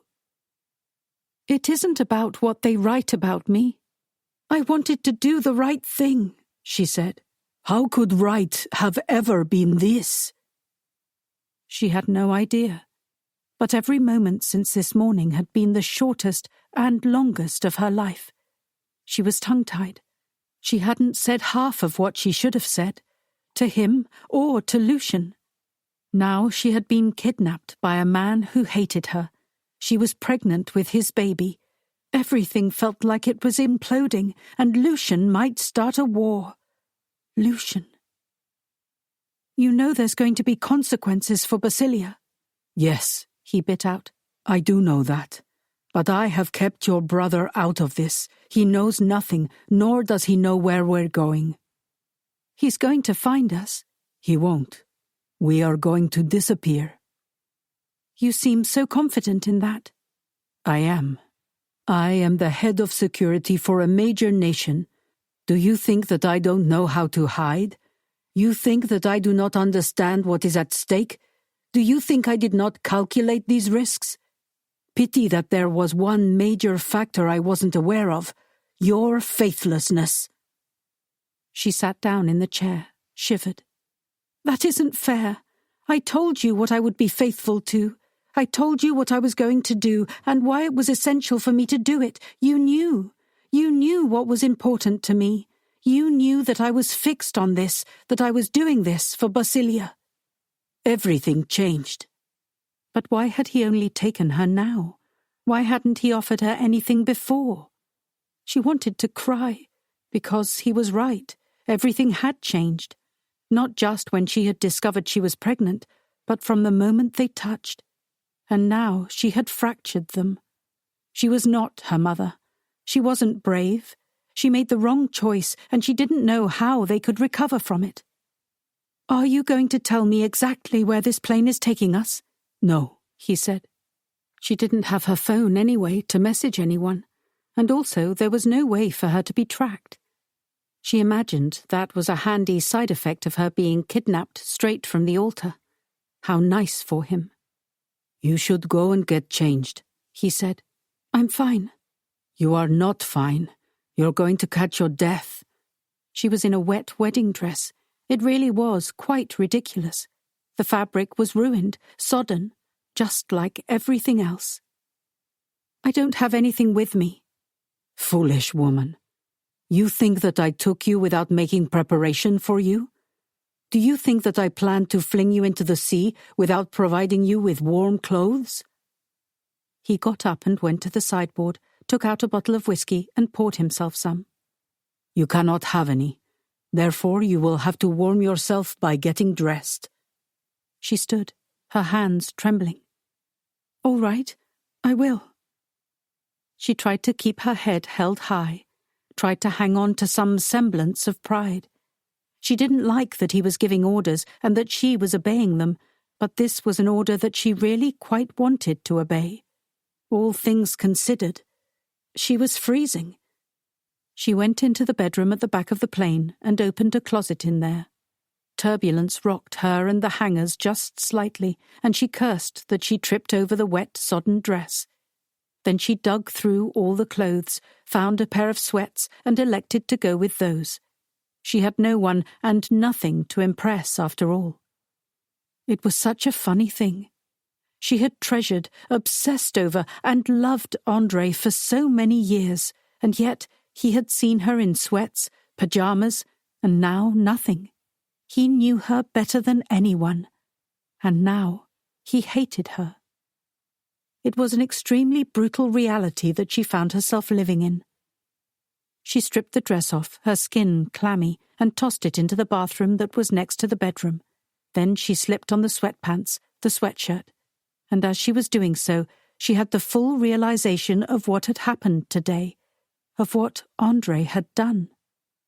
He had jumped off a cliff into the water with the two of them. He had taken her across the ocean to another island. He was afraid of the water, even if he would never have said it that way. But he had violated his own rules about the sea, had taken her in the cabin downstairs so that he could be with her, and then had engineered this rescue that should have gone against everything he'd designed his life around. The rescue itself violated his life's work, and he had done it anyway. It made her feel sick with guilt, regret. But then, he would have kidnapped her today even if she weren't pregnant. He didn't know about the baby. She didn't know whether that made her feel a strange sense of joy or rage. He hadn't put the country first. He had put her first. Or just him. But knowing that he wanted her that much was a strange sort of intoxicating elixir she had never known had the potential to be quite so powerful. She came out of the bedroom and he was getting dressed. He was wearing only a pair of black pants, and just as she came out, he pulled a white t-shirt on over his muscles. How could he be so familiar to her, but so novel all at the same time? How could he be the man that she had known for most of her life, and also a stranger? The object of her fantasies, but also a fantasy fulfilled, and one pushed even farther out of reach. She knew him well enough to know that his fury was not something to take lightly, knew him well enough to know that this was not a small slight in his eyes. He would make her pay for this, possibly for years to come. He had made it so that Onyx couldn't save her, and while she knew that for Andre, protecting her was paramount, she also knew that she was his now, whatever that meant. "We both had the same idea," she said, trying to force a smile. "Don't," he said. "Don't speak to me like nothing has changed." "I made the decision that I made," she said. "It was the only one that I could think to make at the time. But you planned to undermine my decision all along, so I'm not certain that you have the right to be quite this angry at me." "You would deny me my child." The words were like a knife. He was singular in his feeling on that, and he wasn't going to shift. She couldn't blame him. The truth was, staring at that through his dark, outraged eyes, she saw the flaw in her decision, immediately. She couldn't justify it. But she wanted to. She wanted him to believe the best of her, even now. It was such a strange, hollow sensation, this need to cling to the choice she'd made, while also feeling that her choice had been a cowardly one that she would have regretted, one she regretted now. "We will land soon," he said. "We're not going far away." "But how do you expect we're going to hide?" "Because we're going back to Romania, to my father's house." "Your father's house? Don't you think that it's certain that we'll be found in that case?" "No, nobody knew about the estate. The whereabouts of the property of the Ardalan crime family are very secretive. My father told me this when I was a boy. Then I have known ever since." "You... crime family?" "Yes. My father was fleeing persecution of his own making, Princess. My father was not a good man. But that has its uses for me now. I wanted to be different than him. I didn't wish to treat a woman like a position. I did not wish to put the needs of myself above the needs of a nation. And yet, now I find that I feel differently, because your wishes have no place here. And nothing matters but that I get what I want, and what I want is you. I would have taken you to be my wife, but now I'm happy to keep you as a prisoner. You are used to seeing me in your brother's kingdom, but in my home no other man sits on the throne. There, I am your king." Chapter 10. The water was so blue. She didn't know what she had expected Romania to look like, but in truth, she had imagined something dreary and grim, a sort of Soviet blockade.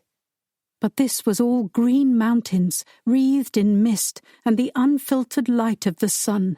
It was glorious. But she didn't want to say that. The plane landed at a small airport, and from there they were put in a helicopter, which carried them high over the mountains until they arrived at the top of one, and there, nestled in trees, was what could only be described as a fortress. It was made from natural grey stone, blending in with its surroundings. Vines and roses climbed all over the walls, as though nature was trying to draw it back into itself. She wondered how many years it had been since anyone had occupied this place. "I had it prepared for you," he said. "I hired people from down in the village to come and make sure that it was ready for habitation."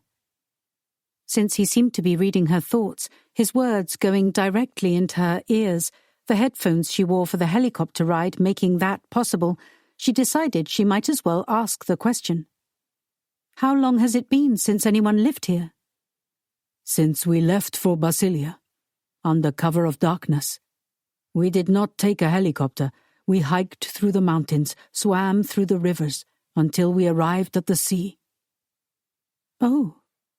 She found herself feeling sympathy for him, even as she had been proclaimed his prisoner. Perverse, perhaps. Well, definitely.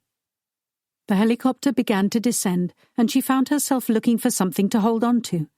The most logical thing would have been André, but she did not want to touch him now.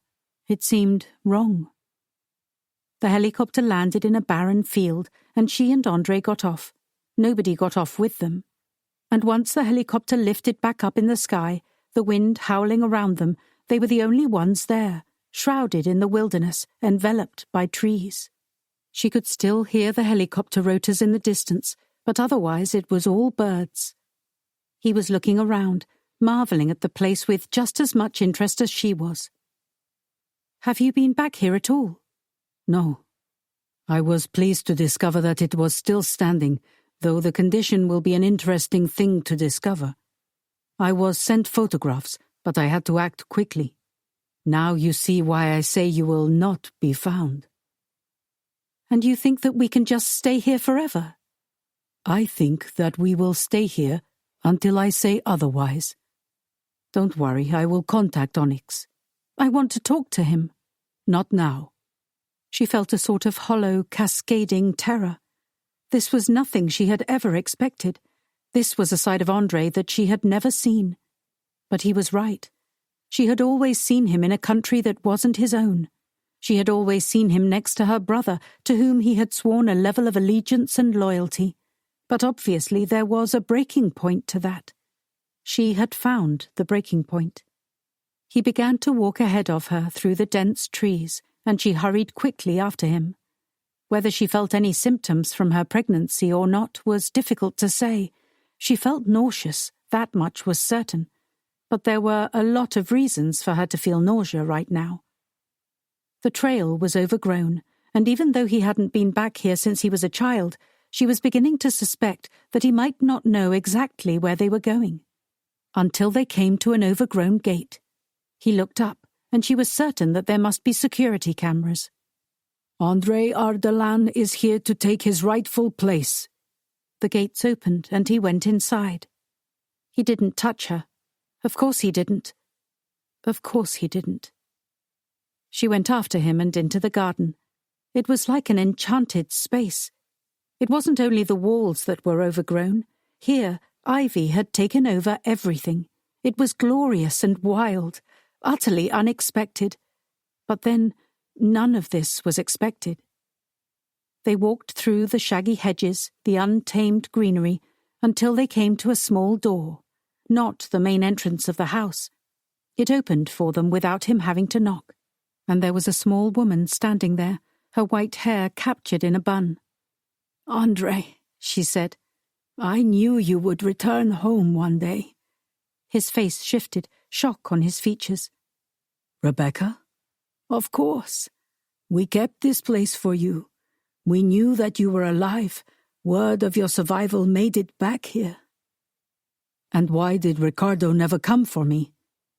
"With your father dead, there was no point going after you, particularly not when you were protected by the royal family and Basilia. I heard as well that the king there paid him in political favors to leave you alone." Her father had kept André safe. All this time, even in death. Emerald was shocked. "I did not expect to find you here," he said, his voice rough. "I have nowhere else to go." "Weren't you all at risk?" She shook her head. "Your father's death released us all. This place always remained secret outside the scope of the village. He was afraid that would change, but it didn't." "We could have simply stayed here." She shook her head. "No, you would have been trapped here for all your days. Your father never could have lived like that. You know he enjoyed attention," André said. "If you wish to call it that." Rebecca's focus turned to Emerald. "And who is the lady?" "Princess Emerald of Basilia. She is pregnant with my child." Rebecca did not evince a very big reaction to the news. "Babies are good luck," she said. Emerald wanted to tell her that it very much depended on the circumstances surrounding the pregnancy, but she didn't. She had a feeling that she did not want to be at odds with this woman. The room they were standing in was a small, cozy kitchen, and the smells were enticing. This was the first time that Emerald had realized she was hungry. But it had now been several hours since her disastrous wedding, and she realized that she was still cold from being thrown into the sea, and now ravenous. "Take the princess to your quarters. I will serve you both dinner soon." She had never seen André take orders outside a security capacity with quite such acquiescence. "Who is she?" Emerald asked when they were out of earshot. "She was our cook, a nanny of sorts, like a grandmother who worked for us." "You love her," Emerald said. It came out more of an accusation than she had intended it to be. "I'm not entirely sure what love is." His words were a dagger straight to her heart. André should know what love was, because she'd loved him all this time. Except you didn't show it to him, because you couldn't, so now it's all broken. The house was like something out of a storybook. The walls were gilded with ornate wallpaper. The stairs had luxe patterned carpet. There were gold details everywhere, not like the palace in Alabria. It was more quaint, but in an opulent way. He pushed open the door and revealed a bedroom that was fitting for a fantasy princess rather than for her. Her own room at the palace in Basilia was quite modern. The one in Alabria had felt like a relic, but this was something else besides. In the room was an ornately carved four-poster bed, with flowing swathes of fabric cascading down each post. An elegant canopy stretched over the top. "This is lovely." "I'm glad they fixed it to my specifications." His dark gaze flickered toward the back. "You will find that you have clothing there, if you wish to dress for dinner." "Are you going to?" "It is my first night as master in this home. Yes, I will dress for dinner, and I will see you there." And with that he walked away and left her, in this bedroom, in an unfamiliar home, in an unfamiliar country. For the first time in her entire life, Princess Emerald felt stripped of everything. Her power, her status, and perhaps, worst of all, of any certainty in her relationship with the man that she had known for most of her life, the man she had always depended on, trusted. She was pregnant with his baby, and right now she had no idea what they were, or what would become of them. André knew he couldn't avoid the phone call when it came through. He wasn't a coward, and when it came to this, he would face up to what he had done, even though it was going to destroy everything. He had known that it would. From the moment he had taken hold of her and carried her away, he had known it would. Hell, he had made that calculation when he had decided that taking her was the only thing that could be done. After he'd had her in front of the vanity, a punishment for them both, he had decided that they would both end themselves over this. But that was before. And now, there was this conversation. He answered the phone. "Hello?" "That's what you have to say to me? Hello?" As if this is a call to discuss the weather, and not you taking my sister at the altar and causing an international incident. Is it an incident? We are blessedly free from the news. How nice for you. I am slowly boiling to death in the consequences. Lucian wants a war. There is nothing I can do, he said, realizing what he was saying. He did not think that Lucian would actually start a war over this, perhaps a trade war, and he understood that there would be long-term consequences to that. But he had given up on the greater good. There was only Emerald, though his heart felt dark and scarred where she was concerned. Perhaps it had always been that way. Why did you do that? I had to. André, you have never done anything that would put our country at risk. You've never done anything that would put Emerald at risk. And so I am asking you, what insanity overtook you that you would steal her from the altar? Was Lucian a threat to her?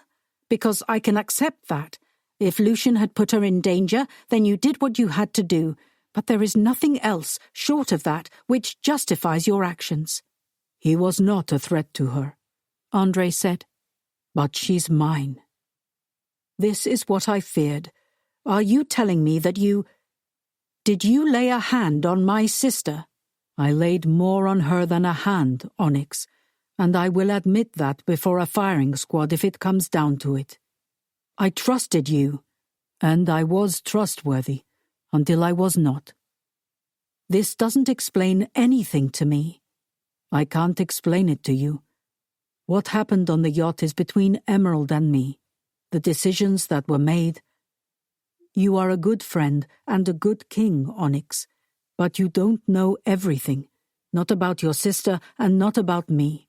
We have our own relationship and have all these years. It felt disingenuous for him to say that now, with all of the acrimony swirling inside him where she was concerned, but that was his business too. Are you going to marry her? I haven't decided. There is the complicating factor of her pregnancy. What? She's pregnant. The baby is mine. She was going to marry him and keep the child from me. I think you can see where that has put Emerald and me in a difficult position personally. If you harm one hair on my sister's head, I won't harm her. But whether or not I marry her remains to be seen. But I will have my child, Onyx, and I will not let anyone or anything interfere with it. Until the child is born, Emerald stays with me. I will not have another man claim my son or daughter. Do you understand me? There was silence on the other end of the phone. If you were here, I would cut off the offending member myself. I hope that I've made myself clear. You have, and I wouldn't blame you for it. In your position, I would do the same. At least, I would if I had family. I don't. This child is the only family that I have, the only one I will ever have. She tried to take that from me. She knew that she was pregnant. She was going to allow Lucian to claim my child as his heir. He knew Onyx enough to know that he was struggling with that, to know that he would find that as much of an affront as André did, to know that he would not let that stand, whatever he said. You would claim your heir, whatever the cost. You would claim your heir, and we both know that. You're a bastard who should never have gotten my sister pregnant in the first place. What happened between she and I is our business, but I will not allow you to labor under any sort of delusion that she was taken advantage of. I would never have touched her. That tasted like a lie, because as they had gotten closer to Alabria, he had been tested to his breaking point. Emerald had pushed, and he had given in. But what would he have done if that hadn't happened?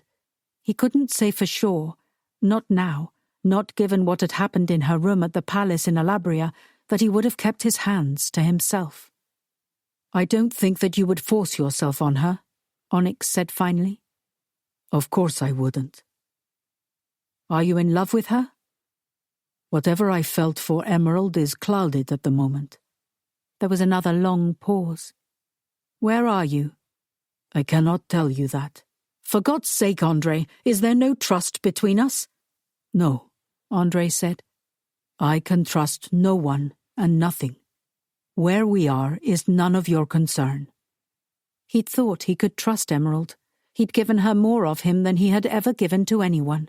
He'd sacrificed his honor at her altar to discover she'd betrayed him in a way he hadn't even fathomed. I can have your phone traced. You can't, actually, because it is blocked. Because I am the head of your security, and not even you will be able to get the permissions to do that. Emerald is my world, Onyx said. You would keep my sister from me even now? She is pregnant with your baby, and if she wants you and doesn't want Lucian, then of course we can discuss this.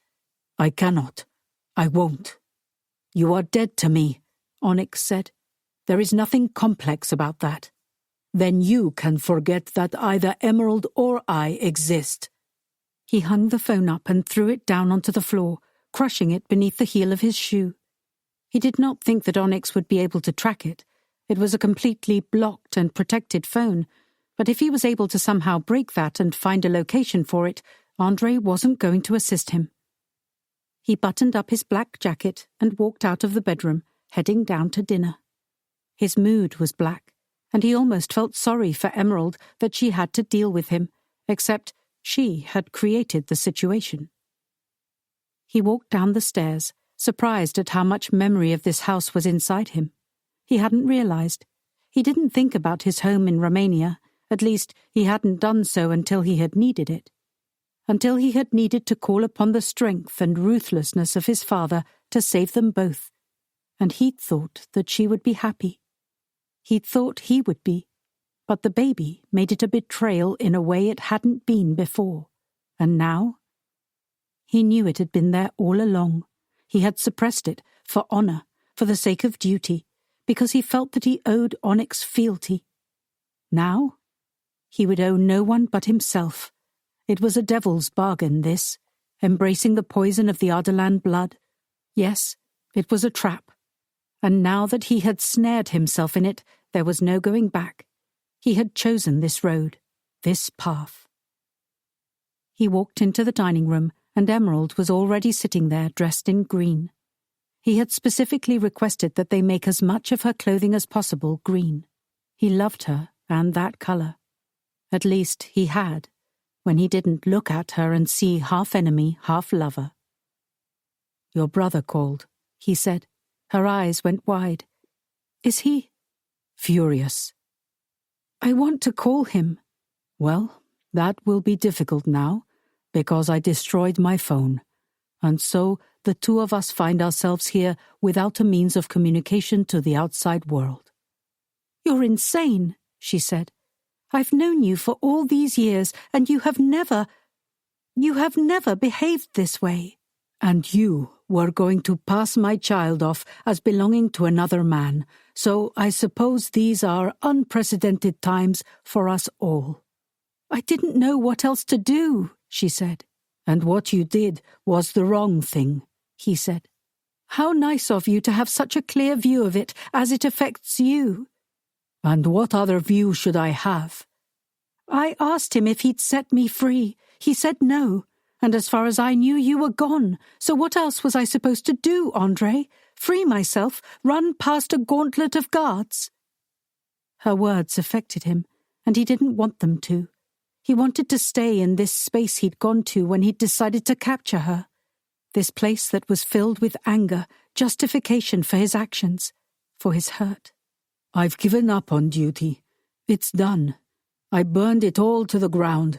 I made my choice. So you can sit there in all your piety and reflect on the good works that you would have done, and what good works they would have been. Pleasuring King Lucian, standing as his queen, bearing my child for him, and then more children for him besides. And did it make you feel good? Because you might think that you need a sense of satisfaction for your honor to get off, Emerald, but you and I know differently. You were well able to get off just with me, knowing that it contributed to nothing, no good, greater or otherwise, except the explosive desire between us. You are the most difficult man." Her face was red, her whole body rigid, vibrating with anger. "And I can be more difficult if it comes down to it. I would suggest that you don't try me. Do you think I'm going to make this easy for you? You don't get to take away my agency, my free will, my choices, and then have me simper at your feet. Is that what you think? That because of all this long-standing history between us, I'll get on my knees and give you pleasure? Thank you for rescuing me from my own choices. You would if you had any real idea of what I saved you from. Is that going to be what you use to make yourself feel better about all this? You're going to pretend that he's the monster everyone says he is? I don't care. He could be the best and kindest king in the history of the world, though we know he isn't. But you don't want him. I know what it's like to sleep with someone and to feel nothing but cold afterward, to feel further away from yourself and who you are, and from any other person than you ever have. Because when you try to fill the deep, unending hole inside you that wears into you over time from unrequited need, all that you do is fill it with acidity and disappointment. Ask me how I know. So you claim you're saving me from a lifetime of bad sex? You've only had good sex, Emerald. See, you don't actually know what a gift I've given you. Bastard! No. My parents were married when I was born. My mother was forced into it by my father. I won't force you into marriage, so our child very well could be a bastard. I would learn to keep my judgment to myself. Otherwise, look at what you're calling your own child. I don't know that I want to have dinner with you, she said, standing. Sit, he said. This is not your brother's palace. It is mine. She shocked him by obeying. He would have done nothing to her had she not, and she should well know that. But this was the trouble. She was compelled by him, even though she was furious at him. She wanted to be near him, even though she wanted to push him away. He knew that because it was how he felt. He wanted to spit all kinds of venom at her, and then he did want her to kneel before him. He wanted her with him as much as he wanted to push her away, as much as he wanted her to feel a dagger in her chest, betrayal at his hand as he had done with her. He wanted her near. It frightened him how much that reminded him of his own parents. His mother had been forced into marriage, a trade between crime families, and she had loathed his father. But she had been helpless in the face of her desire for him, so much so that even he as a child had realized that there was a bond between his parents that neither of them seemed to truly want, but they couldn't escape either. This house, this moment, this woman, reminded him of things best left in the past. And what is your plan? To keep you with me until the child is born, until I can ensure that I have claimed the child and no one else can. And then what do you do with me? Again, that remains to be seen. Perhaps I will return you to your kingdom, and I will keep your child with me. He was being a villain now, and he knew it. He didn't mean it either. But he'd wanted to say it because it helped feed the dark, angry thing inside him. Her face drained of colour. You can't do that. You can't take my baby. But you tried to take mine. She looked down. That was different. You wouldn't have known. You would never have known. And that makes it better? She shook her head. No. The doors to the dining room opened, and Rebecca came in, carrying a tray with a giant bowl on it and 2 smaller bowls beside it, along with some rustic bread. This was not the kind of showy feast that was served in Basilia, but it reminded him very much of meals he'd had in the nursery, with the other children, other crime lords' children.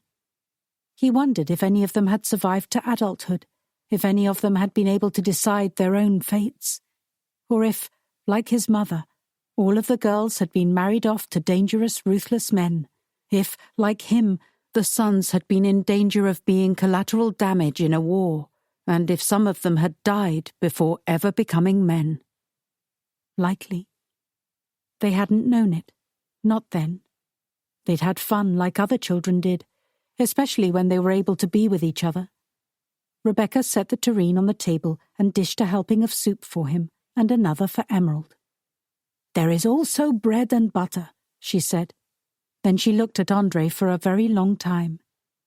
"It is good to have you back. You are the image of your father." Andre tried to smile. "Thank you." Then she turned and left them there.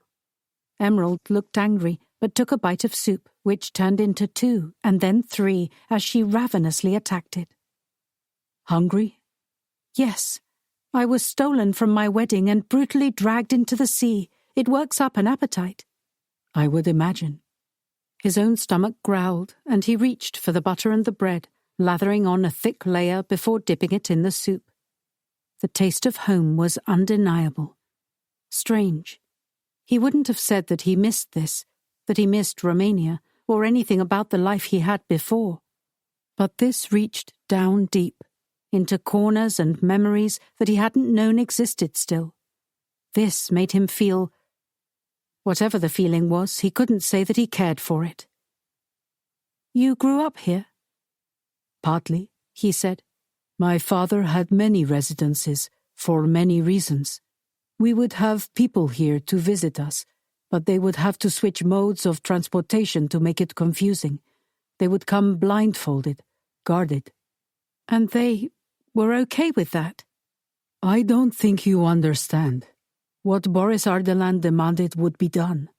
He was a dangerous man, and no one stood against him. Except for Luca Accardi, leader of one of the largest crime families in Italy. He was the only one who dared go up against my father, and he had decided that it was his mission to kill him. And once he stood up against my father, so did many of the other families that we had called friends. Friends that were blindfolded. There is some honor among thieves, Emerald, but it is not a very nice honor." "But you were only a boy. How were you aware of all of this?" "It is part of being one of the children in these sorts of families, particularly if you are the heir. We knew. We were hardened to the violence, to the danger from an early age. When your life is in danger from the moment you are born, and those around you make it clear, you become accustomed to it. Then you have no fear. When you have no fear, you can be molded into the kind of man who can run that sort of empire." "But your father was afraid. He ran." "Yes, and only then did I realize my father might not be immortal. But he knew, of course. If you are dead, you cannot continue to amass wealth." He was quiet for a moment, memories, feelings, impressions of a time long gone by filtering through his mind. "I do not think my father would have been proud of his death. I don't think he felt there was a risk in the crossing, because he would have rather died in a hail of gunfire. That much I do know." "Even as a 12-year-old boy, that's your perspective?" He nodded. "Yes, even as a boy. Because he instilled a certain sort of bravery inside me, because he taught me all that I needed to know, and he did that from the cradle." "I don't want that for our child." "Don't worry. I have no designs on picking up the reins of his criminal empire. I'm happy to let it die with him." "Good." "I do not have a need for power, but I will claim what's mine. That is a promise." I know that you are angry with me, but..." "This is not a difference of opinion to be solved through a conversation, Emerald. You betrayed me, and I may not have designs on my father's criminal empire, but one thing I have in common with him is that I do not forgive easily, or perhaps ever."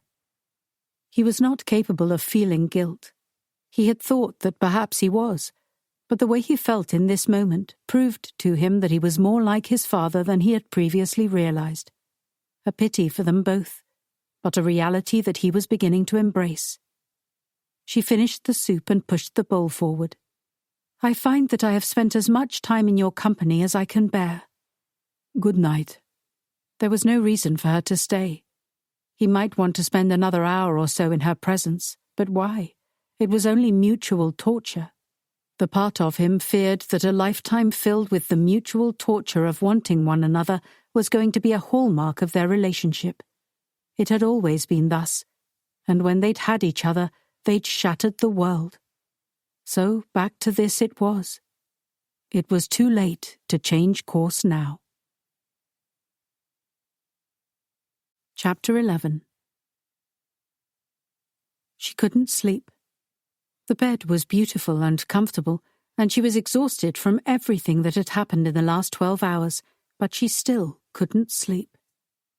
She was dressed in a soft gown that had been provided by André, and part of her felt that she should perhaps resist his gifts, resist wearing the clothing that he had provided for her, resist the food, everything. Except she couldn't. She was pregnant, and she needed to take care of herself, and also she just... The dichotomy of her feelings for him was overwhelming, because in many ways he was still the man who she had loved for more than half of her life, and then suddenly he was a stranger, the son of a crime lord, and he looked ruthless, capable of doing everything his father had done, and then some. She lived in a world where blood was everything. Royal blood meant that you had a duty to the crown, to the kingdom, to your people. She had long believed that her blood meant that she was destined to be like her mother, to do what she had done. Did that mean that André was always destined for this? For a sort of ruthlessness that defied morality? And then, part of it, she had to take some responsibility for. She padded out of the bedroom and walked silently down the halls, the carpet soft beneath her bare feet as she went back toward where they had eaten their dinner. Then she walked through that room and into the kitchen. She startled when she saw Rebecca standing there in front of the oven. "Oh, hello," she said. "I'm just making raisin bread for tomorrow. It's about to come out of the oven. Would you like a slice?" Emerald's stomach growled. I would." "Have a seat, dear." Emerald did, and watched as Rebecca moved efficiently around the kitchen. She took the loaf of bread out of the oven and turned the loaf pan upside down. Then she busied herself grabbing some butter, putting the kettle on. "Tea or hot chocolate?" I'd like a hot chocolate," she whispered. "Wonderful. That will be a nice late-night treat." "Have you been working like this at the house even without André here?" "No. I received a message that the house was being opened up again, and I hoped it was for him. I came the week before to make sure everything was good for him. He was such a lovely boy." She couldn't help herself. She laughed. "He is a slightly different sort of man." Rebecca made a regretful sound. "I was worried about that. I always hated that with the children who would visit. Eventually they would become so hard. By the time they were 15, almost all of them had killed someone on behalf of their family, an initiation into that life." "Did you always work for families of organized crime?" She shrugged. "It was often the most secure work here in this part of the world. I always served the Ardalan family, and so the money that I have always gotten is blood money, though all of that changed when André's father died. But he left us money. His staff was cared for in the end." That seems such a contradiction, that someone could be so ruthless and yet remember the people who worked for him with so much loyalty. That is the attraction of it. You make for yourself your own kingdom, your own people, your own laws, and you offer fearsome loyalty in return. "But it's all dangerous." She shrugged again. "Life is dangerous. As I said, I think the most tragic part is watching the children lose their softness. Because the men in this world, they are so hard. The women too, some of them. André's mother was a great beauty. He has the look of his father in his eyes, but his mother's features. They fought bitterly, the two of them, and yet they loved fiercely. Or at least they were obsessed with one another." Emerald's stomach turned. "That sounds like a terribly brutal way to love." "I suppose it is," Rebecca said.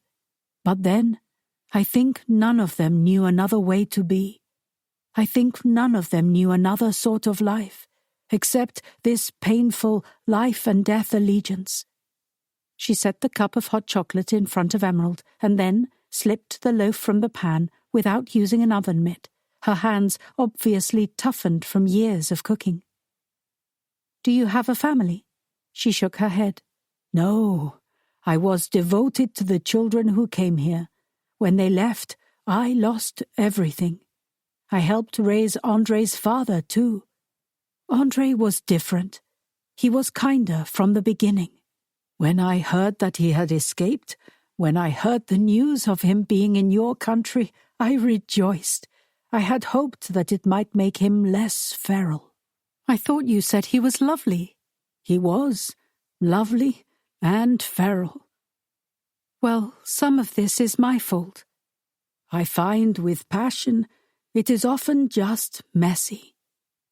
She slid a slice of bread in front of Emerald, who buttered it generously, the butter melting, pooling on the sweet bread, and she picked it up and ate it fiercely. "Well, it's complicated." "I'm certain. Something is making you sleepless." "It could just be the events of the day." "There is a library just to the left of the dining room. You might find something to help you while away your sleepless hours." "Oh, that sounds lovely." "It is," Rebecca said cheerfully. What life must it have been, to serve generations of mafiosi, to constantly be around the fringes of so much violence, but to be the one providing softness, food for the children. It was such a strange thing. Emerald hadn't had a life free of struggles. She had lost her parents, and it had affected her deeply. But her life was quite limited in its scope. There were things she never had to consider, like how she would make money and survive without the aid of the crown. It made her wonder about the lives of the people who worked in the palace and Basilia, the people who worked in Alabria. She took a sharp breath and thanked Rebecca for the sustenance before taking herself out of the room and determining that she would explore the library. She still wasn't tired. No, in contrast, she was invigorated, her thoughts churning. She wandered down the hall, past some rooms that were dimly lit, empty. It was interesting how many spaces were in this house that didn't look like they had ever been used. Or perhaps that was simply the result of the cleaning, and certain spaces hadn't found their use yet. Would she give birth to their child here? Just thinking about spending nearly 9 more months cooped up here with a man who despised her as much as he had ever wanted her, filled her with the improbable twins of dread and hope. Because on the one hand, it was difficult to stand being in the same room as him at the moment. But on the other hand, for many long years, he had been the person she cared for most next to her brother. It wasn't like it had vanished just because things were difficult between them now. She was surprised to see light flooding out of the library into the hall, and she paused before entering. Then her heart froze. Andre was in there, sitting by the fire in a large armchair, holding a book in one hand. It was as if he sensed her presence. He looked up, his eyes finding hers unerringly, like they always did. "Sorry, I didn't mean to interrupt." "You've interrupted nothing," he said, intangible emotion burning in his gaze. She could see it even from across the room, but he was, of course, never going to talk about it, not going to admit it. "I couldn't sleep." "What a strange phenomenon." "It must be strange," she said, "being here." She was going to try to be non-confrontational. She hadn't expected to see him again tonight, but she had, so it seemed like it would be best if she didn't start a row when the two of them were already exhausted. The simple truth was, putting aside the events of the past few weeks, she had known this man since childhood. She cared for him, and, again forgetting that he was the architect of the current moment, he was back in his childhood home for the first time since before his parents had died, confronting so many things that he'd never had to before.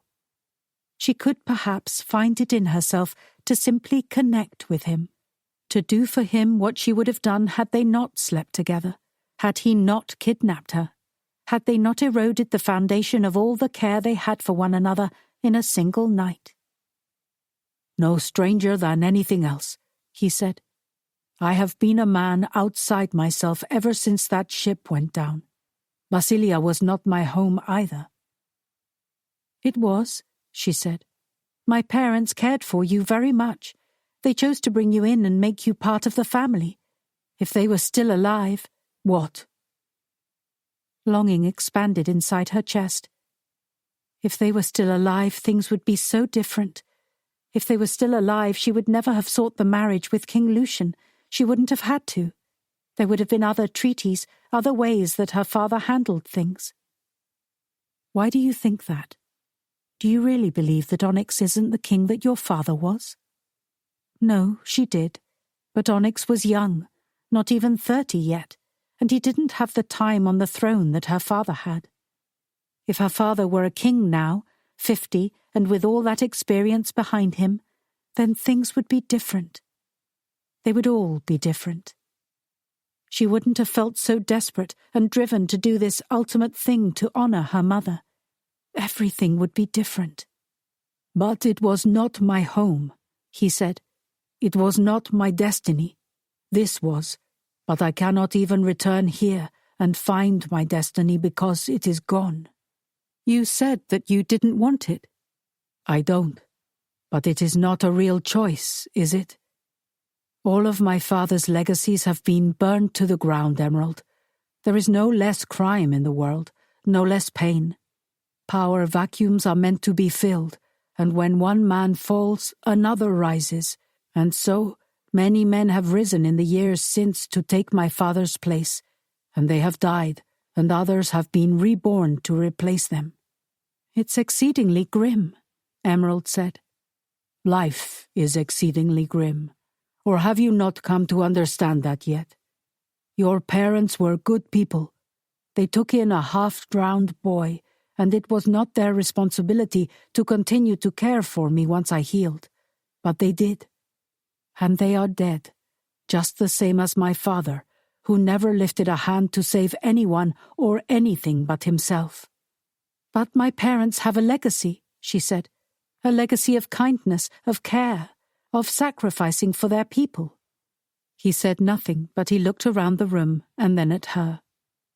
And what is gained by that? So they can be written about in the history books, but where does that leave you? I will go back and serve my country. Do you believe that your parents loved each other? She blinked. Yes, I do. So was your mother's act one of self-sacrifice? Yes. She couldn't have known what was waiting for her in the palace.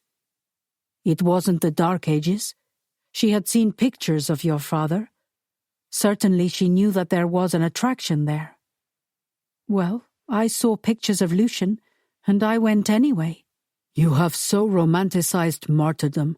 It would do you well to romanticize the martyrdom that you will find here, martyring yourself for your child. She gritted her teeth.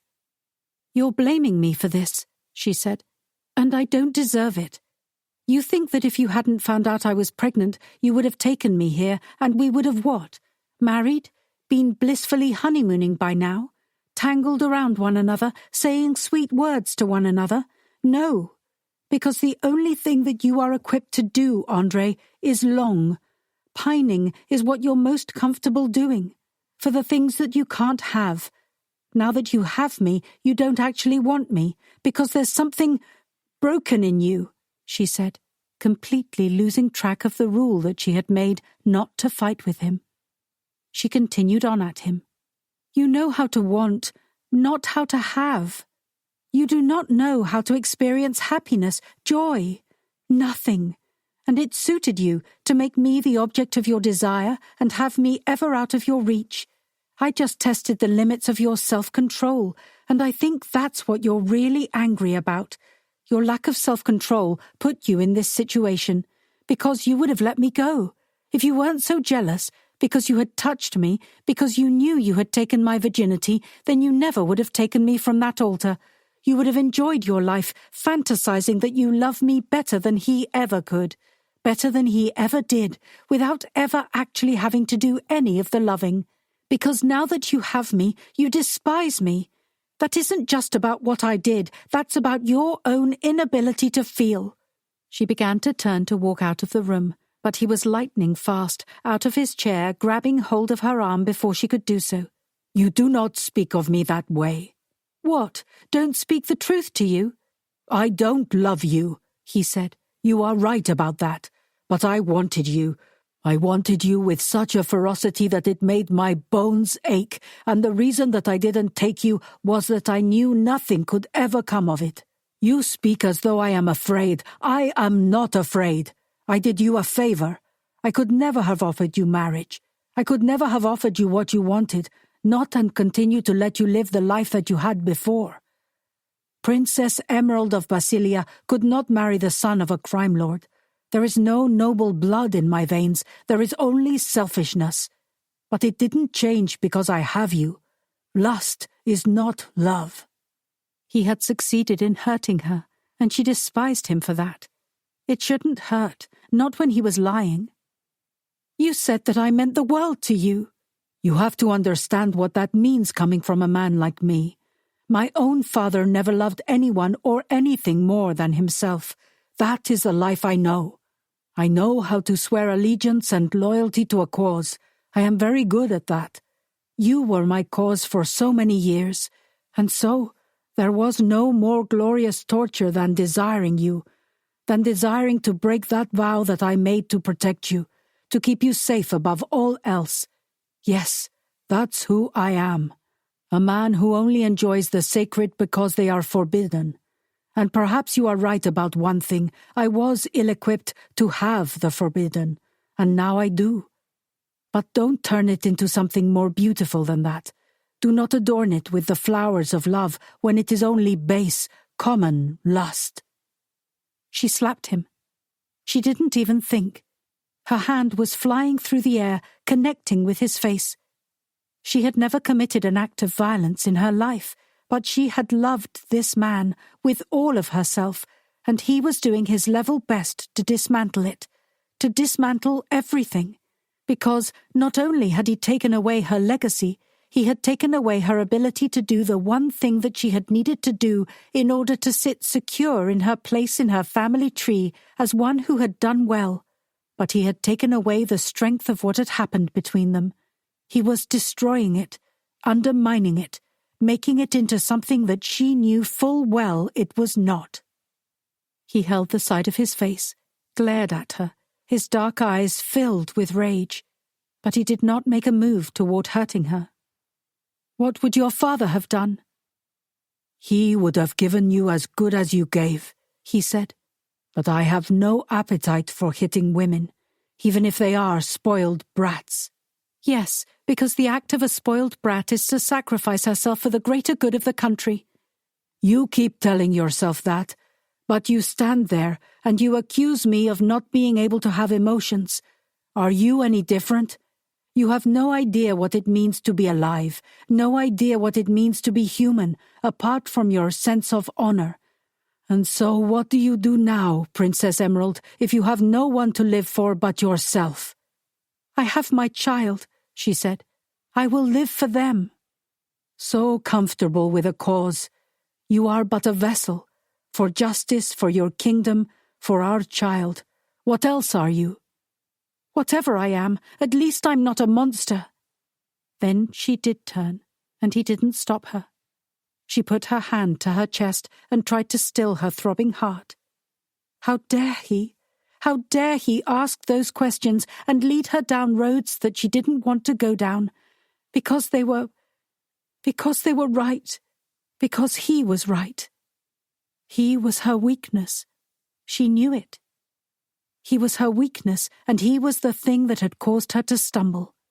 And now she had no honor left. She had been exposed to the entire world by now, she was certain, because Lucian knew the truth, so undoubtedly he had announced it. And where did that leave her? Here in this house with this man, with nothing. No greater good, no cause, nothing. All she knew how to do was to be of service. He was right. She was a vessel for the legacy of another person. If she were very, very honest, She was living for the memory of her mother so that she could feel closer to her. She was living for the memory of her mother so that she wouldn't fade from memory altogether. And she had no idea what living for herself looked like. Well, she did, because she had done it once, that night on the yacht, when she had let André have her, when she had given herself to him and nothing else. He had become her mission for that night. She laughed, wiping tears away as she went up the stairs to her room. Look what he had done to her, what he had done to them both. But there was a point where she had to take responsibility for this and actually look at herself, at what she wanted. It was a terrifying question. André had been safe for her, too, in much the way that he had been for her. He had been a man that she could long for, desire, and never reach out and touch. The country was her one true love, and everything else was simply a game. Except he wasn't. She lay down on the bed, feeling dizzy with tiredness and despair. She was so terribly frustrated with herself. She wished that she could escape her own body, fly about the trees. She wanted André to be her friend again. Except he had never been her friend. He had always been a man who felt like he owed the crown, just as she was a woman who had always felt the same. They were both set pieces, being moved around by the whims of politics and the needs of a kingdom. And now they found themselves alone, with only their humanity, and they were doing a very bad job of wielding it. They were lashing out at each other, hurting each other. Her hand still stung from where she had slapped him. Why had she done that? She didn't like this version of herself that felt so out of control, this version of herself that was being driven by emotion rather than duty. And yet, with all of that stripped away, with the crown gone, this was what was left. She couldn't escape it. She had to contend with it. Nothing had ever been more terrifying. Chapter 12. André woke up sitting by the fire. The sun was filtering through the sky, and his face was sore from where Emerald had slapped him. Deservedly. He had slept in the library all night, though he hadn't meant to. Was this to be their life? Their marriage? He owed her better than that. He was angry still, but to what end? And what was he angry at? It wasn't her, not truly. If they were going to raise a child together, then they could not live like this. He had lost his grip on himself. He might have embraced aspects of his father's ways, but one thing he would not do was raise a child the way he had been raised. He would not raise his daughter to be a pawn. He wouldn't raise his son to be detached and deadly. Emerald's family was royal.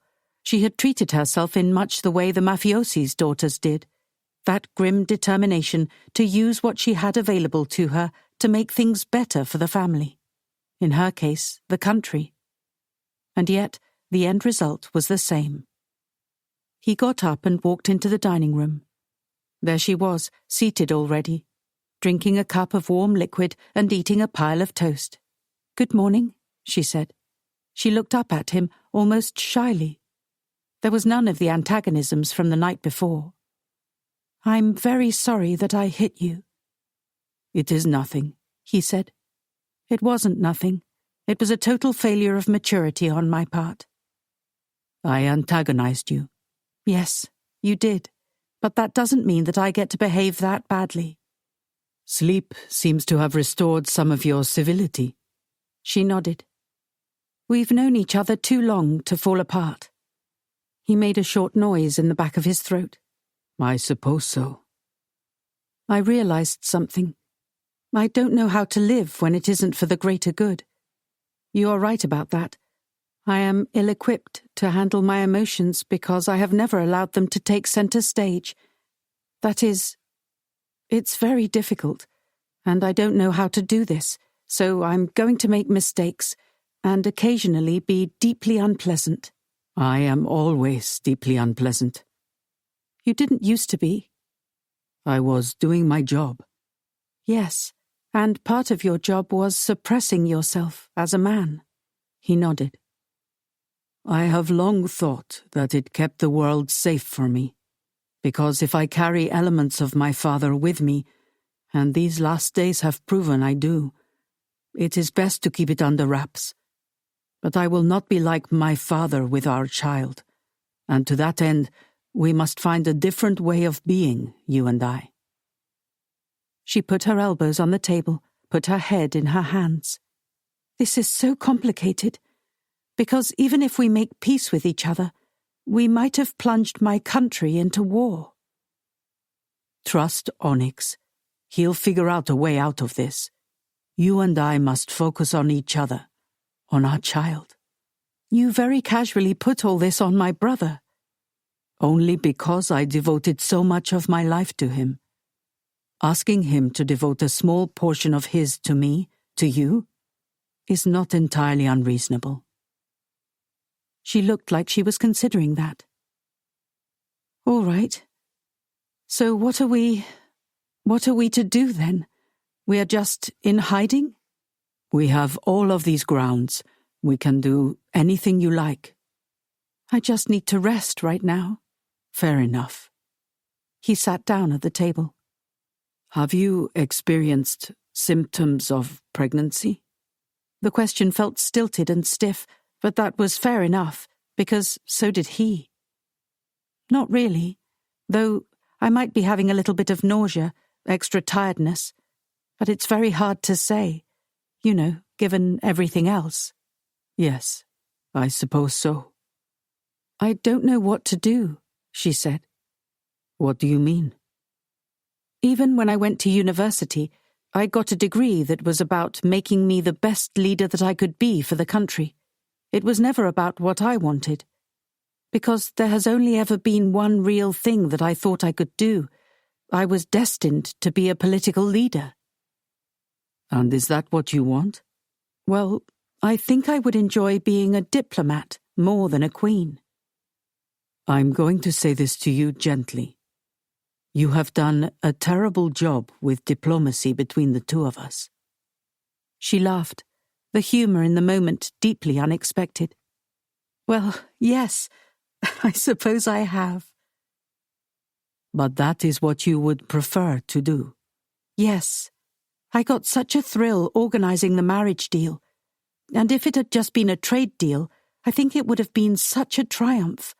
I probably could have enjoyed playing games on Wall Street, rogue trading deals and that sort of thing. I love it, the strategy. But what I've loved always had to be within the confines of where I was headed. He nodded. Yes. Well, becoming someone who guarded others was a stark contrast to what my destiny would have been had I simply stayed at my father's house. You would have taken over the crime empire. He nodded. A certain amount of brute strength, hypervigilance, all of that was required. I suppose I've always used elements of that with security detail, but there has never been a thought given to what I wanted. It has always been about what is right. I feel the same. Neither of us knows how to be people, We're just symbols. Symbols that had finally reached their breaking point, given in to their desire for each other, even though it had been a very bad idea. Imperfect, broken symbols who now found themselves without a mission. I couldn't deviate from the mission, she whispered. Don't you understand? I was so terrified in that moment, and so sad, and I just couldn't make a different choice. I could only do what I knew to do. Part of me felt like you would understand. Her throat went tight. Because what am I doing anything for, if I'm not doing it for Basilia? I know that, he said, the admission heavy, because he had been clinging so desperately to his anger, and now he knew he needed to let it go, to listen to her. I know you did not act with maliciousness. I know you didn't intend to hurt me. But I did. I hurt you. I'm very sorry. I didn't intend to. I didn't mean... It doesn't matter. I was thinking of everything in terms of the cause, not the personal. And now that I've pulled away from it all, I can see that what I was doing was short-sighted. I would have left him. But not until he had you.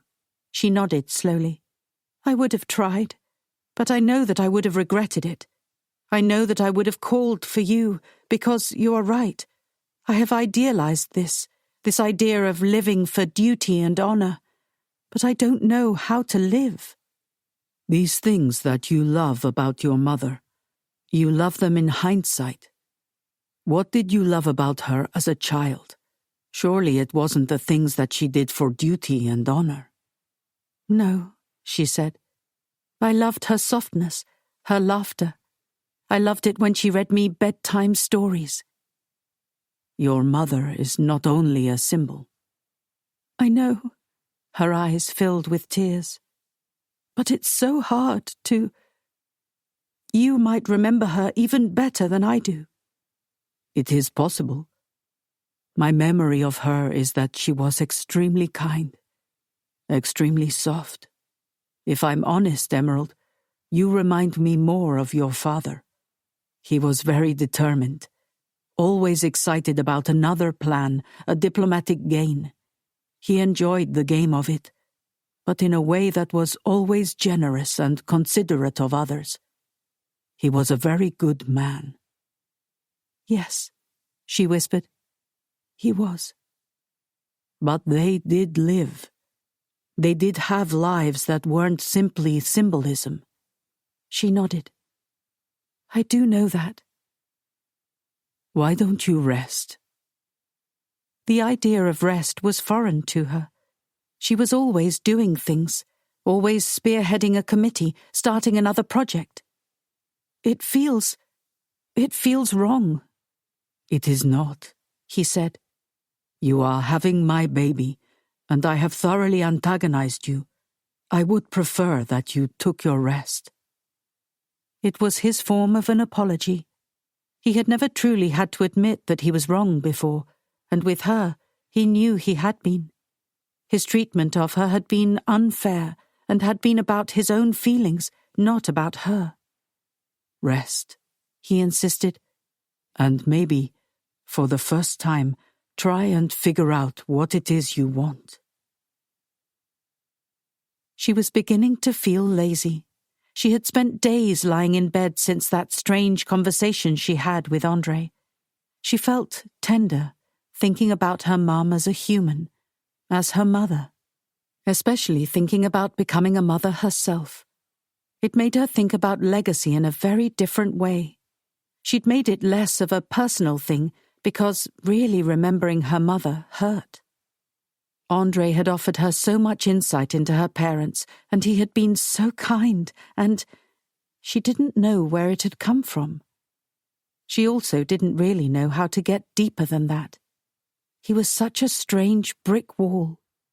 There was an inherent goodness to him, she was sure of that, but there was also difficulty. The man was difficult. Her feelings for him were no less difficult. The trouble with lying around like this, with no royal duties, with nothing, was that she had the opportunity to examine images of different kinds of futures, and there was one that she had never let herself hope for, not really. One where she married André, where she had love, and maybe she wouldn't be written about. A princess who married her bodyguard. Maybe it was no kind of legacy, maybe it would make headlines, but nothing deeper than that. She had lived her entire life for what would happen after she died. She had no idea how to live. It was that thought that finally got her out of bed on a supremely sunny day and outside. Rebecca told her that there were berries along the trail, and if she wanted a cake, she could go and pick some. So she found herself out on a sun-drenched trail that wound through a field, picking fat red berries and putting them in a basket. It was a delightfully slow, rustic thing to do, and she had never lived a slow or rustic life. It was strange to think that only a month and a half ago she had been boarding a beautiful yacht with every amenity she could want, and now she was in a crumbling manor without access to the internet, picking berries.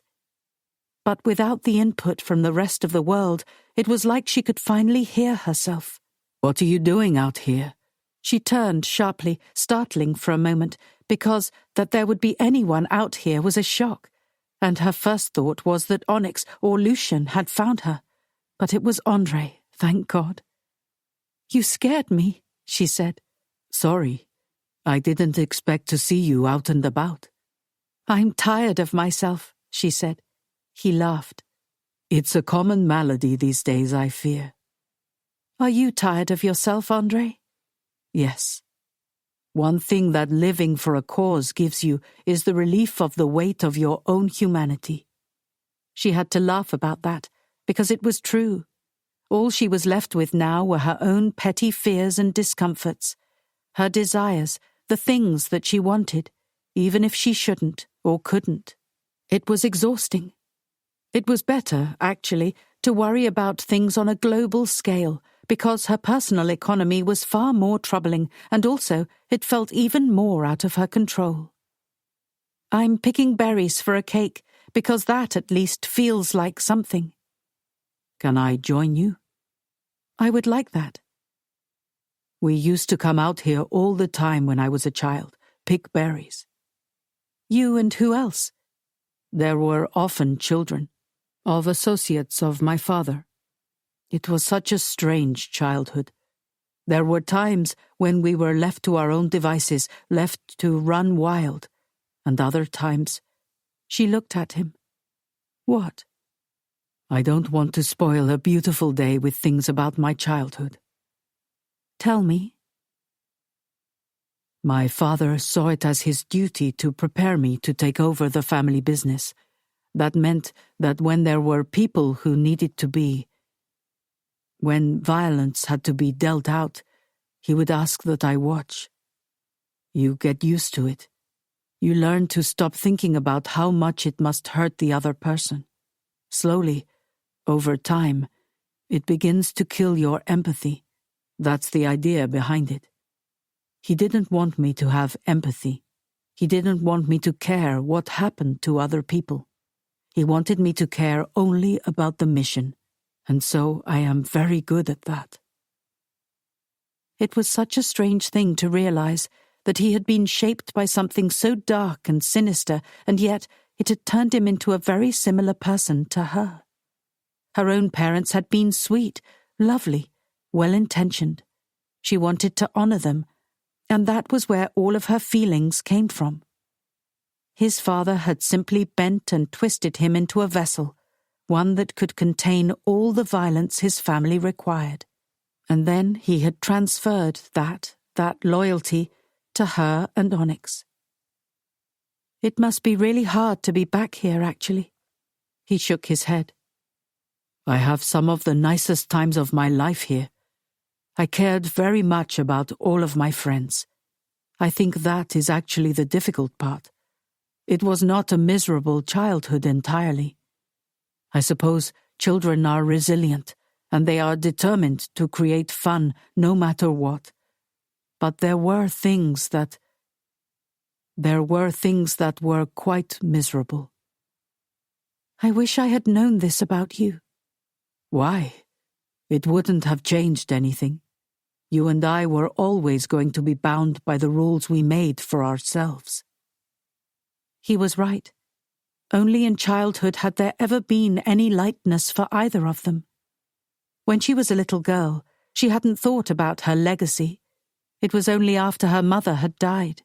Before that, she'd known what fun was, what dreams were. She had imagined a family like her own. "If I'm honest," she said, "I suppose I probably did romanticize the idea of marrying a stranger, especially as I got older, because I did know that I would probably have to do a diplomatic union. Knowing that my parents had done it, it just made it seem like there was the possibility for it to be wonderful, like there was the possibility for it to work out." His eyes burned into her. "And your feelings for me?" She took a breath, looked away, tried to ignore the soreness in her chest. "I learned to ignore them. Sort of. It was a separate thing.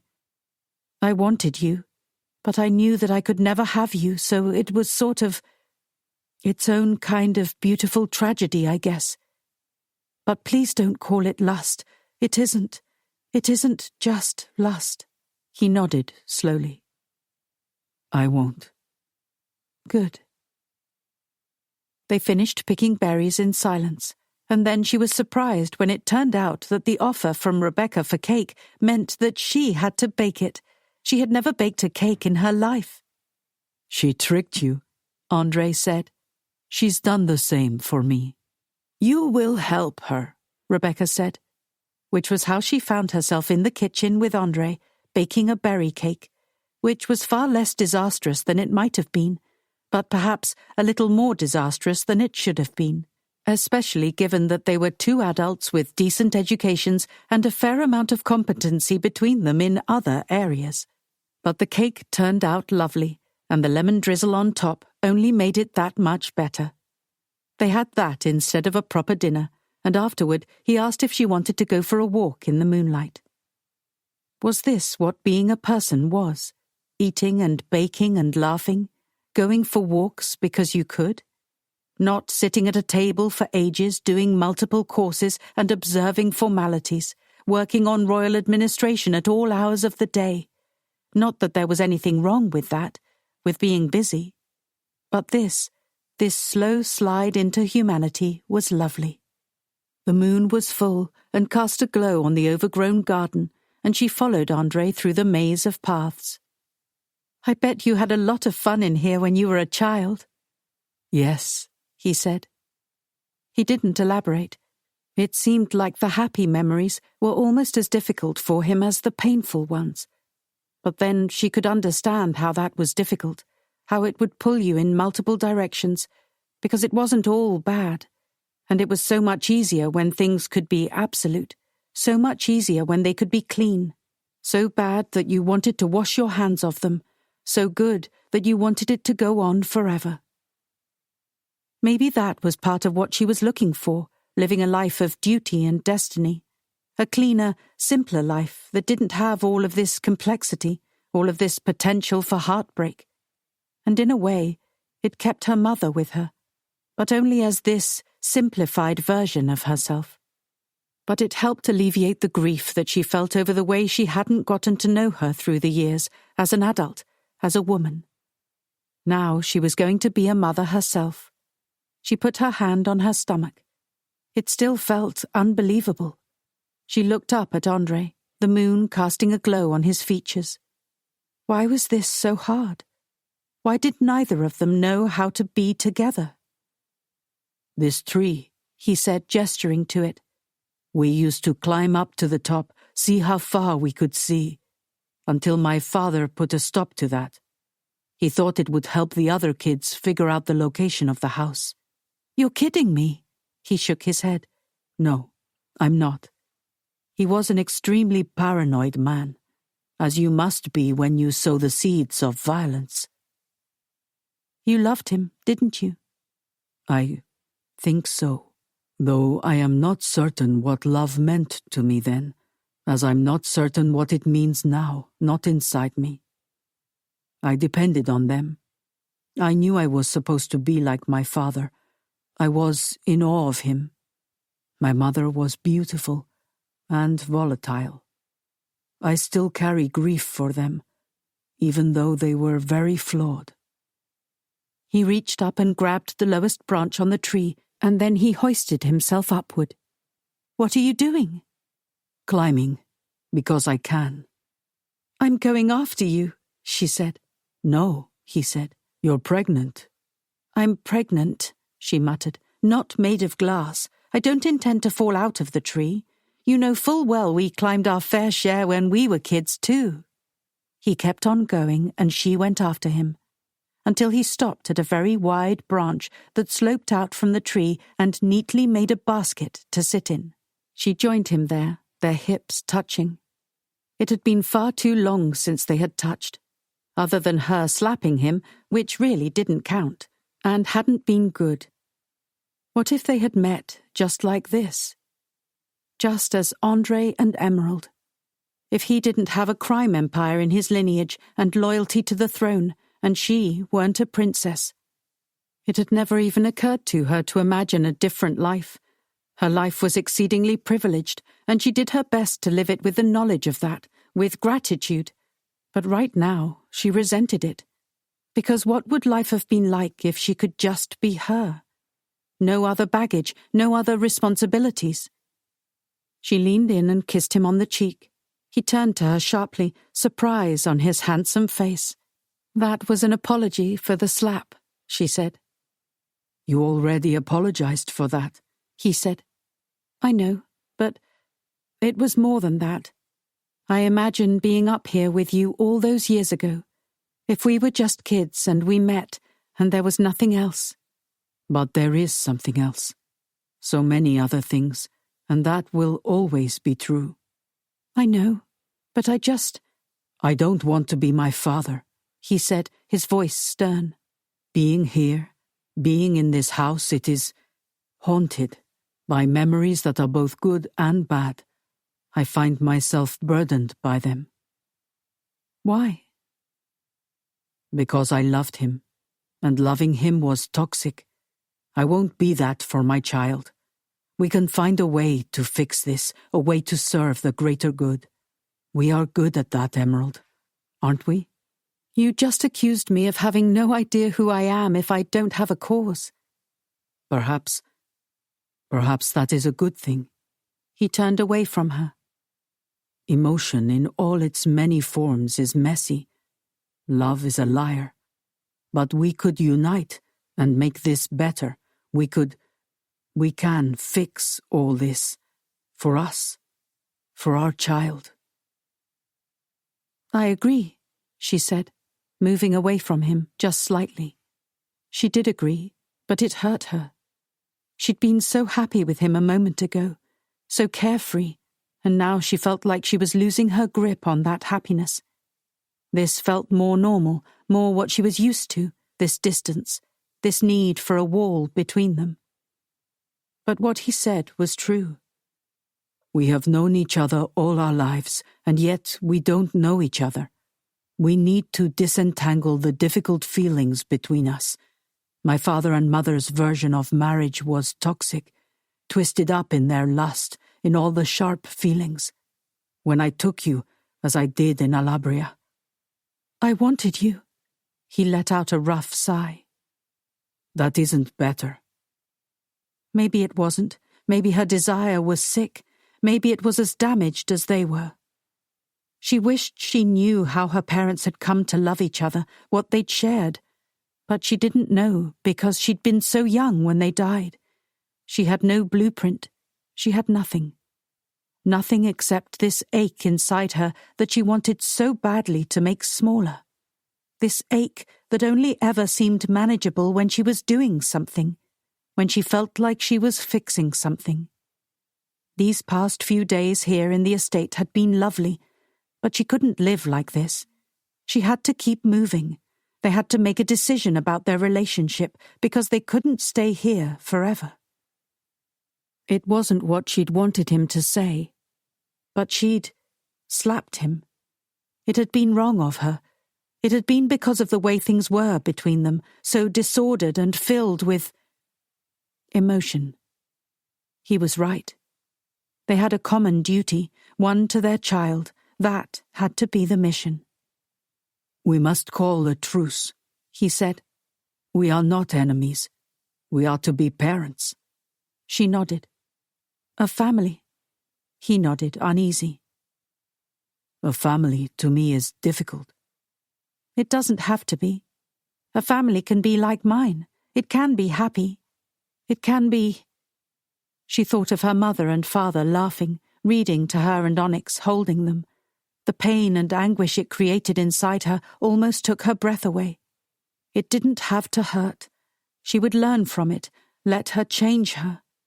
Let it make her a good mother, a good Let's take this time, she said, this time here, to decide what we want to do, together, as parents, for our child. Because their child should be able to run wild and climb trees and pick berries, because their child should live in a home with parents who loved them, who didn't fight, a mother who didn't lose her temper and slap their father, a father who didn't look at their mother with so much heat and outrage that it felt like they'd burn the whole house down.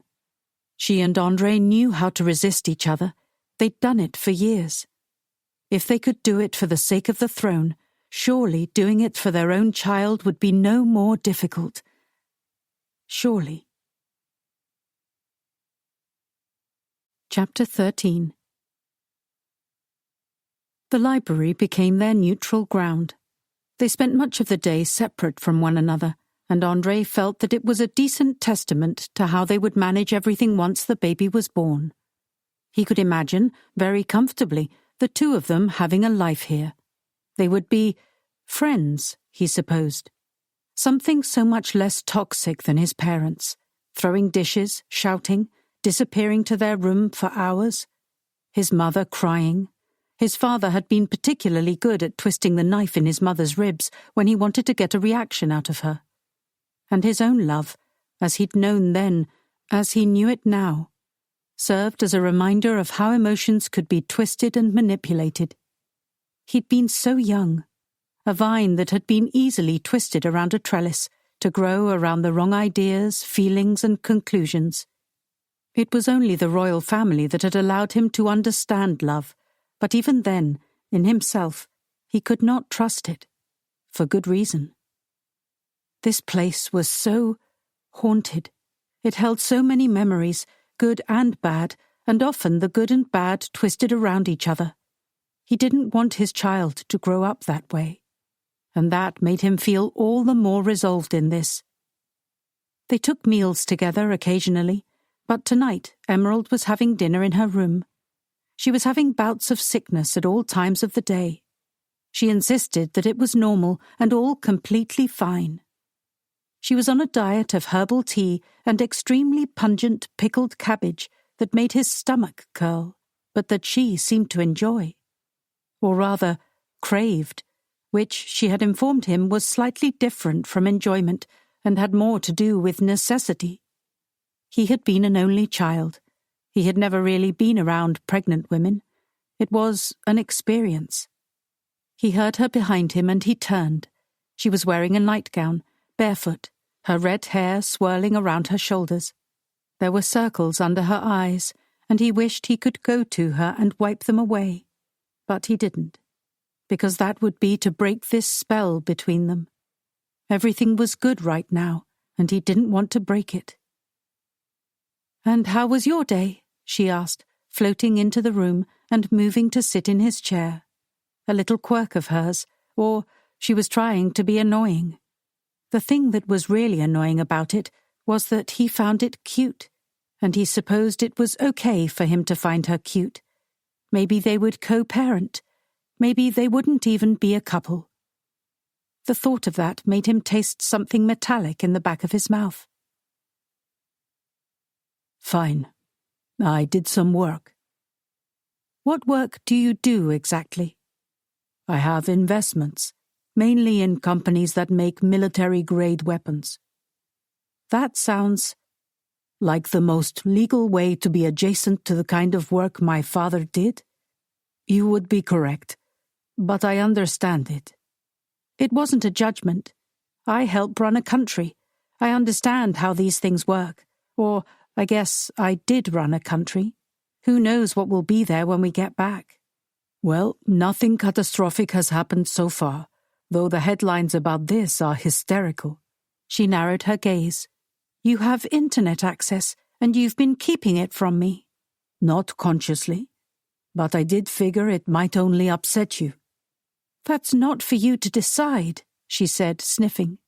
"I would disagree, Emerald, as I have brought you here to protect you in all the ways that I can." "Yes, well, I do feel quite wrapped in silk." "Good, you should." She wrinkled her nose. It's a bit weird to have you be this nice to me. It's better than the alternative. I know. I am very sorry that I slapped you. You don't need to keep bringing that up. No, You're right. Things don't have to be like that between us, and I understand. Your parents seem to have such a nice marriage, he said.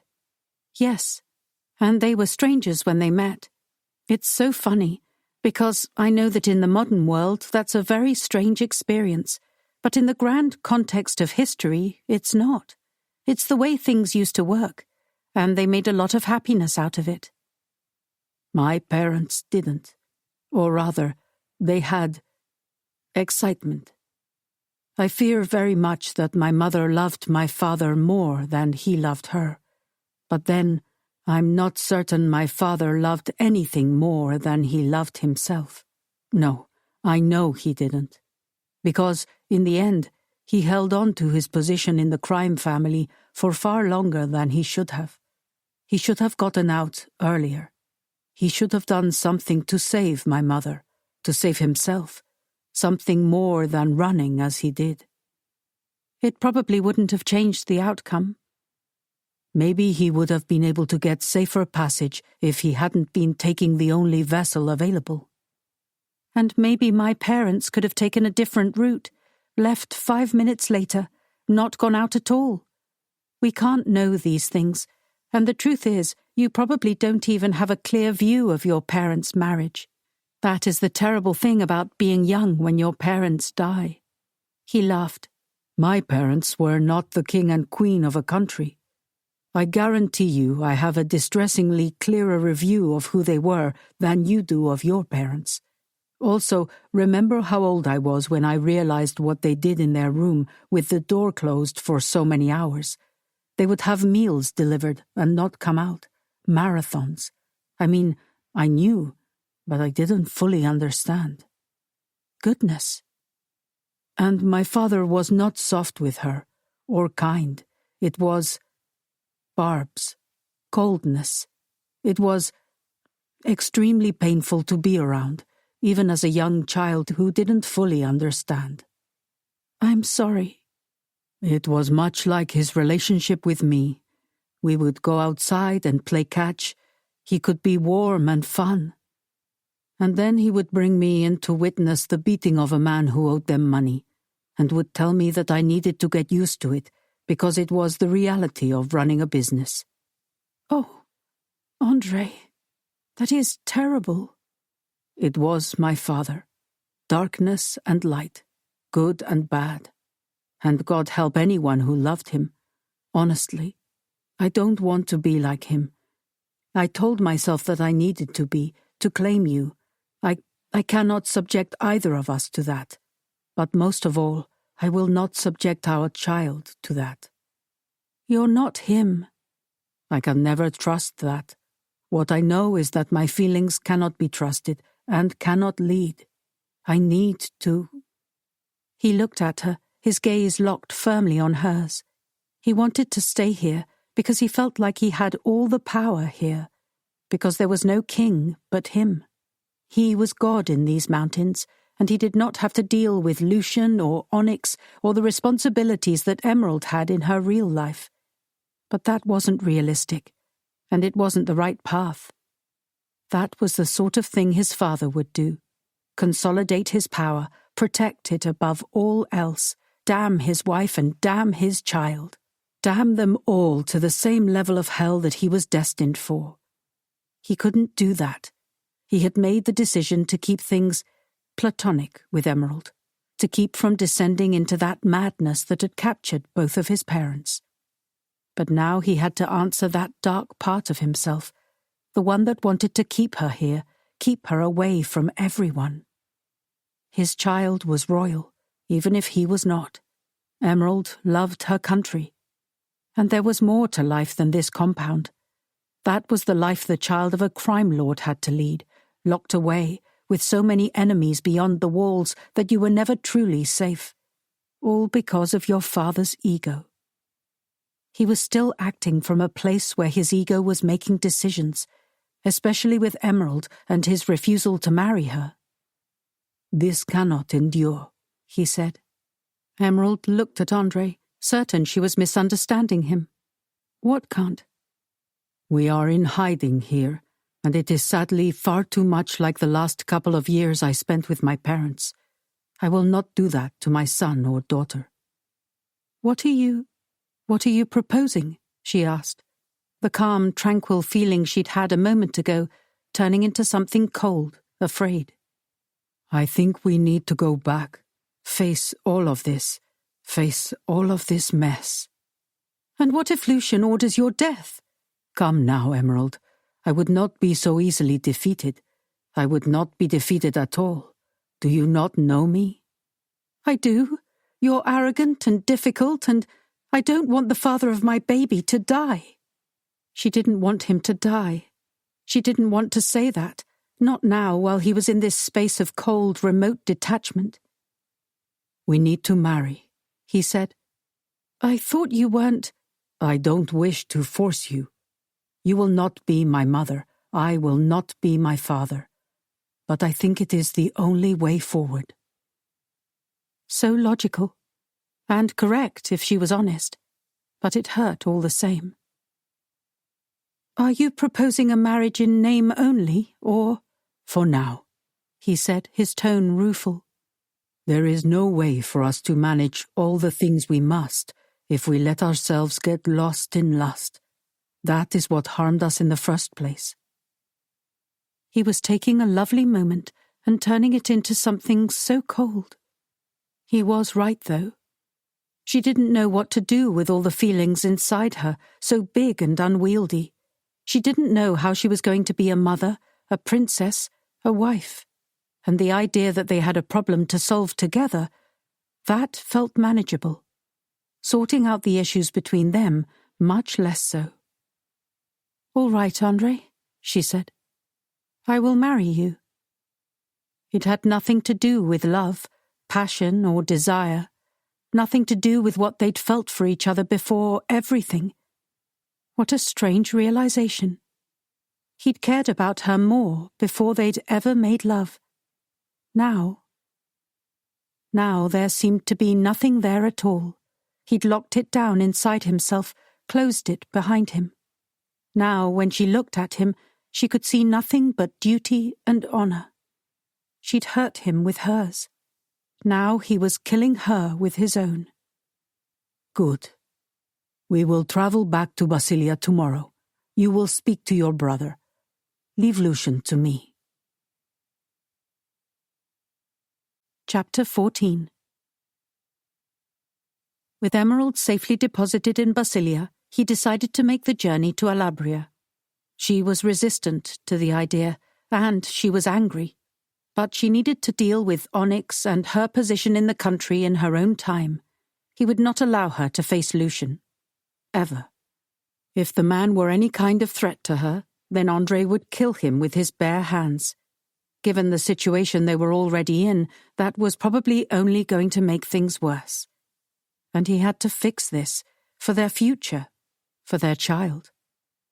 They had found a way to be together back in Romania. He could imagine long, happy days, and no, perhaps they couldn't have everything, because of who he was, because of the blood that flowed through his veins, because of the way he was shaped by the cloistered world his father had raised him in. But they could have this. They could have a family, a better version of it than he'd ever had. He could make peace with Onyx, and he was determined to do so. But everything had begun to unravel when they had introduced sex, their own desires, their messy feelings. And in the time since then, they had found something more, something deeper, something that existed beyond the pining and longing the two of them had managed to make their entire identity. He'd suppressed his need for her for years, and though he'd let it out, allowed himself to get swept away by it for a time, he could suppress it again. It would be better if they could go back to that neater, simpler way of being. He took a small, faster ship to Alabria, cutting the journey down to 1 day, and by the time he set foot on the island, he was prepared for whatever met him. If he died, It would be in the interest of keeping Emerald safe, and she was ensconced with Onyx, so she would be protected. He walked up to the front doors of the palace and was greeted by the guard. "King Lucian is expecting you." As he should be. Is there an executioner with him as well? "He's interested in what you have to say. He thinks you're brave and mad." Perhaps, he said. He allowed himself to be escorted into the throne room. They searched him for weapons. He wasn't that foolish. If need be, he would fight for his life with his bare hands. He himself was a weapon. He didn't need to carry one. If they had known this, perhaps they would have bound his hands, but they did not. The king was sitting on the throne much as he had been the first time André had laid eyes on him, with the sort of lazy indolence that many would see as non-threatening, but he saw it for what it was. Lucian himself was also deadly, and there was no disinterest in him whatsoever. He was languid, like a cat, ready to strike.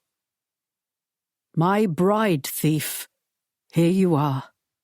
I didn't expect for you to return to me of your own free will. Do you have my chosen queen with you?" "No. That is what I have come to discuss with you. I intend to marry Princess Emerald. That is a problem for me, given that I've planned an entire wedding for the two of us. Once you monogram things, they don't let you return them. I feel that with the treasury as great as yours, whatever is monogrammed on your linens is not truly your main concern." "Perhaps not, but I don't like to lose. What I propose to you is not a losing proposition. We can make something work." "So you say. But what if I do not like what you have to offer?" "Reject it. Cut off my head. Promise me, whatever you do, you will leave Emerald out of it." "I can make you a promise, André Ardalan, but there is no guarantee that I will keep it. I am not a man of my word, nor am I a man of honor, though neither are you. I have done an extensive amount of research into your background since you took my bride. You are the son of a criminal. That is like calling a battleship a rowboat. My father was the criminal." "Yes, so I read." He leaned forward in his throne, suddenly keen. "It was brave of you to take her like you did, and the spectacle. I enjoy a spectacle. I do not like finding myself without a bride, though, and I was publicly humiliated." André lifted an eyebrow. "You did not think that you would be publicly humiliated if people found out that she was carrying another man's baby?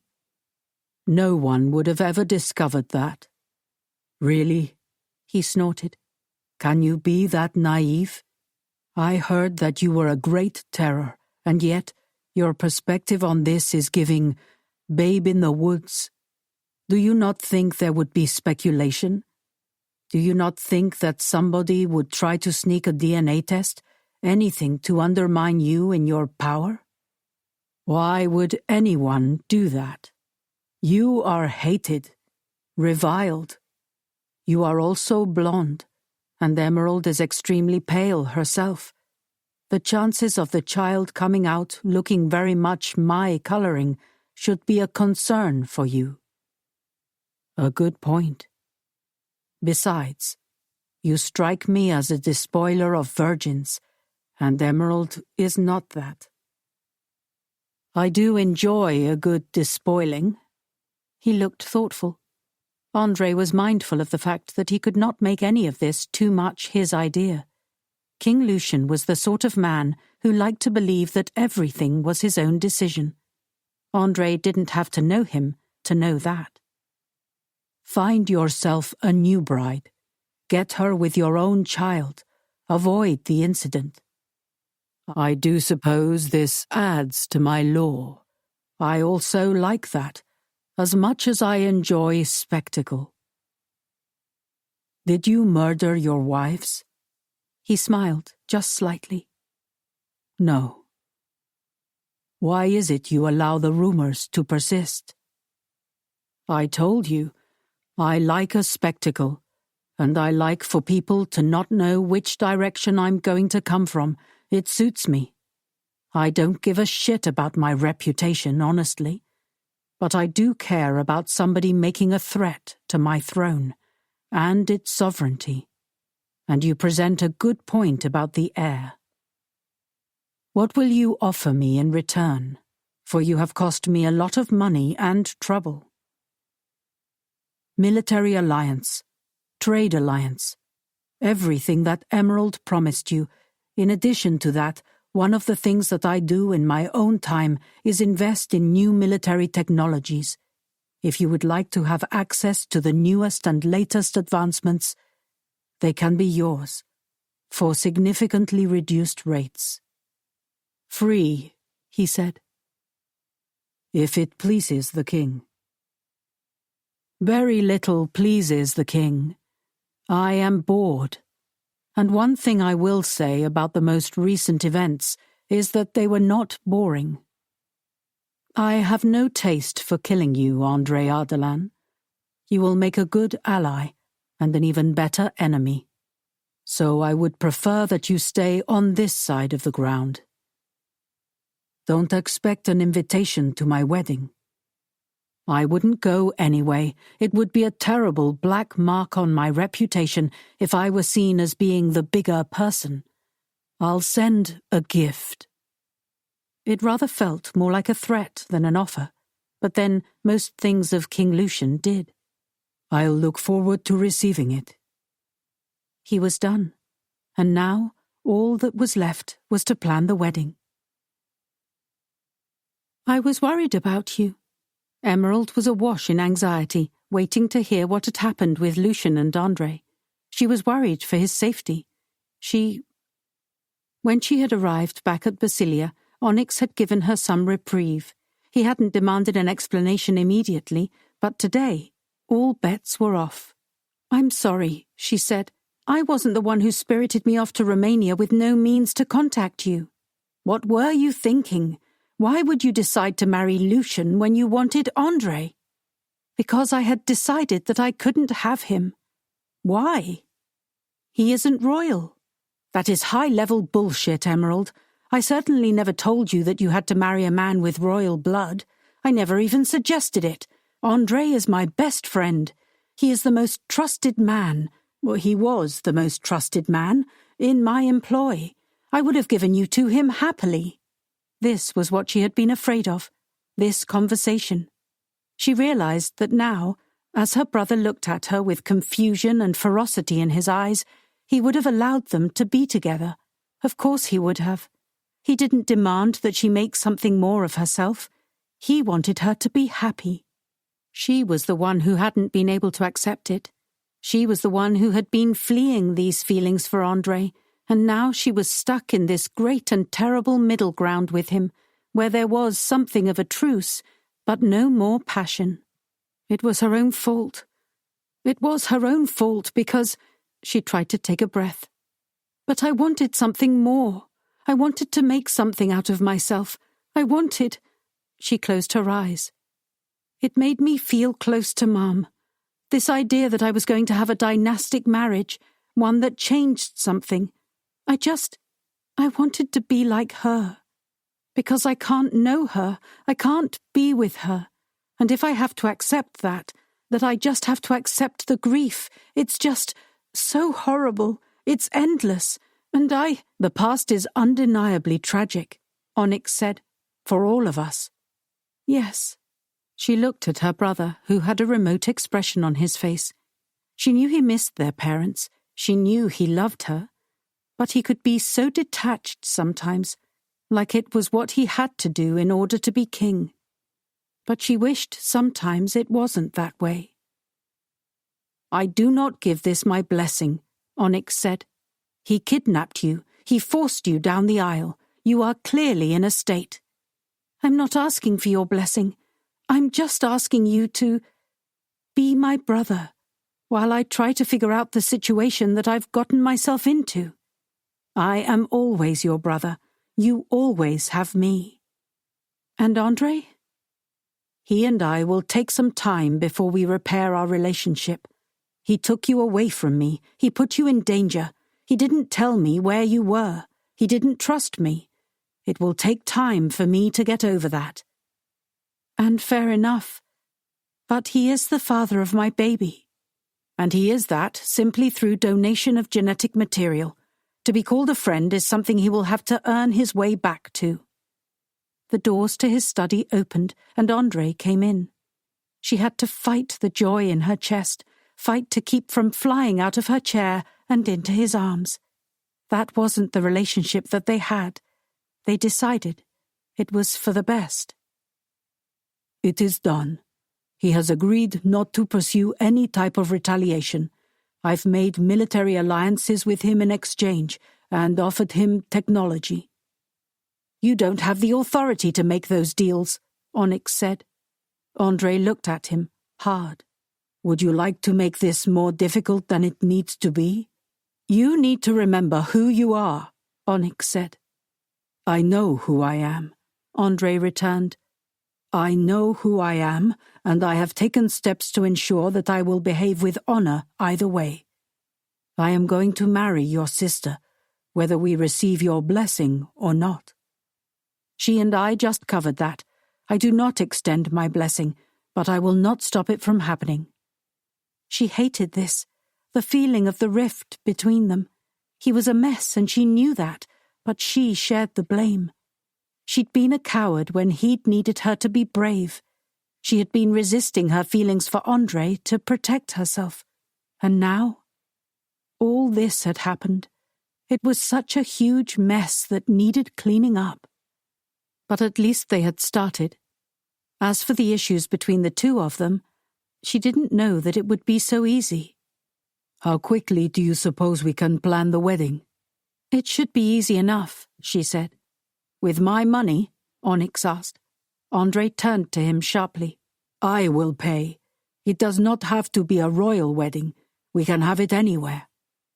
Don't be a fool. I will pay for it. She's my sister. It is a royal wedding, and it will be here. I may not be giving this union my blessing, but one thing I will not tolerate is you being an idiot. Andrei almost laughed. Then you see it done how you wish, Your Highness. I have moved your quarters, Onyx said. You will be in the same wing of the palace as Emerald. A suite of rooms is my gift to you. We won't be living here full time, Emerald said softly. Of course not, said Onyx. But still, that is my wedding gift to you, not that you'll be needing it. It was Onyx who stormed out of his own office, leaving her there with Andrei. The tension stretched between them, her desire to close the gap between them increasing, but she couldn't. She had made vows to him in Romania about how this would be. I'm glad that you're all right. I'm quite relieved. Onyx is going to be a little bit more difficult. I'm not worried about him. She was. She hated this, hated the distance between them, hated the distance between herself and her brother. I hope so. We have a mission, Emerald, and we are most of the way to completing it. Do not lose hope now. She shook her head. I won't. Good. This is why we will succeed. Of course, this is why we will succeed. He nodded his head and left the study, and Emerald found herself sitting there by herself, the same room where she had first told her brother that she was going to marry Lucian, the same room where all of this had begun. She did not feel determined at all right now. She felt defeated. She had created this problem. Fixing it would be ugly, and Andrei wouldn't like it. That much she knew. But one thing she also knew about herself was that she was strong enough to do it. She had loved Andrei Ardalan for all these years. She wouldn't give up on them now. Chapter 15. They managed to mostly avoid each other in the lead-up to the wedding. It was for the best. Andrei found that the ache he felt for Emerald never fully went away. He would learn to live with it, to make the pain part of breathing, the ache a part of himself. They had made their decisions, and they were the right ones. There was difficulty between himself and Onyx, and that was all the challenging emotion he could handle right now. The truth was, he had to figure out how to be a father, when the one thing he knew was that he couldn't be his own. His own feelings for his father were so complicated, so tinged by trauma and loss, by who his father was, that it was difficult for him to figure out exactly what that meant. If he hated his father, it would be so much easier. He was trying to find his way to that. The door opened behind him and he turned. Emerald was standing there looking at him, her expression tentative. "Can I come in?" "Of course. This is your room as much as it is mine." Except they were like that. They didn't have that intimacy. "It can't be like this for our entire marriage," she said. "What exactly do you mean?" "You know that it can't be. We aren't going to be able to resist each other, not for the rest of our lives. It's going to end up making more problems than solutions. That's all." "Emerald, this is dangerous." Everything in him was shouting to run away. After what had happened between them the last time they were together, the monster that had been awakened inside him. "No," she said. "What's dangerous is us denying ourselves. Look where it got us. It almost started a war, and it certainly started one between the two of us. But we've created a friendship since then. We need to trust ourselves." Her hands were shaking, her eyes hopeful. If he denied her now, he would hurt her. And the truth was, he didn't want to deny her. He burned for her. His entire body shook with the need to touch her, hold her, take her, whenever she was near, and yet he knew he couldn't risk it. This was a war he'd wage all his life, but the resistance of it would be the proof that he could be better, stronger. "I can't see a future where neither of us ever wants a lover," she said. "Never. There would never be anyone but her." "And we may want more children," she said. "Besides, as unhealthy as your parents were, won't we be just as dysfunctional, denying what we want and—" His strength ran out. Was there another way? His mind and body were working as quickly as possible to try and make a new bargain, to try and find a new way to be, a way that would allow something, just a touch, perhaps, a taste. He wouldn't lose himself. He reached out, taking her chin between his thumb and forefinger, holding her steady as he leaned in to kiss her. Different than any other kiss they'd ever shared. It was slow, methodical. There was no desperation. It wasn't like they were trying to outrun a clock. It wasn't because he was trying to punish her. It was just a kiss. And there was something beautiful about that. It was a kiss because they both wanted it. And who knew what it would mean later? It felt good now. Emerald and Andre. There was no Basilia. There was no Alabria. There was only this. He picked her up and laid her down on the bed, glorying in the need that was building inside him. This felt different from what had happened before. Where the first time had been glorious and painful, aching because it was going to be all they had, and that night at the castle had been her punishment. This was an attempt to rebuild, not tear down. This was who they might have been if they'd been free from the beginning to choose who they wanted to be. He kissed her. This wasn't hurried. It was a slow exploration, his lips over hers, his tongue thrusting deep, sliding against hers, a leisurely tasting. His heart was beating fast, and he reached down between her legs and pushed his fingers beneath her underwear, feeling how slick she was between her thighs. Oh, she wanted him. He wanted her more than he could possibly say, more than sanity, more than keeping his word. He wanted to go faster, and he wanted to linger in this moment forever.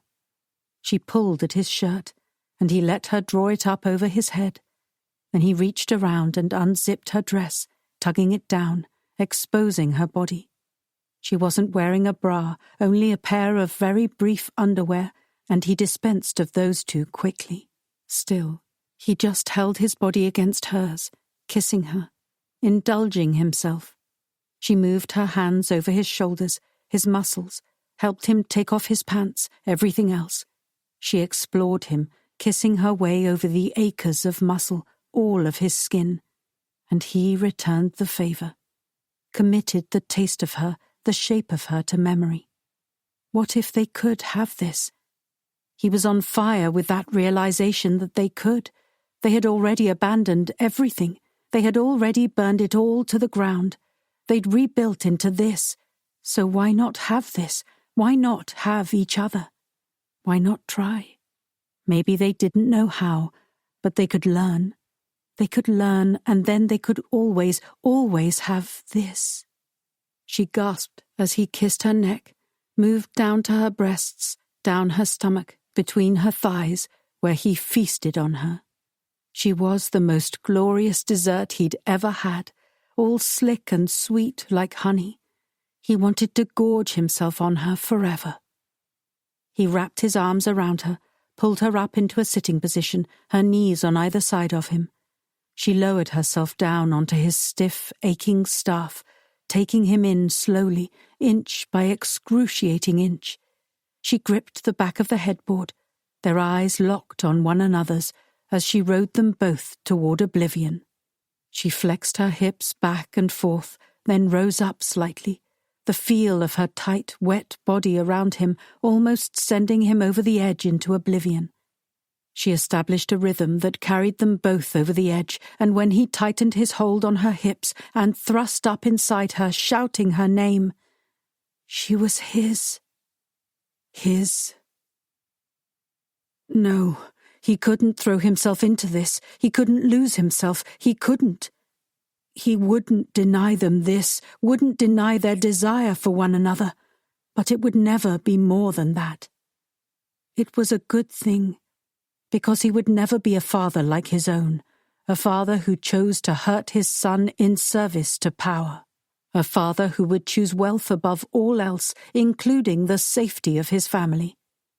It could never only be the two of them.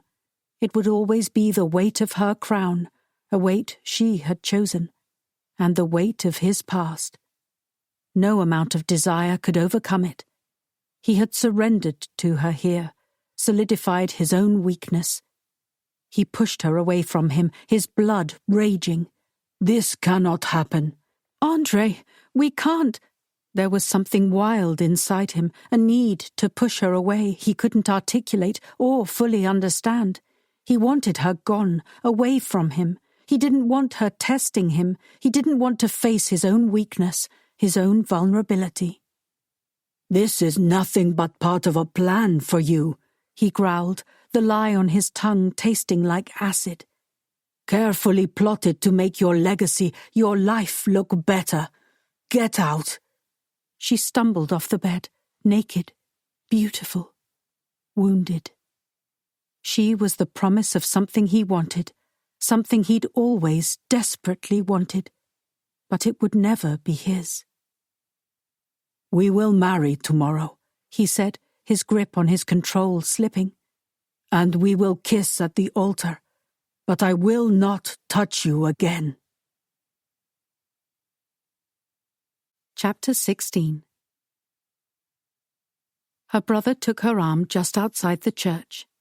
It was an echo of her aborted wedding 2 months ago, and it was painful now to think of how different things might have been if...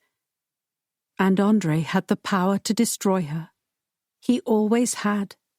He had nearly done it last night, her attempt at finding a way to make things easier, to make them better. Because you still haven't told him the truth. You haven't told yourself the truth. What she felt for him was so big that it had always felt like the right thing to run away from it. It had always felt safer and better to turn toward duty rather than surrendering to what she felt for him. And now it was too late, because the fire between them had turned into something uncontrollable, unbearable, kerosene on a little match when she had decided to marry Lucian after being with him. He had sacrificed everything for her, to be with her. He had given up on his duty. He had embraced the thing inside himself that scared him the most, and she hadn't. She hadn't offered him anything. She had chosen duty over the desire that existed between them, but not because it wasn't strong for her, but because she was afraid of it. Scared enough that the idea of marrying a man she didn't love, a man who was potentially cruel, a man who was potentially a murderer, seemed less frightening than submitting herself to a future loving André, needing André. Because when you needed people, they died. And all that was left was their memory. All that you could cling to was grief. Unless you could make it a mission. She was so good at making a mission, and so bad at living, at feeling, at being a whole person. What is it? It's too painful. I can't bear it, Onyx. I can't bear how much I love him. I haven't been able to bear it or stand it or admit it since I was 15. If I were to lose him, I would lose everything. Love is terrible. I pretty much went to the ends of the earth to outrun it, and it came after me. Then why do you look so sad, if the two of you love each other? Because we don't. I love him, I do. But I don't know how to reach him. I don't even know how to reach myself. It sounds so stupid, but I only know how to be a princess. In Romania, it was different. I was angry and sometimes unstable. I was his friend. Then we decided that we would do this for the good of our child. We are better when we're on a mission, don't you get it? I don't. I've never been in love. It spoke volumes about his marriage. He wasn't even trying to hide it. She wondered how things had been in the months since she and André had left. The answer was likely not good. Not good at all. Well, it's terrible. I hurt him. I think he did love me. I don't think he ever will again. Our relationship is now in name only. That is the most foolish thing I've ever heard, Onyx said, and guaranteed to end in destruction. It won't. We're both very good at this. Let's not discuss the severe implosion the two of you had right before your wedding. I'm sorry. That's really what I'm trying to say. I'm sorry. I am going to marry him. Our child will be legitimate. Since she was making demands now, she would go ahead and make more. She still wanted to do something of importance for her country, and she would. And I would like a job in your cabinet. I would like to take on foreign affairs. I know that I can negotiate different trade deals, different alliances. I'm good at that. You are. You know you could have always had this if only you would have asked. But I was being the architect of my own impossible love story, she said. I couldn't ask you for this. I couldn't take it, because then I wouldn't have any excuses, and how can I keep myself safe? And how will you do it now, sister? How? Because you will have everything you want and still deny yourself? You will have the man of your dreams, be married to him, have a child with him, and deny yourself everything? I'll have him with me. That's not denying myself everything. The worst thing is to miss somebody like you've lost a limb, at least to have him with me. Hear me when I tell you this. There are worse things than that. Having somebody with you and not being able to reach them, that is the loneliness that you are not prepared for. It felt like such a deep, dark warning, and it left her feeling shaken. Well, it's something I'm going to have to get used to, I fear. You don't have to get used to it, Emerald. You can still turn back from this. I don't care if there are 2,000 people out there and millions on a live stream. Nothing has ever mattered but your happiness. It wasn't a shock to hear that from her brother. He had always behaved that way. It seemed like she was the only person who had a difficult time wanting to be happy, because happiness on a grand scale felt so risky. It felt like something that could be taken away, felt like something awful, painful and terrible. You can turn back. She was in a terrible position now, because the truth was she could never fully be happy without André. He was her person, in so many ways. But now that she was looking straight down the barrel of her own cowardice, she realized that there was one thing she hadn't offered him: her heart. She had offered her body, she had offered her hand in marriage, but she hadn't truly made herself vulnerable to him. He had done it for her. He had risked everything to take her from that wedding. He had shown his heart, because he hadn't been claiming the baby. All of his anger and his rage after that had been because he had broken his own moral code, his own vows, for her. Why would he say that he loved her after that? He had been willing to break himself in half, and then he hadn't been. But if he understood that it came from a place of fear, because her feelings were so strong, not because they weren't strong enough. She gripped her bouquet of flowers tightly and held on to her brother's arm. You love him? Yes. And you don't think he loves you? Not anymore. I feel like everything inside him retreated, and why wouldn't it? You don't know everything about him. His father was a horrible crime lord, and his whole life with him was difficult. It's made love such a complicated thing for him. Don't be too hard on yourself. I think he does love you. I also think you are right, and it's a difficult thing for him. I think that he hasn't given you the words, either. He gave me the gesture. Trust me, the man is much more likely to jump off a cliff into the sea than admit his feelings. Don't let him off the hook that easily. With that, the music changed, and it was their cue to go down the aisle. André was there, standing, his dark eyes glistening with something she couldn't quite discern. Emotion, maybe, if it were somebody else, but it was André, and so it was impossible to say. Did he feel the same way about her? Would she be able to get it back? If she risked everything, if she tore herself open and bared her heart to him? She'd already tried. She tried to do it softly, with sweet sex, and he had pushed her away. So she had to give him the words. She had to.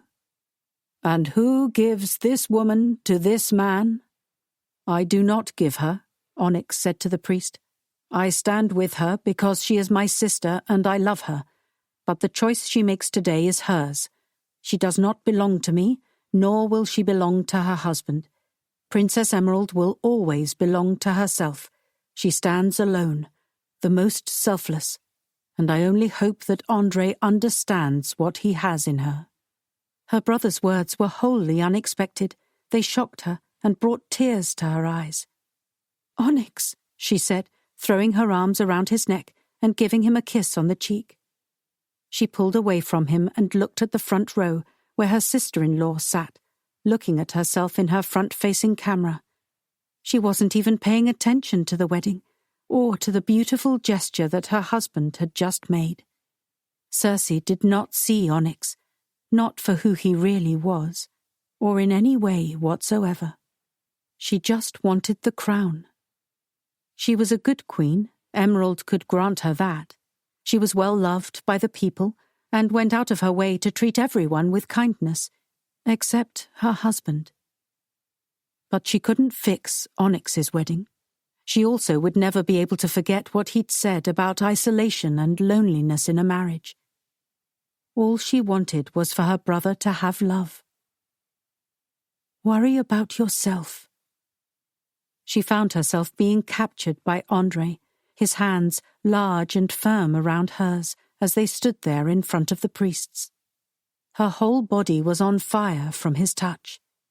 Even just last night, he had her, and yet it would never be enough. But the sex was only a physical expression of the emotion that was already there. It always had been.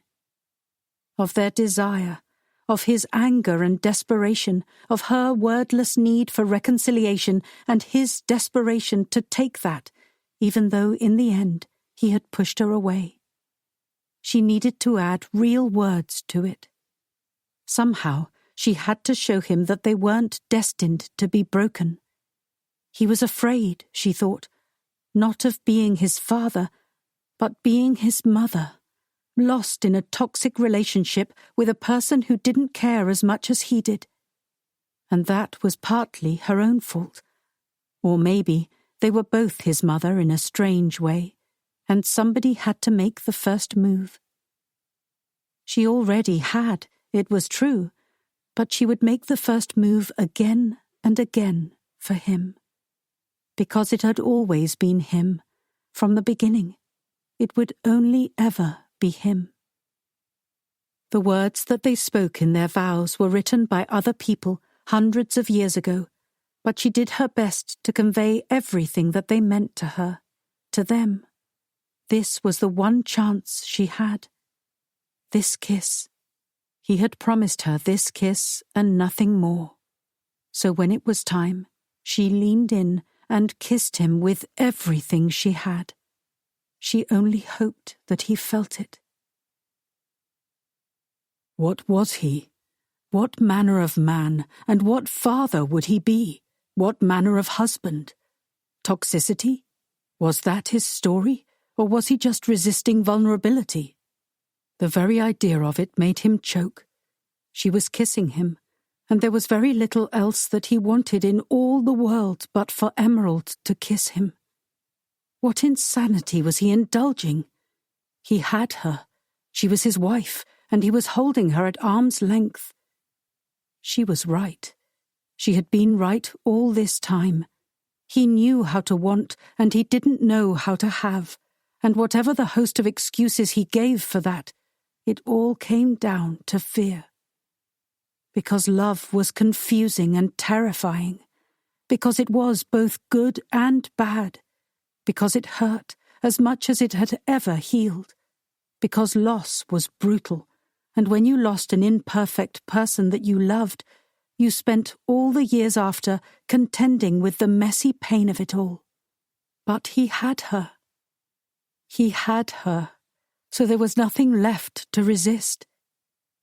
He put his hand on her face, and he kissed her, poured everything he had into that kiss, accepted everything she was giving him. It didn't matter what she said. It didn't matter if he loved her more. It didn't matter. Because what was martyrdom, sacrifice, any of it, if it wasn't met with declaration, if it wasn't met with absolute devotion? His own had been contingent on her actions, and that was weak. It was the act of a man desperately protecting himself. Maybe she would have chosen another man, another fate. And so it was up to him to spend the rest of his life proving to her that this was the better path, that this was what they both wanted. He would not do that by shutting her out. When they parted, she looked dazed, and he felt the same. Their perception was a study in endurance. He didn't want to be there. He wanted to be alone with her. There were things that needed to be said. But first, he needed to show her that he'd been wrong. About their passion, about their desire. It was so strong that it had the power to encapsulate his rage, his betrayal, and in that moment it had been sharp. But it wasn't toxic. That need between them never could be. Because he loved her. And if he had to spend the rest of his life working to make her love him in return, then he would. He would lay it all at her feet. And finally, when they were able to go back to their suite of rooms, he didn't wait for her to speak. He captured her face in his hands and he kissed her. "Andre," she whispered. "Let me show you," he said. He would worship her body, her soul, everything that she was. He unzipped the back of her dress, and that beautiful creation fell free. He couldn't remember what that ruined wedding dress for her aborted wedding had looked like, because she had been a bride for him today, and that was all that mattered. Lucian didn't matter. The only way that he mattered was that he had been the catalyst for the two of them finally giving in, for the two of them finally claiming what they actually wanted. For that, he almost had to give thanks for him. Almost. He would not give the man that much credit. Underneath the wedding dress was the most beautiful lingerie set he'd ever seen, white, pushing her glorious breasts up, revealing the shadow of her peach-coloured nipples beneath. She had white stockings with garters on, and he could see the dusky patch of curls between her thighs, just barely covered by a web of lace. She was worthy of praise. She was worthy of everything. He had thought that fixing his gaze upon a mission would keep his pride intact. His pride could be damned. It was nothing. It meant nothing. "My princess," he said, kneeling before her, an expression of fealty, but so much more. He gripped her hips and pressed his face to that patch of curls between her legs, swept her underwear to the side, and began to taste her, lick her.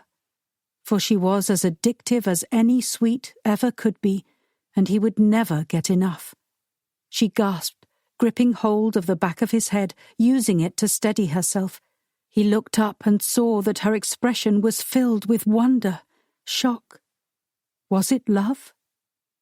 In the end, he would make her call out his name, and his alone. Tonight, that might have to be enough. She came hard, her desire flooding his mouth, and then he kissed his way up her thigh, her hip, her stomach, and kissed her, letting her taste herself on his lips. When he pulled away, she looked nearly drunk on her own desire. He knew what had to happen next. He walked her across the room, brought her to the vanity and bent her over, a repetition of what had happened that night in Alabria, that night when he had decided to embrace his selfishness. A front, that's what it had been. He had been undone by his love for her, brought to the brink by it. And it was so much easier, so much more comfortable for him to say that he was like his father, selfish through and through. Because admitting that he loved her, that unmanned him. And so, unmanned was what he would have to be. He wanted her to see this differently. He gripped her chin, forced her to look straight ahead. "Look at us," he said, his voice tender. He held her throat softly, letting her feel the care, the strength restrained. Her breathing was rapid, her pulse fluttering at the base of her throat. He curved her head around and pressed his mouth over it, kissed her. And then he unhooked her bra, let her breasts spill free into his hands, pinched her nipples between his fingers before moving his hands down her hips and tugging her panties down as best he could around the garter belt. He bent her over, his hand not forceful, but firm. He wanted her to feel the way that he cared about her, the way that he held her. He wanted her to feel the shift, the promise. "Look at us," he whispered. He wrapped her hair around his hand and breathed in deeply the scent of lilacs and summertime, of emerald. He freed himself from his briefs and pushed deep inside her. He held them both there, like that, an expression of awe and wonder on her face, one that was matched on his own. "I love you," he growled. He thrust forward, claiming her, over and over again, driving them both to the brink. "I love you," he said. "I love you." He said it with each thrust, like a prayer, like a promise. He said it from the very depths of himself, because it was true, whether she ever said it to him or not, because that was what it had always been, and yes, he had loved her with the promise of never having her in return, and there was something about that had comforted him, because he had been a boy, scared of his own memories, of himself. But he wasn't afraid anymore. He had thought that this was being unmanned. That wasn't true. His father was not a man, because he had never truly been able to love those around him more than he loved his own pride, his own comfort, himself.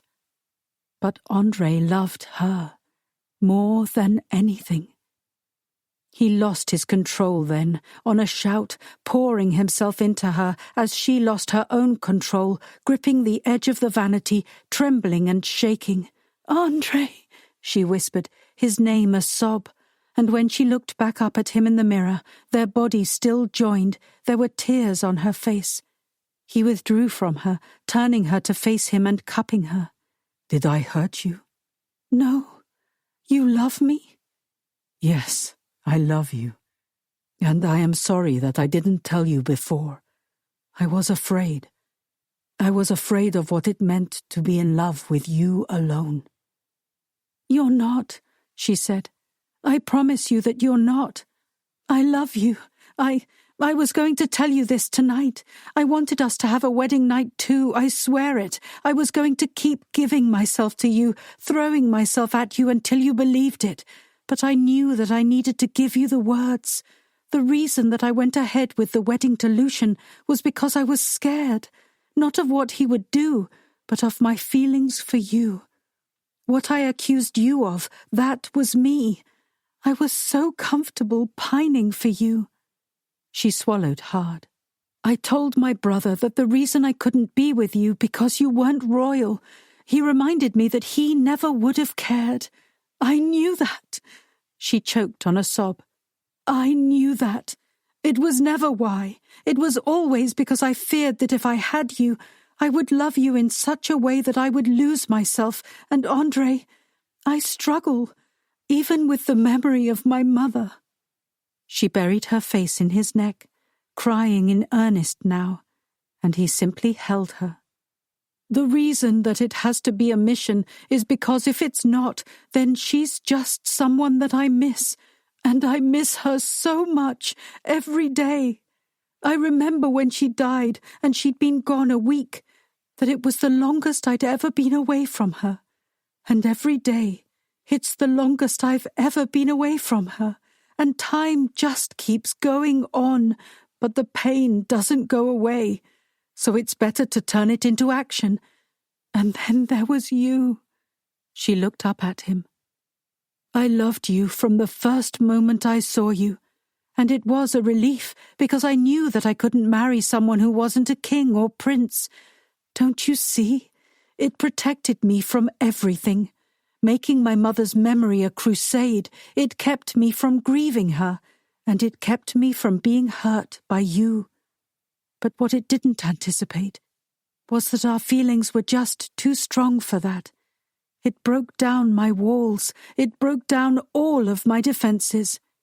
"Emerald," he whispered, "my princess, you broke down all of mine.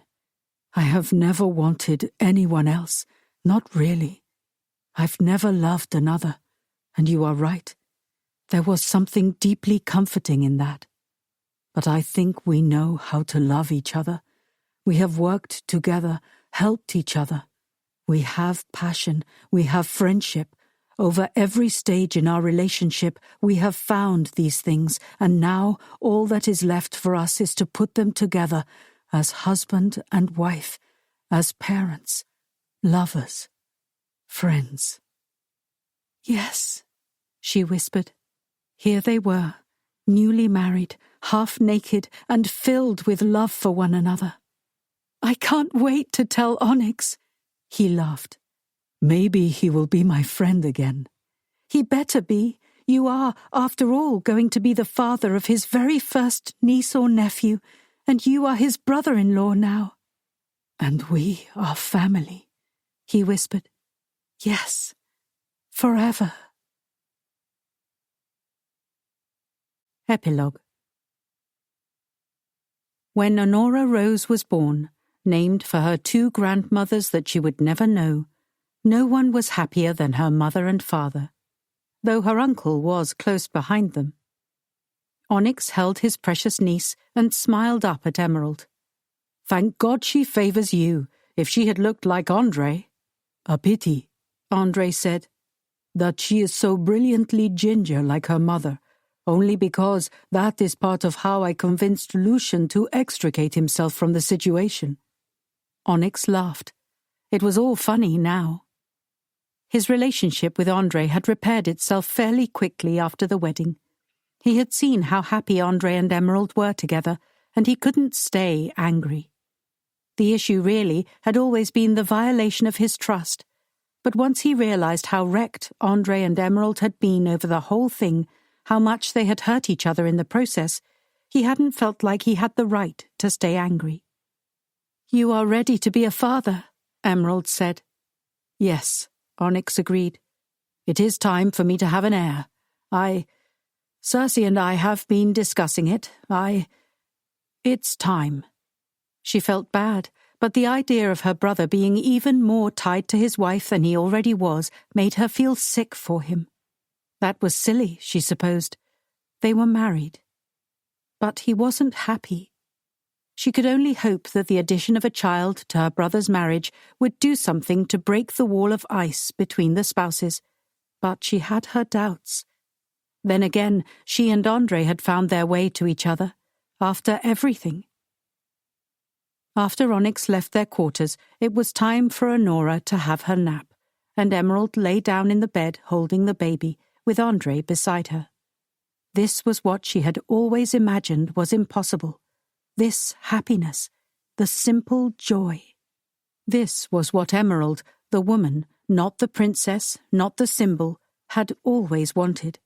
This sweet, simple happiness with the man she loved. She smiled. What? Oh, I was just thinking. Love is so simple. When you can heal from all the things that kept you captive all your life. Andre laughed. Yes, such a simple thing. And a miracle. He leaned in and kissed her, and she had never been so grateful. For everything, even the pain. Because it had brought them here. And there was nowhere else she would rather be. King's Captive Bride. Chapter 1. A dragon's hunger is only satiated by the blood of maidens. I think about my grandmother's words now as my sister's cries of despair echo through the house. I can't marry him, she's sobbing in earnest. And I do feel bad for her, though I've always thought that level of emotion was an expense people in our position can't afford. Eve is more fragile than I am. My mom has always said that. She isn't wrong. But my mom says it like it's a truth that can't be changed, and I'm not sure I agree with that. Eve knows she'll be taken care of, no matter what.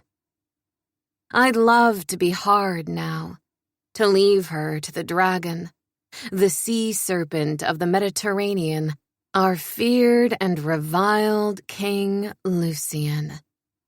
The trouble is, I can't. What lesson is she going to learn being wrenched away from the man she loves? I do believe she's in love with Marcus, even if I think love is a foolish endeavor. It certainly never served any of the women in our family. It's why my mother has 2 daughters with 2 men, and neither of them are still here. Why my grandmother spent all her days living with us. Why her mother before her left England for Alabria. Because she'd fallen in love with a man she'd met in London who told her to come here. She did.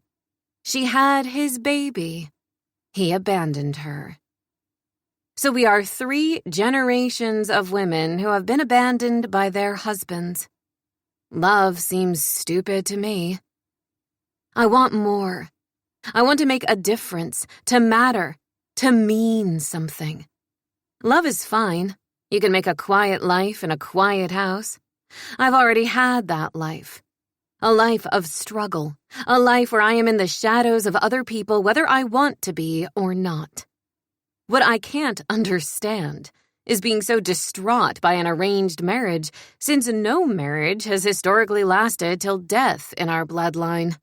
Though, with Lucian, death could come sooner than expected.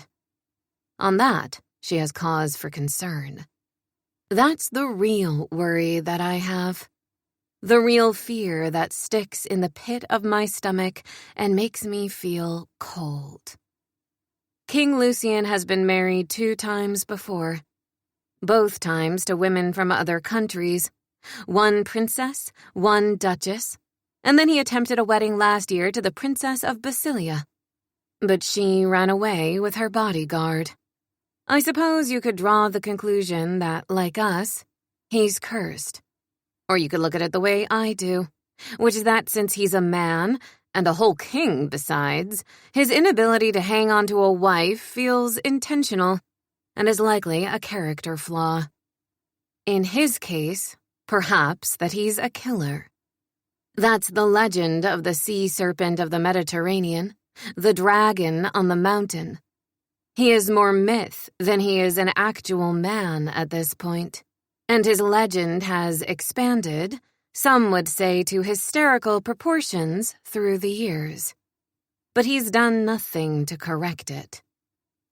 There are rumors he's disfigured from the wars, which took place before I was born. There are rumors he was cursed by a witch and made half monster. I don't believe that. That's ridiculous. School children have rhymes about him. The mad king who might devour his subjects as soon as rule them. He rules Alabria with an iron fist. He isn't a dictator by any stretch, but he controls the sky, not allowing planes to fly in or out. Every square inch of accessible coastline is patrolled heavily. No one gets in or out without him knowing. We're allowed in and out, but... There was a war when he was born, way before my time. He's 40 years old to my 22. I came along after the violence stopped. I don't know how it would have shaped me. My mom did what she does best during that time. She smoked and drank and had a nice time. She met men she liked, and some she didn't. She worked, waiting tables or doing nails and hair for a while. She always took care of my grandmother and our modest house. It's Eve's beauty that put her on his radar. He was determined, or so it was whispered, to marry a woman from Alabria this time. A woman to represent the people, from the people. His scouts looked far and wide for the right woman, and they happened upon Eve in the salon she works at. The Beautician and the Beast. The headlines write themselves. My family doesn't want headlines. Mom has never really wanted to elevate herself, though the situation with money is a continual stress. If she didn't have to worry about bills, then things would be easier for her. If we don't do this, we may lose everything. If we do, my mother will never have to worry about money again. Maybe then she wouldn't want for anything. I suppose she would have liked to fall in love. I hope, for her sake, she still will. She's cheerful about our lot in life, even as she struggles. Grandma wasn't cheerful so much as she was determined. Eve is a dreamer. I'm a planner. I never planned to stay here. I've always wanted to leave. I wanted to go to Paris, to London. I wanted to see New York City. I've been saving and trying to arrange to get to university in another country. I have some money, and I have a collection of scholarships and aid awards and a few different options for school. I'm older for a university student, but it's taken time for me to piece all of this together. I want to be a scientist, a medical researcher. I want to matter far more than a peasant in a near-forgotten country. I want to change things, to make life better for other people. The churn of humanity overwhelms and comforts me in equal measure. We are, by turns, expendable and infinitely precious all at once. but I had thought that if I could change something for the better. It doesn't matter now. In my mind, I see a picture of my own closed fist, holding on to everything I've ever wanted. Everything I was so close to having. I imagine myself letting it go. I'll do it, I say. I stand up from the dinner table, planting my hands firmly on the surface. Eve is still wailing, and neither she nor my mom seem to have really heard what I said. I'll do it. The wailing stops. My mom looks at me. I'll marry him instead. Lilith. My mom looks like she pities me for a moment, and I can't figure out why that would be. It isn't like he knows Eve. Why should he care? Eve exchanges a look with my mother. He has seen me, she says. In photos. Oh, it's about Eve being prettier than me. They aren't wrong. She's redheaded with bouncy curls and vibrant green eyes. She looks a lot like his attempted wife who ran away from him, actually. I saw her picture splashed all over the news afterward. Eve is curvy and tall, and I've heard that King Lucian is 6'5". I would look ridiculous with him. I'm plain. There's nothing wrong with that. I don't consider beauty a virtue, nor do I care overmuch about my looks. I make myself as presentable as possible in every situation. But my blonde hair is straight and fine and best served in a ponytail so it isn't just hanging lank around my face. My style is best described as woman saving money to try to get to university out of the country, meaning thrifted, and not in a trendy way. I'm short. I'm petite, with bony wrists, ankles, and knees. I would never have really noticed that. But Eve had a particular affinity for calling out the various prominent bones on my body when we were children, to the degree where she once spent a summer calling me Nobby instead of Lilith. And I'm certainly not what you'd ever call a siren. I know I'm not as pretty as Eve, I say, because I'm nothing if not realistic about who I am. Eve doesn't lord her beauty over me. She's always teased me the way a sister should. My mom and sister aren't trying to be mean in the veiled observation that I'm not the physical prize Eve would be. These are just facts.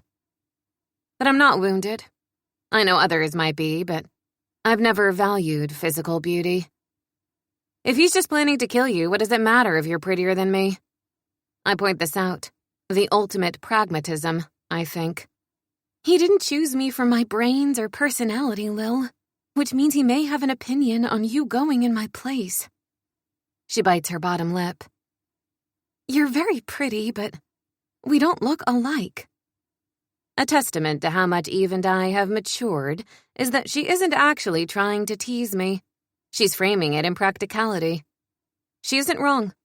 Even if we were equal in beauty, we aren't the same. And men have types, I've heard. Eve and I aren't the same type. I realize that what Eve has just implied is that if he'd chosen her for her brains and personality, he might have taken me instead. Which is a bit unfair to her. She's a lovely person. She's fun in a way I've never been, certainly. I know we don't, but honestly, his wives seem to come and go very quickly. Eve starts to tear up again. Lil, it's medieval. I know, I say. We don't have a choice. It was made very clear that he is expecting a bride.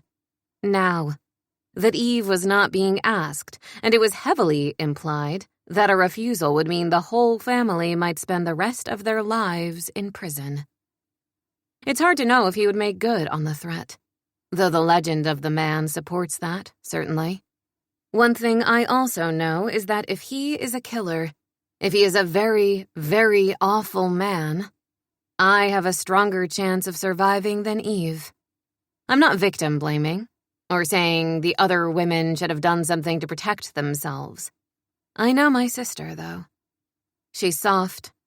If it's too difficult, she won't even want to live. But I do. I want to live, and I want to do things. I want to make an impact. I could marry him, and maybe I could change things for the better. What if I could convince him to open up the skies? What if I could convince him to fund our university and fund more medical research? What if I could take every change I wanted to make in myself and bring it to Alabria? Maybe I'm self-aggrandizing. My grandmother would probably say that.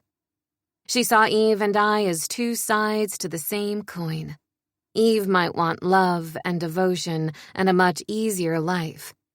But Grandma saw it as no different than me dreaming of leaving, of getting a job in scientific research. I don't think they're the same at all. One of those things has very concrete steps. The other depends on men. What I am aware of is that this will mean my dreams now depend on a man. I don't love that. But if Eve is forced into marriage with him, then I won't be able to leave. I'll always be worried about her safety and well-being. I'll feel like I need to be close. Nothing will actually change. In this scenario, she stays with our mother. She marries Marcus. Our family will get money from the crown. Mom won't have to work anymore. Eve will have her soft life. Eve, if you marry him, it makes more problems than it solves. If I marry him, it solves more than it makes. She blinks. Oh? Yes, trust me. The envoy is coming today, Mom says. You can't just bait and switch them. We'll see if I can. I'll try anyway. You would do that? For me? Eve asks. Yes, I say. Why? Her eyes are wide. I'm your older sister. I should be protecting you. But just like we all know Eve is prettier than I am, we know that she can't protect me. We know that I'm the one with the practical spirit. We know that it's me who would be the one we counted on if things got truly dire. You don't have to, I say. It seems like I should, she replies. There is no should. I want you to be happy. I really, really want you to be happy. That much is true. I've never been searching for happiness, so much as purpose. And I can find purpose in this, something that I know Eve won't be able to do. She's never going to find purpose in suffering. The truth is, I have no interest in marriage. I have no interest in romance. I don't even really have an interest in sex. I know about it. I know how to satisfy myself if need be. But I don't have strong fantasies of anyone or anything. It means that whatever the king wants, however he is, none of it matters to me. Eve is like my mom. She loves the romance of it all, the excitement. She loves when she meets a new man. And she has taken great joy in falling in love with Marcus. I don't think that it will last forever, which isn't low confidence in my sister. It's just, her feelings are very intense. I don't think that necessarily makes him the best man on earth just because she thinks he is. But she'll fall in love maybe 10 times more and enjoy it every single time. Being in the palace will stifle her, if it doesn't kill her. He's very old, she says, wrinkling her nose. I laugh. I don't care about that. You'll have to have children, she says.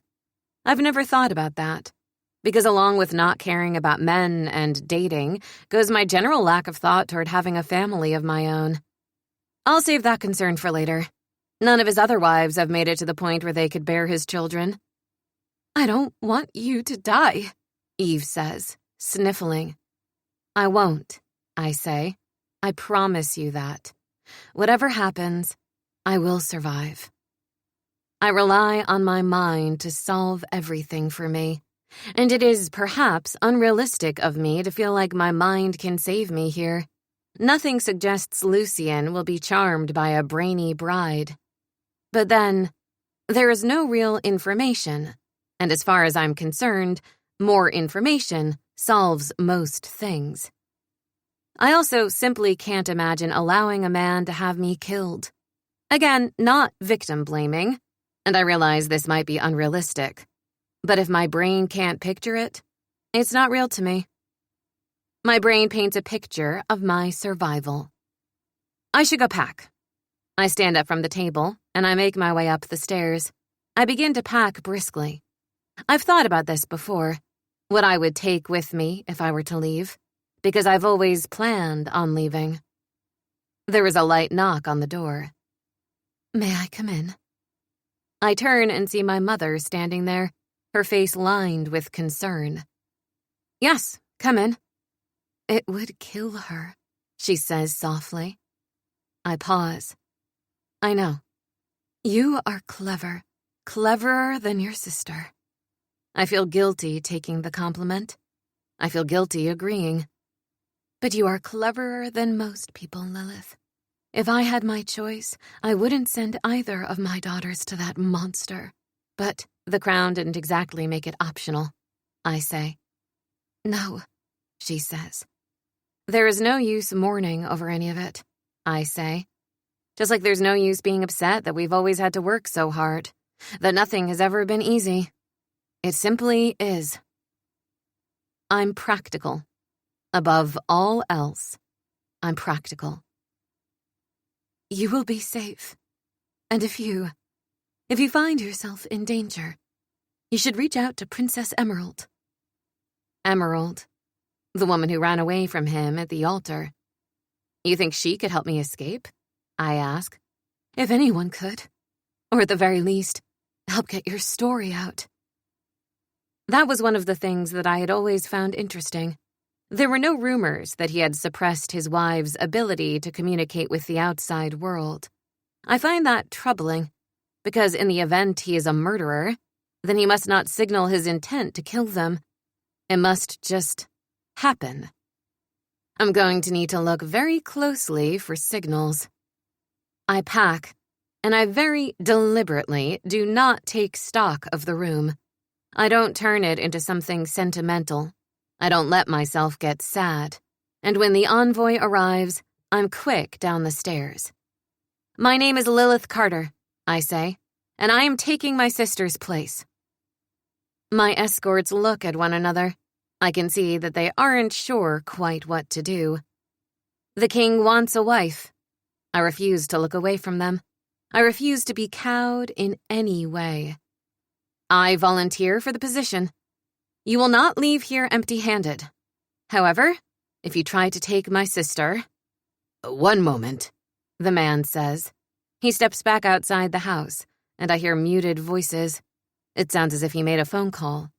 A moment later, he comes back in. All right, he says. You may come with us. I clutch my bag more tightly in my hands. All right, I agree.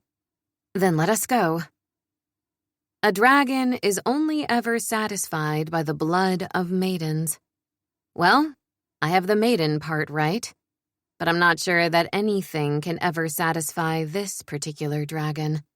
Everything I've ever heard about him suggests that he is a black hole. And a black hole can never be filled. All it does is consume everything in its wake. Chapter 2. No one has seen King Lucian in years. I mean, that isn't strictly true. Many people have seen him. There were many people in attendance at the wedding that didn't happen last year. But there are never photographs at the events that he's at, and he never speaks on camera. He is seen, but only in the flesh. And in order to see him in the flesh, you have to be someone of import.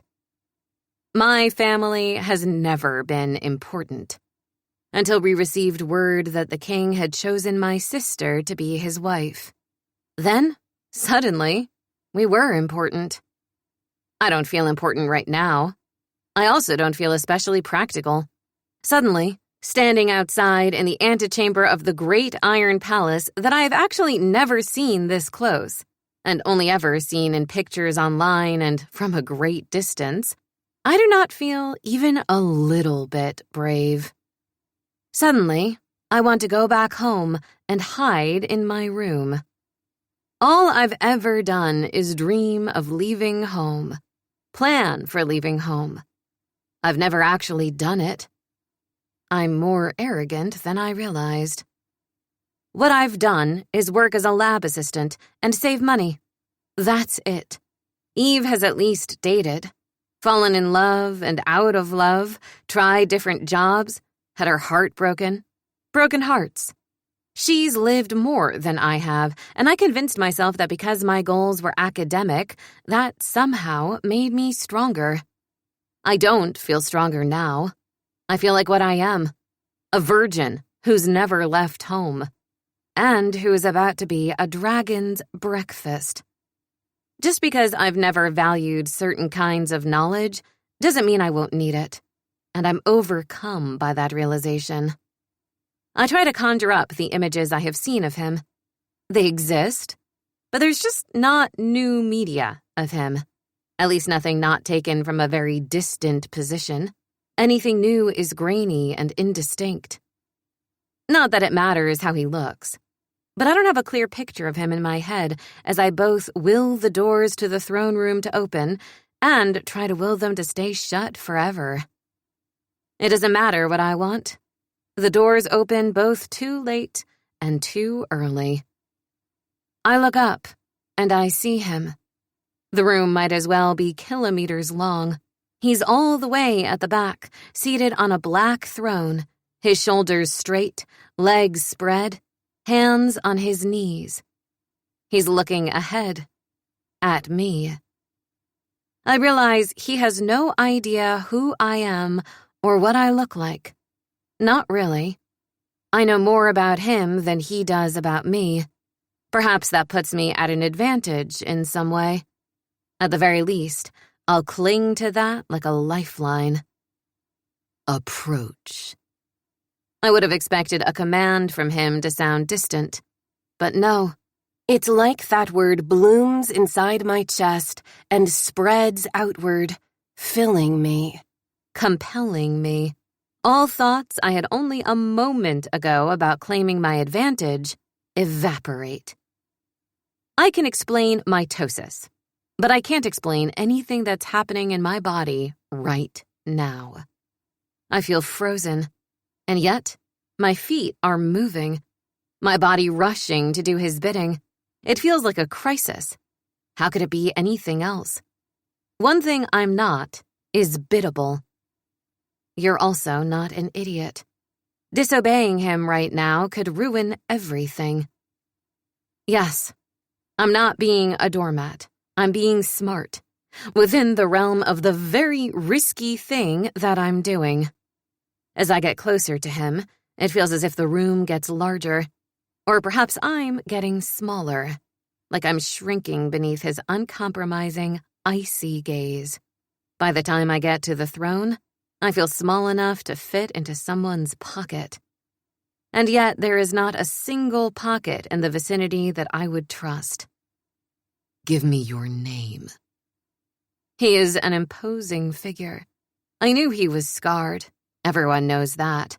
What I didn't anticipate was how extreme the contrast is between that scarred flesh on his right side and the pristine beauty of his left.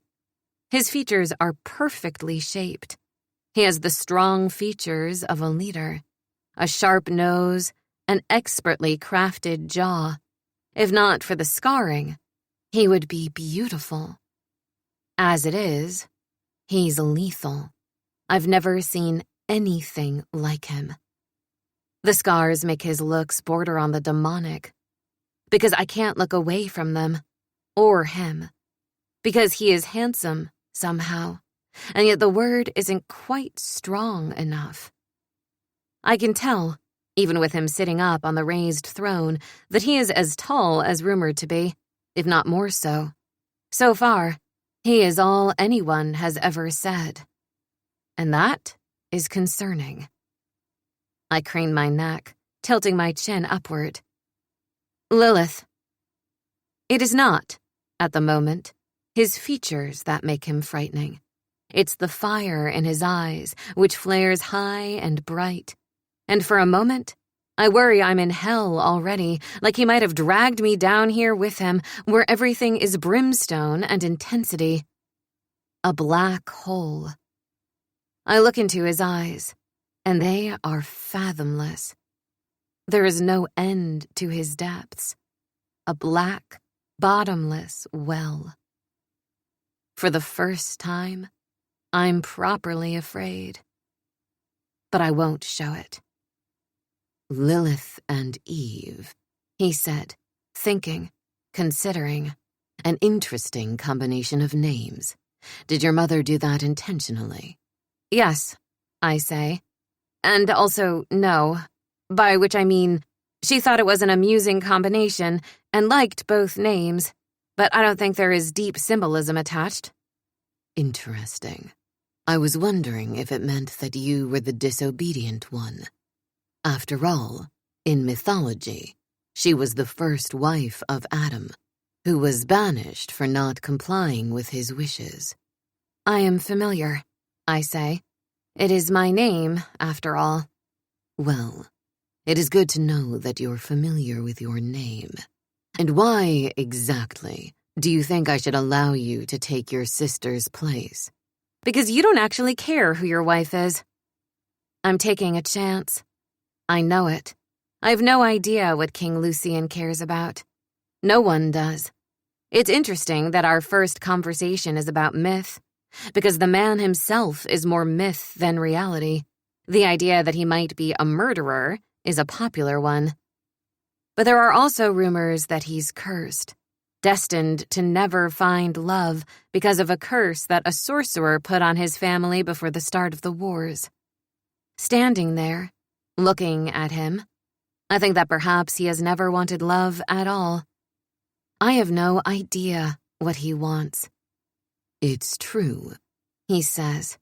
I decided to select a woman from Alabria, a commoner. I thought that it might, perhaps, boost morale among the people, to know that one of their own rules alongside me. Do you intend to have your wife rule alongside you? He tilts his head to the side, and he reminds me rather of a snake considering his prey. I haven't decided yet. Tell me about yourself, Lilith. It is a command. I can tell that he has never had a command directly disobeyed. I can also tell that this is a test.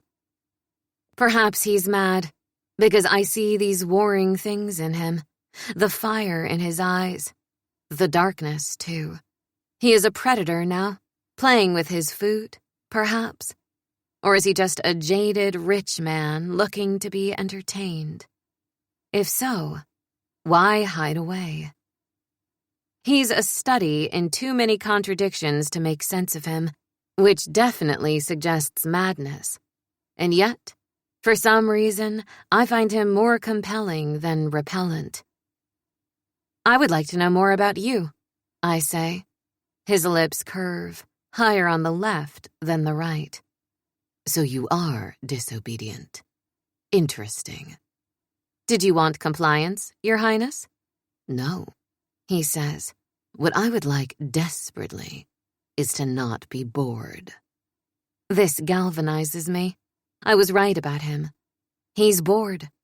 People often find me entertaining, even when I'm not trying to be funny, whether it's because I'm forthright or just a bit bolder than a woman should be.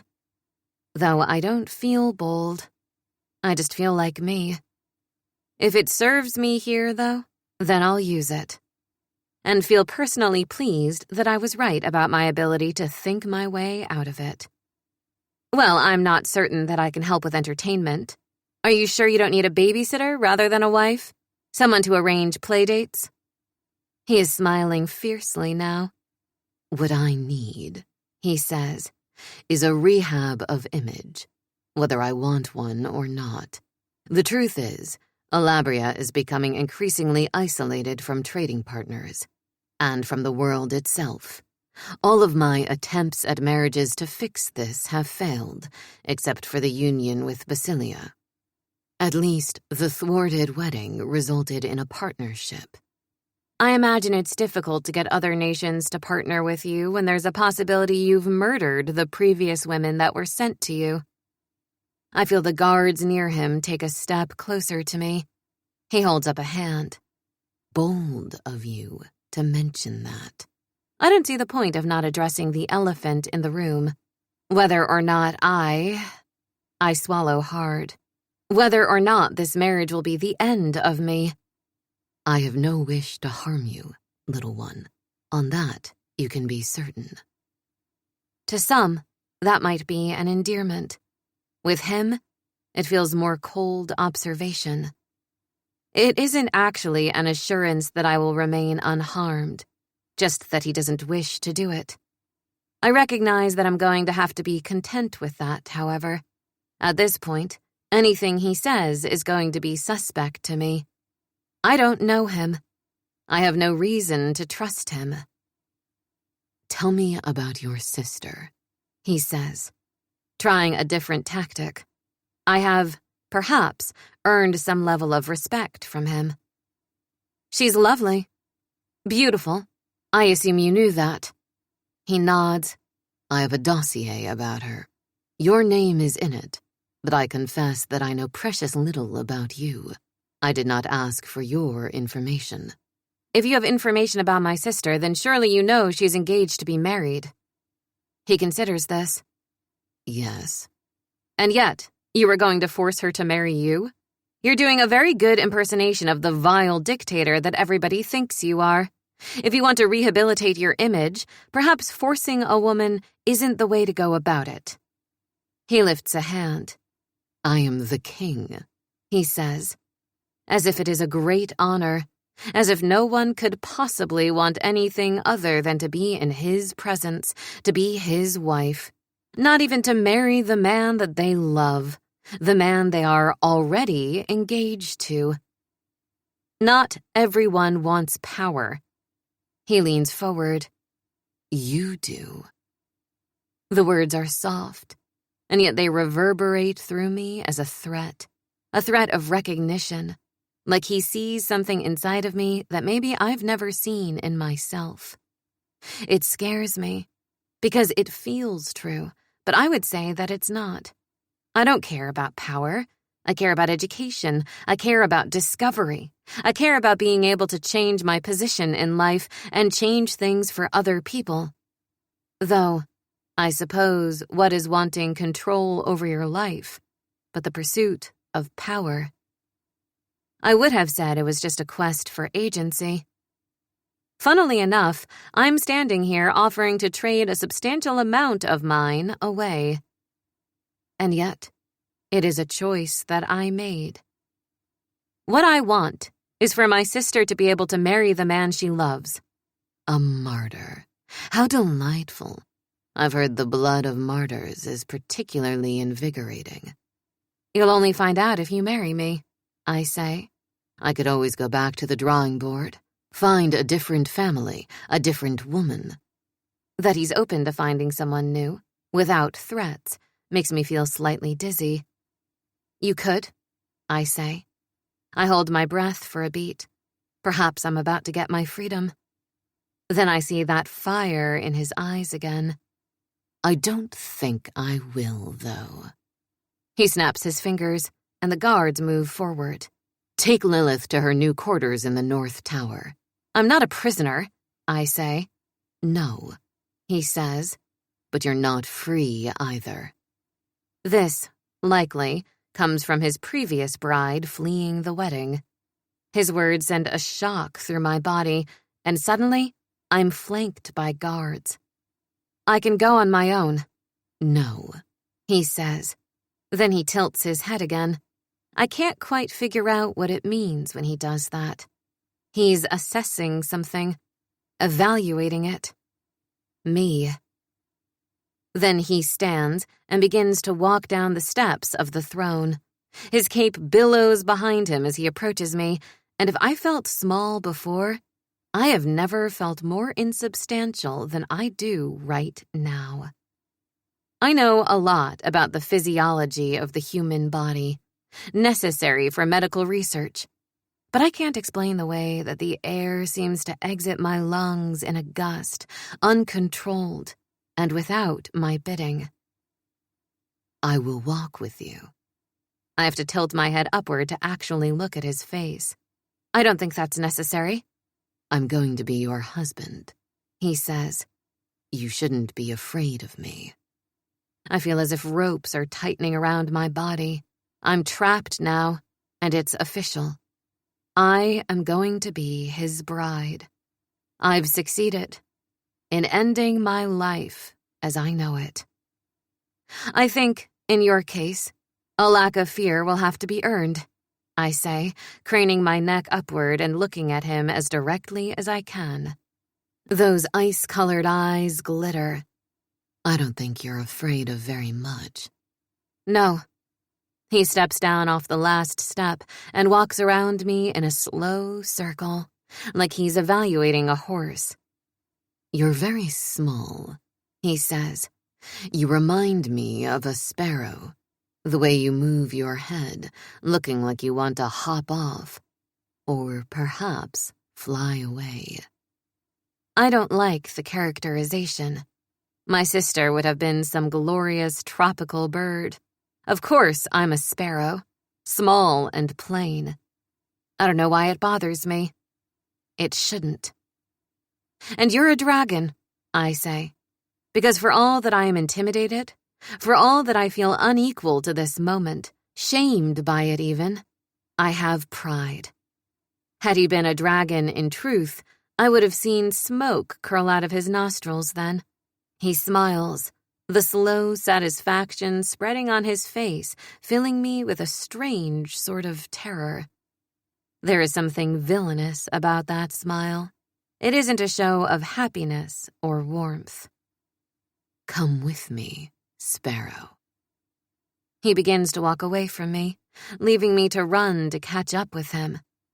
You can't walk that quickly, I say, my legs working as quickly as they can.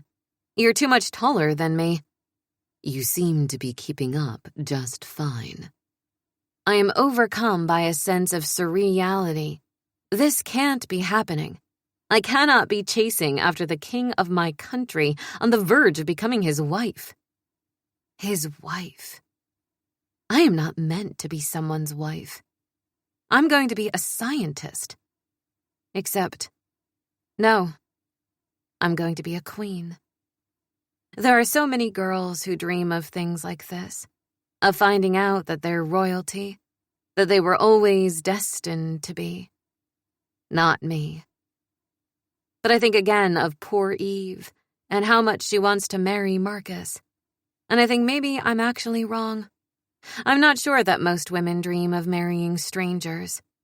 I think they dream of being safe and happy, of knowing that their problems will be taken care of, and sometimes that fantasy takes the shape of becoming a princess. But when given the choice between royalty and love, Eve chose love. And I chose love, too. The love of my sister. I chose it over my own dreams. Not for the first time. I wonder if I've made a terrible mistake. We exit the throne room and cross a great antechamber, heading to a spiral staircase, tight and narrow, that winds up and up and up. Are the stairs the only way of getting there? Yes, he says. And my room is up there? As is mine, he says. Oh. There's no way that we are going to share a room. Royalty doesn't do that. And I don't know him. You have a separate room, I say. He chuckles. Yes, of course, as is fitting. I feel mollified by this, but my thighs are burning and the backs of my calves are weeping for relief. There must be 500 stairs, and I'm dizzy from the tight spiral. This is medieval. You are such a small thing. I would think carrying yourself up the stairs would be easy. I'm more of a reader than a person who climbs. I see. And what do you like to read? Science textbooks. He makes a noise in the back of his throat. It sounds disappointed. I don't like nonfiction very much. I prefer the classics. Romantic literature. You do? Yes, He says. Why is that a surprise? Because you're... I'm kidding. He says. I know exactly why it's a surprise. But don't believe everything that you've heard about me, Sparrow. Most of it isn't true. Why would people lie about you? They aren't lying on purpose. I'm like God in many ways. People invent stories about me to feel closer to me, to demystify me, to know me. But they don't know me. No one does. No one? No one. He repeats. And just then, we reach the top of the stairs. Our rooms are the only rooms here. Does your poor staff have to climb all those stairs to bring things to you? He laughed. There is a service elevator. I lied to you. You... Come, he says, taking me down the short hallway and to an ornate gold door. There is a tree embossed on the door, apples hanging from the branches. Beneath it is a serpent and a woman. Well, that is a bit on the nose, I say. You see, when I found your sister, I thought it was amusing. I think this is better. I don't ask why. Instead, I wrap my hand around the doorknob and push the door open. The room inside is beyond opulent. It's like nothing I've ever seen before. It is itself a whole fairy tale.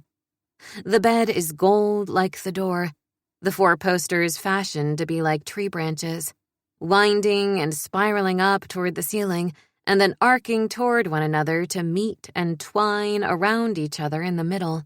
There is soft pink fabric draped over the gold. The blankets and pillows on the bed are sumptuous and lovely. I have never even fantasized about luxury on this level. I dreamed of other things. But I can't deny that this is... Is it to your liking? What's not to like? You like science, and I wasn't expecting you. Had I known, perhaps, I would have made a room more to your taste. Does me liking science mean I can't also like pretty things? Yes, he says. I laugh at him. I can't help it. That's a ridiculous thing to say. Science is beautiful. My study focus is going to be biology, the study of life, of the building blocks that make up everything around us. What's more beautiful than that? I realize then that I have made assumptions, because I spoke about my studies like they might still be possible. I don't know if that's true. I don't know anything. My life is no longer guaranteed, in any capacity. Interesting, he says. I suppose I've never seen it that way. It was simply a subject that used to put me to sleep in school. I would much rather read. The images that words paint are sometimes the only thing strong enough to blot out ugly memories. It's a profound statement, and one that makes me curious, but I can see that I've lost him. I believe you, he says. When you need food, simply pick up the phone and order, and it will be brought to you, using the service elevator. Can I use the service elevator? I ask. You are going to be queen, Sparrow. You can do whatever you like. But much in the same way that I am not a prisoner, but not quite free, I know that I cannot actually do whatever I like. It's only that I do not know exactly what is forbidden to me. He leaves, closing the door firmly behind him, and I am struck by the scene on that side of the door. A naked man and woman standing together. It's not the same woman with the snake. I move closer and begin to extend my hand, and then I drop it. I shake my head. Then I walk over to the bed and sit down. I replay the last hour in my mind. My hands begin to shake uncontrollably, and I look down at them, trying to regain control. I can't. Then I burst into tears. Chapter 3. I cry until I fall asleep. The burst of emotion is unexpected. I've been powering through everything, every hardship, every thwarted and delayed dream for so many years, and it's as if I've finally hit a breaking point. I see his blue eyes in my mind, his great and terrible beauty. He himself is a breaking point. When I wake up, I look out the window and see stars. I rub my eyes and my stomach growls. I'm sure that I've missed my window to get food. I sit up in bed, and then, before I even realize what I'm reacting to, I startle and begin to prepare myself to run, because there's someone in the corner of my room, sitting. And then my brain catches up, and I realize it must be him, the king. He is in the same posture that he sat in when I first arrived in the throne room, hands planted on his knees, legs spread wide. I can feel him looking at me. I already know, even with his face obscured in shadow, that he is tilting his head, evaluating me in that way of his. I am fully clothed, but I pull the covers up higher as if they might protect me from his gaze. That he's been sitting there watching me sleep makes me feel exposed, and I don't like it. What are you doing in my room? I asked in the kitchen if you had ordered dinner. They said no. I began to worry that you had thrown yourself out the window. Well, you did say there was a service elevator. I'm much more likely to take that than I am to fling myself to the rocks below. He shrugs. You would be surprised. His words send a chill down my spine. Well, I'm fine. I just fell asleep. You must be hungry. I'm not, I say, but my stomach growls, calling me a liar. I can tell by the way he shifts that he's heard it. He leans forward, a shaft of moonlight falling over his face. Don't be foolish. You will come downstairs and eat. I will not, I say, refusing him just to establish some form of independence. Enough, he says. He stands and makes his way over to the bed, holding his hand out to me. Do not engage in foolishness with me, Sparrow. My name is Lilith. I know, he says, but you are Lilith to everyone. To me, you are Sparrow. I look at his extended hand. Ignore it, and I get out of bed. My body feels heavy. So does my soul. There is no need to be difficult, he says, his words a sharp reproach. Remember, I did not force you to come here. No, you were only going to force my sister. He makes a noise that I assume is agreement. I did, he says, but it has all worked out in the end. I grind my back teeth together, deciding that there is no point in continuing to fight with him. I gave in to despair earlier, and I won't do that again. My lifetime of careful planning has crumbled. I made an impulsive decision, something I've never done before in my life. And now, I'm dealing with the consequences. Why are we taking the stairs? I complain as I realize he's leading us back down that tight, steep spiral. I prefer it, he says. And is everything about your preference? Yes. I ponder this. He's the king, so I suppose that's true. Nothing has ever been about my preference. I can't even access that. The level of selfishness. I guess that's what it's like when you have endless resources, so no one ever has to compromise or share. I also have no family, he says. Tell me about yours. Surely you've read about my family in whatever dossier you received about Eve. And you've heard about me, the great and terrible sea serpent of the Mediterranean. Yet you don't know me. Speak to me, sparrow. He breezes past that remark so quickly that I can't get a foothold in it. Can't read his emotion, if there is any at all. It's my mother, myself, and Eve. For most of my life, we also lived with my grandmother, but my words catch in my throat. She died 3 years ago. I see. People have a distressing habit of doing that. Dying. Well, yes. It's sort of the way things work. True. My mom is a hairdresser. My sister, she does nails right now, though she's the kind of person who gets bored very quickly with certain things, so I imagine that she'll learn a new skill and quickly figure out a way to make money doing that. She used to bake. Before that, she did little miniature paintings of people's pets. Well, that sounds extremely enterprising.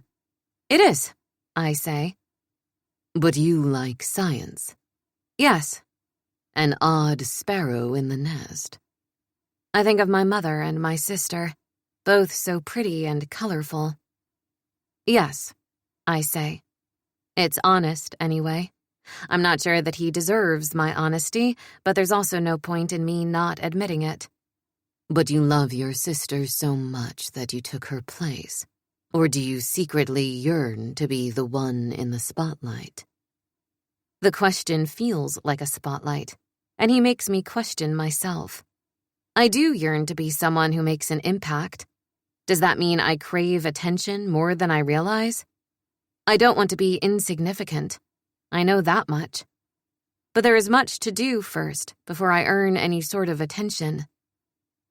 I don't yearn for the spotlight, I say. I yearn for university. To study biology. Well, yes. Medical research. That's what I ultimately want to do. Interesting. I will take that under advisement. Finally, we exit the endless spiral staircase and are back in the big empty antechamber. I follow him to another corridor and down a long hallway all the way to the end until we arrive at a large dining room with a table that could easily seat 100 people. He gestures to his seat at the end. Take your seat. I will ensure that your food is brought directly. I think about arguing, but I don't, partly because my legs hurt after running the stair gauntlet again. He vanishes for a moment, then reappears, taking his spot at the head of the table. I realize that I am at his right hand. I can't tell if that's significant or not. I'm having a difficult time figuring him out at all.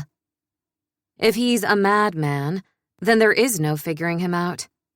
That is something that must be taken into consideration. But I certainly didn't expect for him to be trying to spend any time with me. I figured that I would appear and he would either wave a hand and send me to the dungeon, or he would kill me. He's done neither. And I don't know what to do with that as a development. Now he's sitting there, staring at me like I'm a puzzle that he wants to solve. I'm probably looking at him in much the same way. Only a moment later, a heaping plate of food is brought in. There is roasted chicken and beef, mashed potatoes, vegetables. I haven't seen a meal like that. Maybe ever. My mom isn't much of a cook. Well, none of us are. We take turns, because that's only fair. But that means that our meals are cheap and simple. This is nothing like that. And there's so much butter. On everything. I try to hide my delight, because I don't want him to know that this is one of the more exciting things to ever happen to me. Obviously, I fail at that, because when I take a bite of the mashed potatoes, something appears in his eyes, and he leans in. You like that? Yes, I say. What's not to like? Obviously, your chef is very good. What is your favorite thing to eat? I don't want to tell him that I don't know. But the truth is, I am right at this moment eating the best thing that I've ever had in my entire life. And I would not have said that mashed potatoes were my favorite food, but these mashed potatoes are.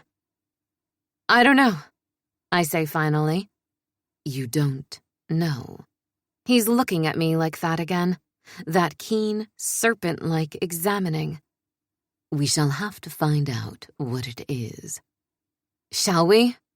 I bite back the question as to whether or not it's so he knows what to make for my last meal. I probably shouldn't bring death up every time I'm with him. If it's on his to-do list and it slipped his mind for a moment, I shouldn't remind him.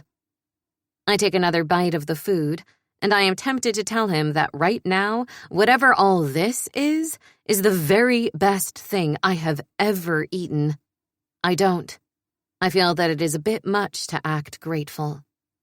What sorts of things do you wish to do as queen? The subject changes abruptly, and I have to chew and swallow my food before I can answer. Well, as I've mentioned, I wish to study. Yes, but as queen, the scope of your duties will encompass overseeing certain programs for the nation.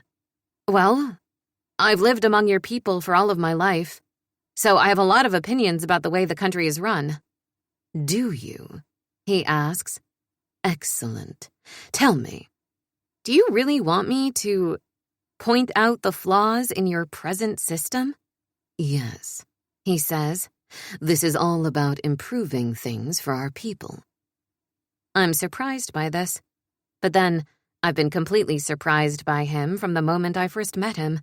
There are ways in which he's just like the stories, but also he isn't. The myth of King Lucian is just that, a myth. Though I'm not entirely sure if the version that is sitting in front of me right now is better than those myths or worse. I can't tell if I'm being played with, like a mouse rather than a sparrow, or if he's being somewhat sincere. I would really like to see increased funding for education. The public school system as well as the universities here. The public universities in Alabria lag behind the rest of the world. I was going to go to university in England, most likely.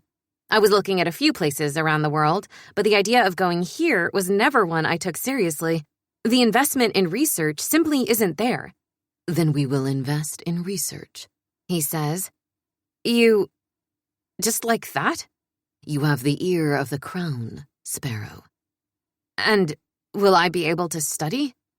Perhaps in a fashion. We will see. There is the matter of heirs.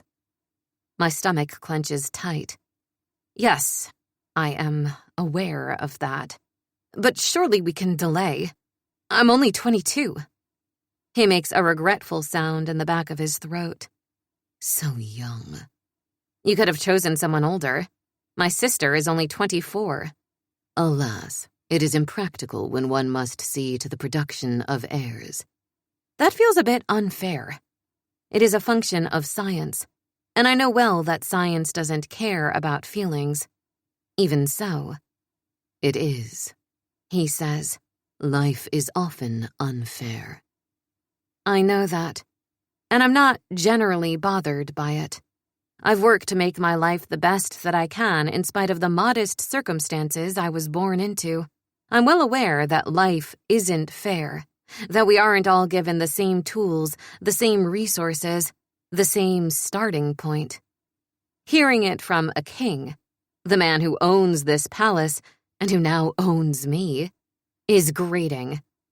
I've noticed, I say, especially when some have all the money and power and others have to scrape the crumbs of it from the floor. Is this how you feel about your own life? It's how so many people feel about their own lives. Are you anti-monarchy? He asks, studying me intently. I'm too practical for that. The abolition of government is unlikely as long as men want power. And spoiler, I don't think men will ever not want power. A monarchy is just one of the many imperfect and corruptible styles of government.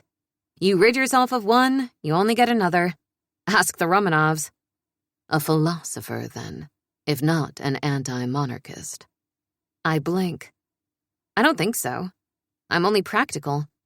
Only practical, he asks. Is that all you are, little sparrow? I think about my life. All the years I've spent studying and working hard to get where I wanted to go, then how I demolished it all when my sister wept. No, I say, I'm not only practical. Sacrificing myself for my sister wasn't practical. He moves nearer to me, and my breath catches. Then there are footsteps at the threshold of the room. Servants appear and clear our plates, and he has not moved away from me, but he doesn't move forward anymore. He is frozen, and my breath is caught in my chest as my heart tries to burrow its way straight through the front of my chest cavity. New plates are placed before us, with decadent-looking cakes on them. My mouth waters in spite of myself. I look up at him, and my heart begins to race. No, I'm not always practical. This isn't practical at all.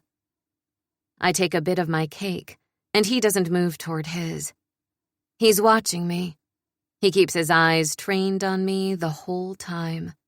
In defiance of that, I don't stop what I'm doing. I eat every last bite without asking what his problem is or why he's watching me. I won't give him the satisfaction of knowing I find him perplexing. As soon as I take that last bite, he moves. He leans in and presses his thumb against the corner of my mouth and wipes away a bit of frosting. Then, without looking away, he draws back and brings his thumb to his lips, licking the traces of sweetness away. My stomach hollows out and drops into my feet. You know, he says, I'm not a fan of overly sweet things, but this may have changed my mind. My brain synapses are firing, sparking, trying to come to some conclusion about what he's just said, trying to make it about something other than sex. I have no experience with men or sex. Really, none at all with attraction that exists outside the secret places in my mind. Fantasy is one thing, but to have a real man looking at me like this, so close, so in control of me, so dangerous to me, is beyond the scope of my ability to fathom. I say nothing, and then he takes hold of my chin, his thumb and forefinger squeezing tight. I might be king of Alabria, but I am also your king, Sparrow. Isn't that the same thing? I ask, my voice trembling.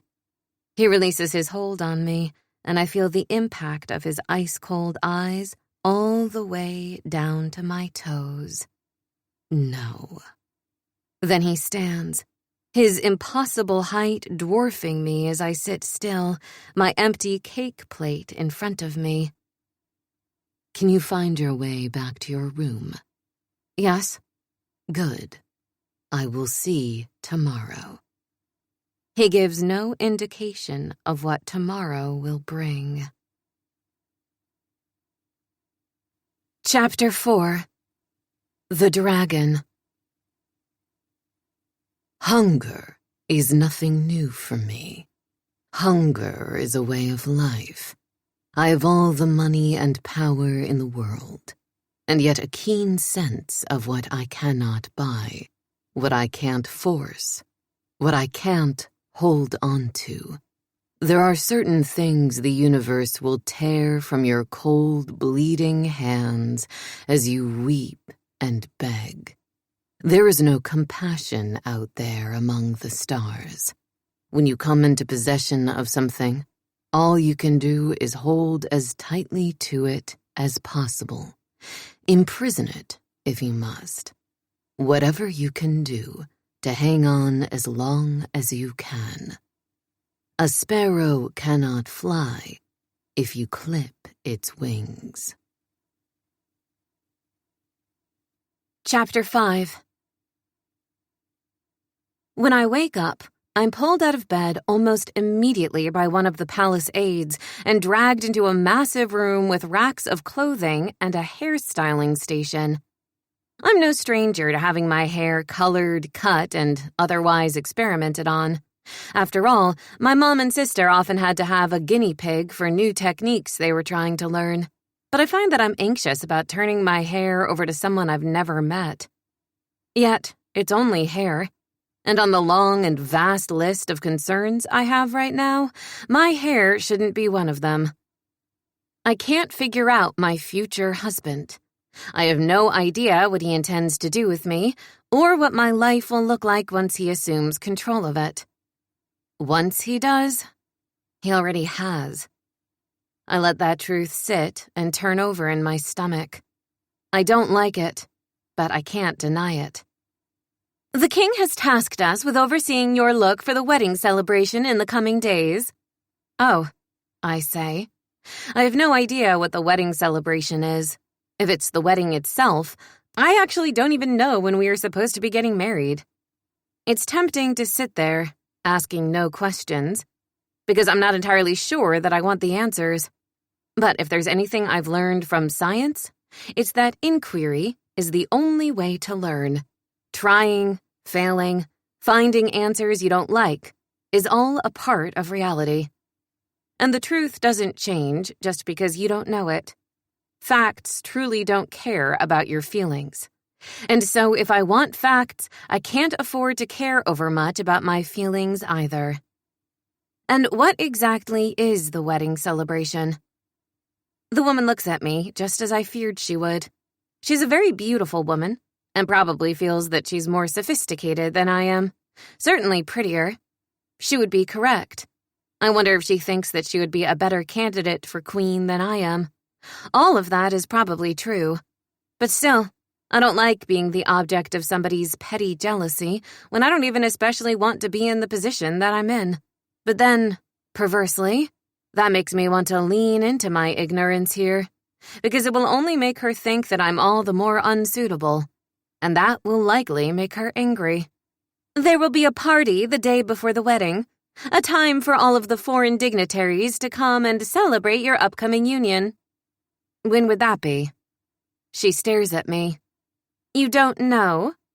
Yes, our great and glorious king likes to keep me in suspense about everything, but most of all, my fate. I can tell that she's shocked that I would say something so dry about the man himself.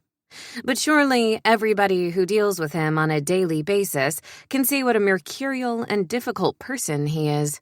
Even if he isn't a murderer, and I'm still withholding judgment on that, he doesn't do anything to make his movements clear, to make his intentions transparent. If anything, he seems to delight in his own opacity. The wedding will be Sunday, she says. I see. You must know, then, that there was another bride intended for this wedding originally. She nods. Yes, I was given an entirely different color profile, and I had to change everything. Also, your measurements are different. I laughed. Oh, I know. The original bride was my sister. I can tell that she's curious. Her curiosity is warring with her irritation at my existence. My sister is in love with someone else, I say. I stepped in because I'm not in love with anyone. And you get to be the queen. I didn't want to be queen either. This gags her. I'm amused.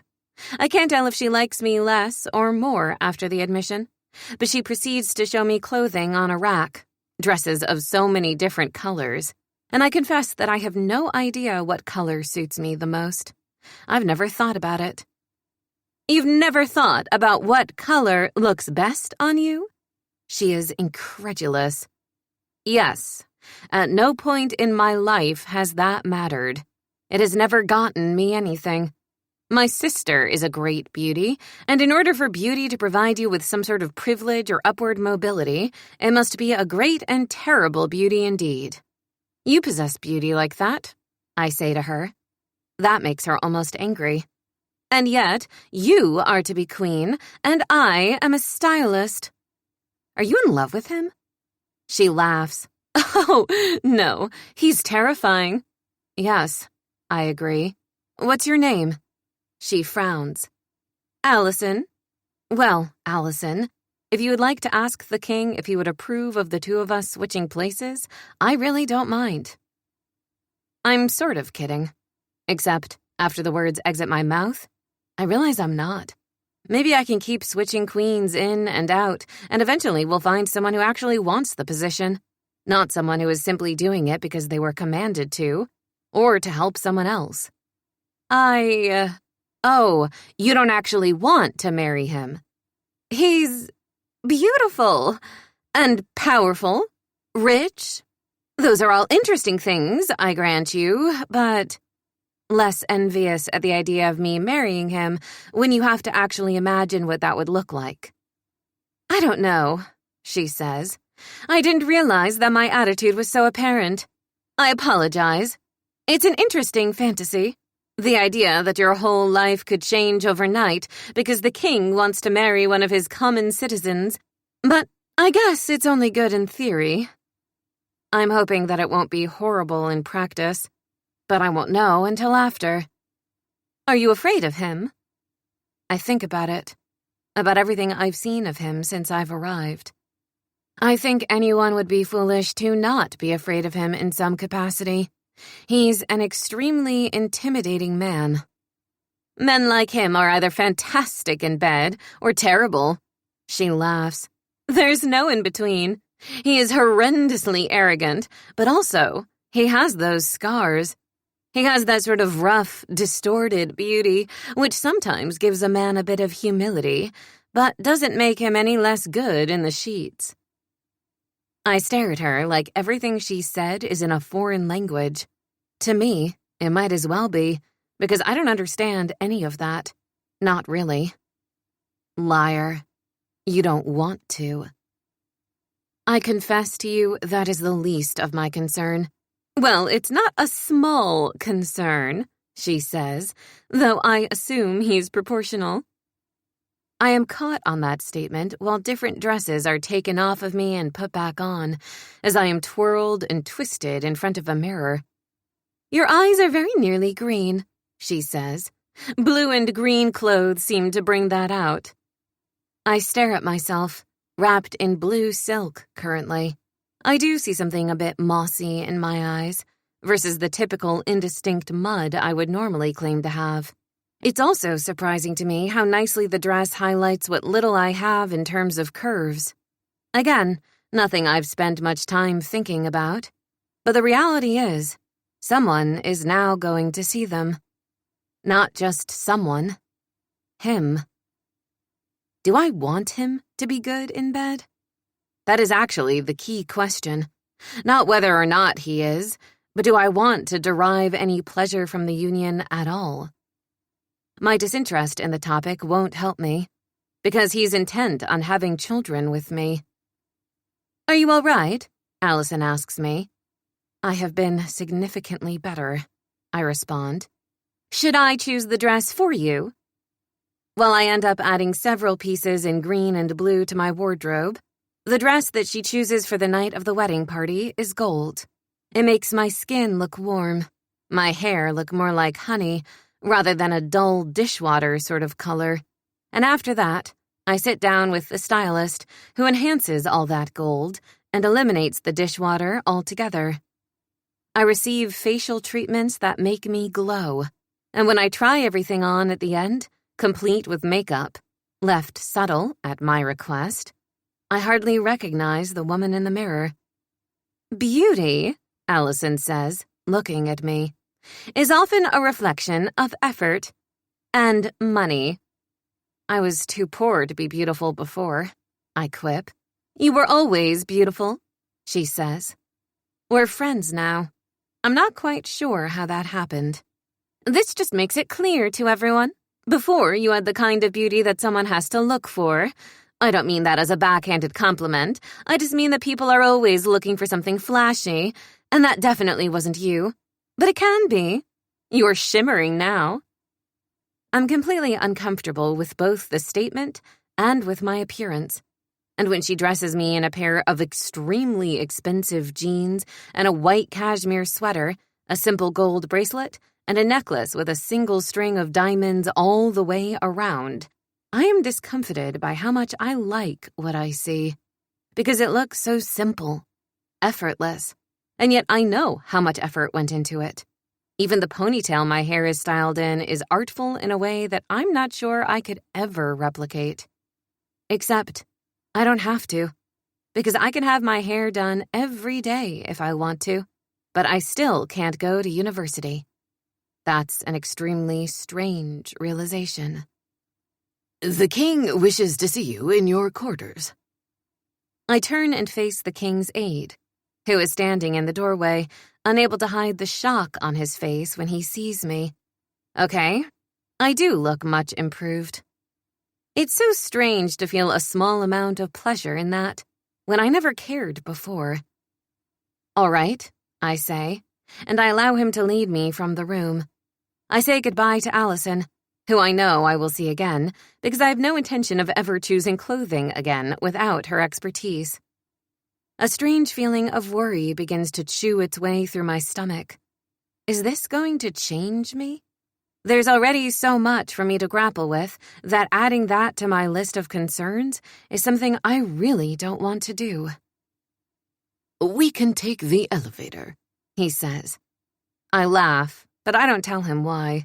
Of course, Lucien seems opposed to the elevator. Or at least, he doesn't want me to be able to use it. He's such a strange man.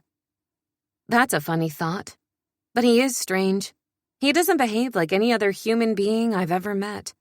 He also doesn't behave quite like the monster I expected him to be. He is a creature entirely apart from any behavior I've ever witnessed before. He is beautiful. Allison is right about that. It's almost otherworldly, though. And yet, he touched me last night. The response it created in my body was wholly foreign to me. I've experienced desire before, yes. Or rather, I would say I've experienced arousal, in the most basic physiological sense. Always and only theoretical, and in the confines of fantasies that I am utterly in control of. Men I can solve like a puzzle. Men who make sense, like science. Lucien is not like that. When he put his hand on me, I was so aware of how little control I have with him. The idea sends a shiver of dread down my spine. I tell myself that it's dread, because if it's something else, then... No. I refuse to think about it. I refuse. We arrive at my room shortly, and I push the door open. Lucien is inside, as if it is his room and not mine. He has absolutely no respect for boundaries. But then, I suppose everything in the palace is his. Everything in the country is his. I wonder if he feels like anything is forbidden to him, or if he feels like all of this is his due. If he feels like everything and everyone is simply renting a piece of this place that belongs to him, and he is the rightful owner of it all. Simply because he was born to the throne. He has been the king for as long as I've been alive. The gap in our ages feels so vast at the moment, along with the gap in our power, wealth, and authority. He has lived a whole life additional to mine, and also wields so much more control than I ever will. He turns to face me, and something ignites in his ice-blue eyes. The response that he has to my makeover is different than the response the aide had. It's nothing like simple recognition. I am immobilized by the expression on his face. There is something so intense there, so dark, like he is exercising an intense amount of control to continue to just keep standing there, to not move on me. Devour me. He looks hungry. He looks like a predator. I cannot tell whether I want to run away from him or whether I want to stand and see what he'll do, whether I'm frightened or fascinated. It's the same feeling that I had last night, only amplified. When he touched my chin, I felt things in my body that I have never felt before. And the truth of the situation simply didn't matter. Not that he might be a murderer. Not that I'm being forced into all of this. Not that I should be outraged and never, ever attracted to him. There is so much to fear. The fact that he now has total and complete dominion over my life. The fact that I am to be a royal brood mare. The fact that when I marry him, he is going to have husbandly rights to my body, and as the king, does he feel he owns me as well? I see that you have been with the royal stylist today. Yes, I say. I watch him closely, because as small and undone as I feel in this moment, I recognize that he also feels something. His feelings might be the key to my power, if I can learn to wield them, if I can learn to find real meaning in them. The sound he makes, a deep growl in the back of his throat, speaks of approval, though I can't say how I know that, only that I feel it.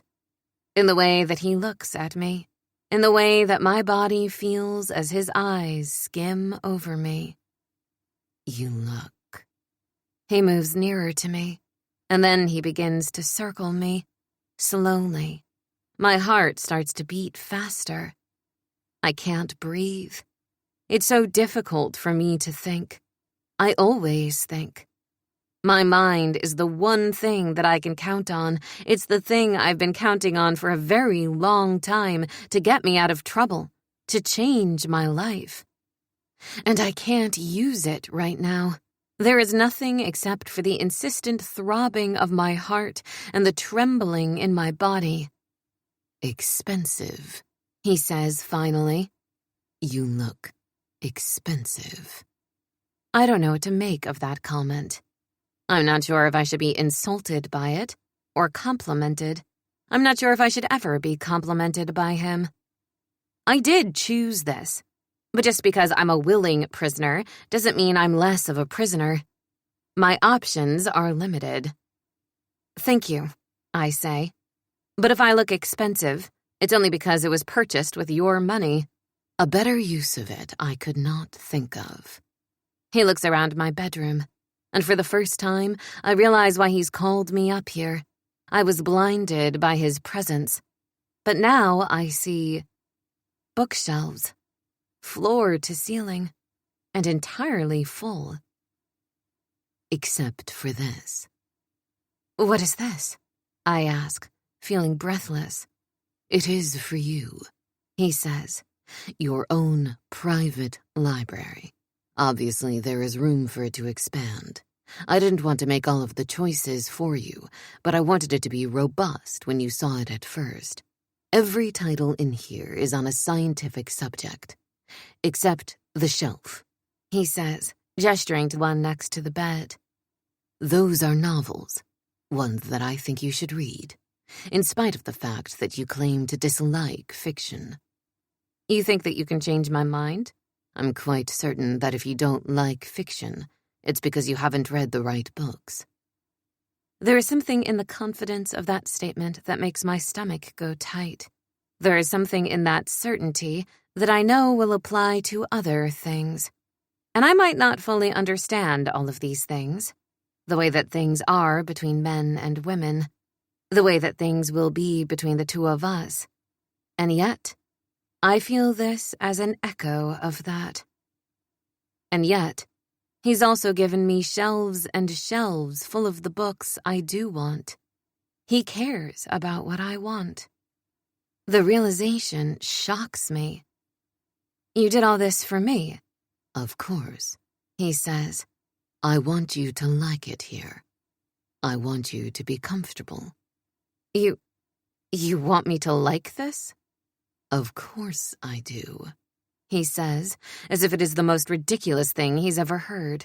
The idea that this man who makes edicts out of other people's lives might not care about their happiness. Your time will be spent here, in the majority. You must have access to the things that bring you joy. I am rattled by this statement that I'm going to spend most of my time here. What about the potential for studying at university? We have the ability to bring top-tier teachers in for you, for you to join in classes virtually anywhere in the world. There is no need for you to go to university. But I realized that it was a childish thought.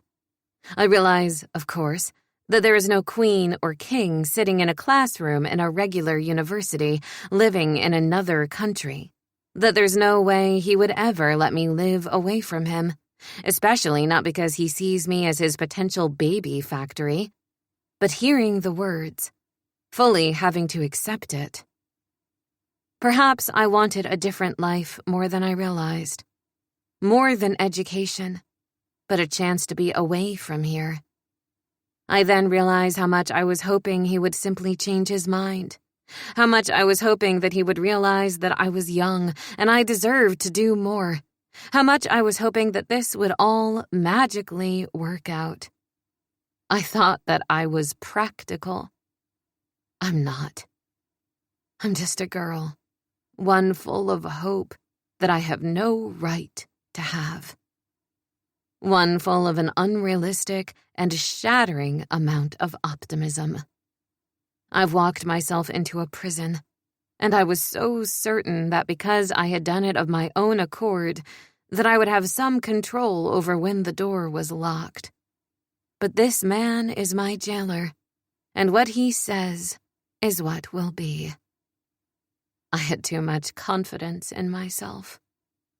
I was hoping that I might actually go somewhere for school, I say. It is impossible, he says. Do you have any idea how dangerous the world is? Especially for someone with a raised profile as you will have. There is no way that you could ever safely navigate something like that. No, you must stay here.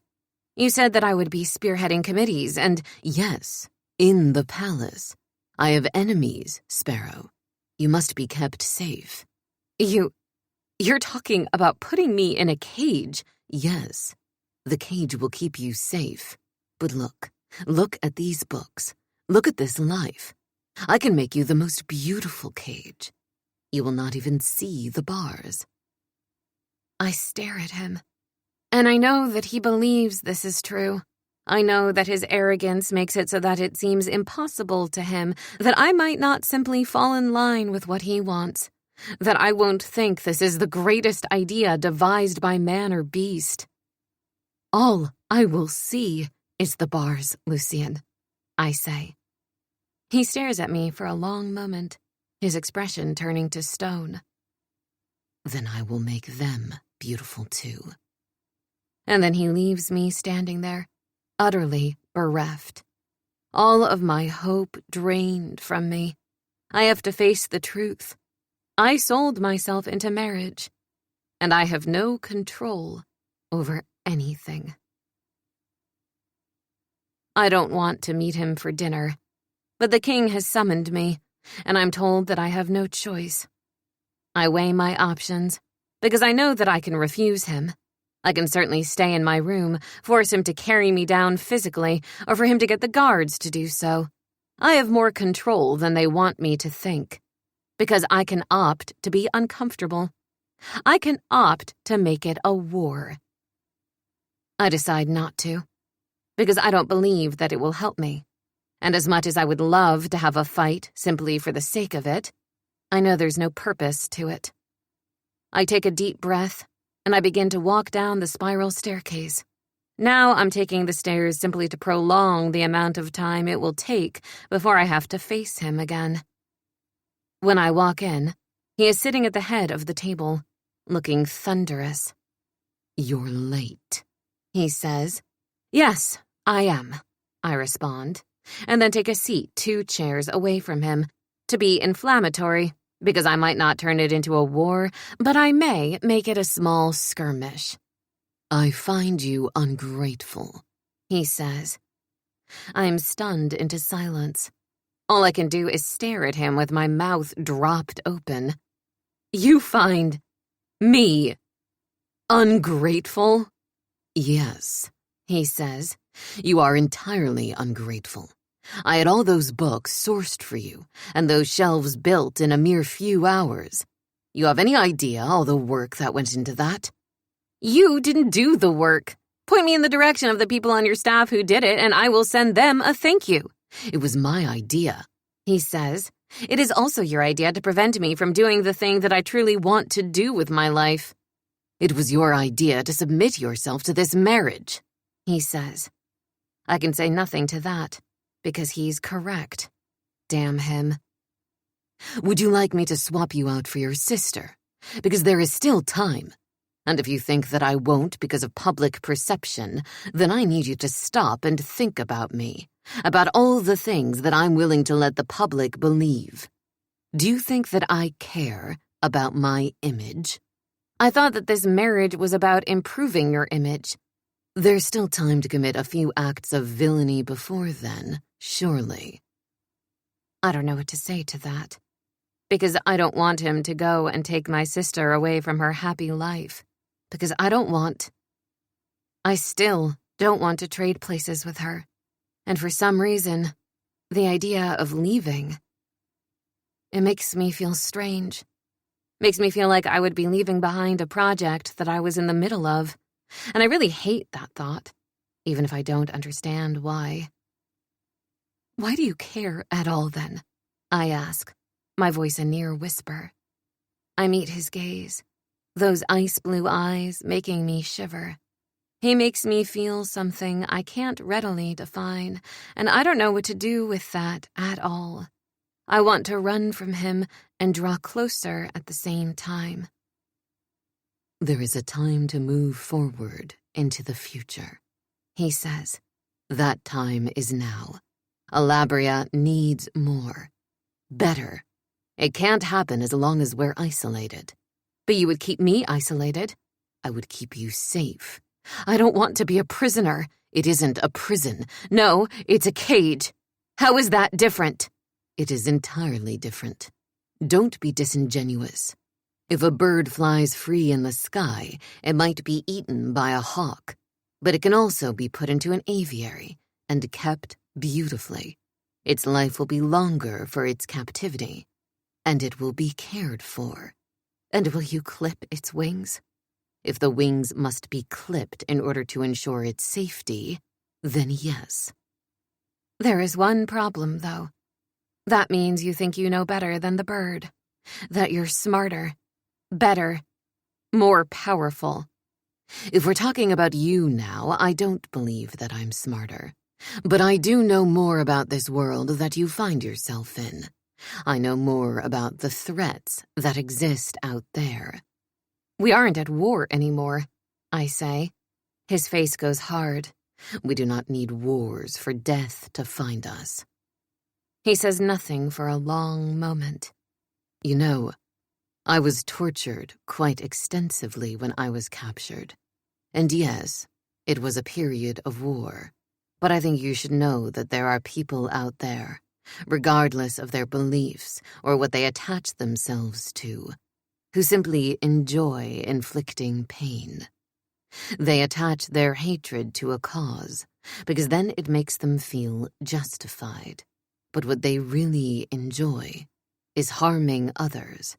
If one of those people were to get a hold of you, the things that they would do to you to get at me would be... He touches the side of his face, and I can hear the gravity in his voice. I hope that you never have any concept of what it feels like to experience your own skin melting. It is something you don't forget, even 30 years later. He speaks of it with such calm, matter-of-fact cool, like he's talking about someone else. But I feel the impact of what he's saying like a gunshot. I can't say anything, because what he's telling me is horrible. He would have been a boy 30 years ago. I knew that he hadn't been injured in a simple accident, and the scars are grotesque. But I didn't realize it was torture. I assumed it was some kind of explosion, battle injury. I didn't realize it was something so targeted. Something so... You are shocked because you think that I am the only thing in this country to be afraid of. But you are wrong. The press reports what the palace decided the world needed to know, And there were some things about me we've always decided were best kept under wraps. That I was ever held captive was one of them. Why? I asked, the word hushed. Who wants to know their leader is vulnerable? So you let them think you're a monster? I ask, and regret it. He looks at me with such ferocity, I feel. It isn't fear. My stomach is tight, my breathing shallow. It is true, he says. We let it go a bit far. It is changing now. He gestures around the room. I can keep you safe, but you have to let me. You want to keep me safe? I have no desire to have to marry again. 2 wives lost is one thing. 3 begins to look careless.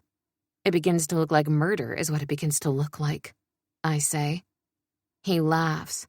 I didn't murder anyone. I know that severely impacts on my mystique. I won't tell you that I'm not a killer, because in the context of battle and self-defense, back in those days, I did what I had to do and more. But I have never harmed a woman. I want to tell him that harm can be caused in more ways than just the physical. But I don't. I've survived this long. You should listen to me. I didn't know you until 3 days ago. He inclines his head, a slight smile on his lips, and then we are interrupted again by dinner. I wish that I could hide my excitement for the food, but I can't. I do enjoy watching you eat, he says. I wrinkle my nose when I look at him. And why is that? You take such obvious delight in it. It is exquisite. I told you, I wish to learn your favorites. I like this, I say, looking at the creamy pasta in front of me. And you enjoyed the cake? Yes, I say.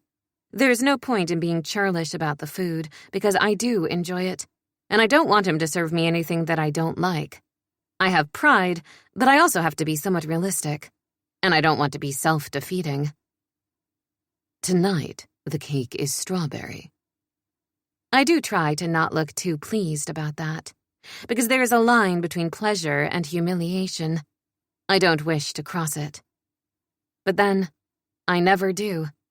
I try to keep my dreams manageable, cerebral, not emotional.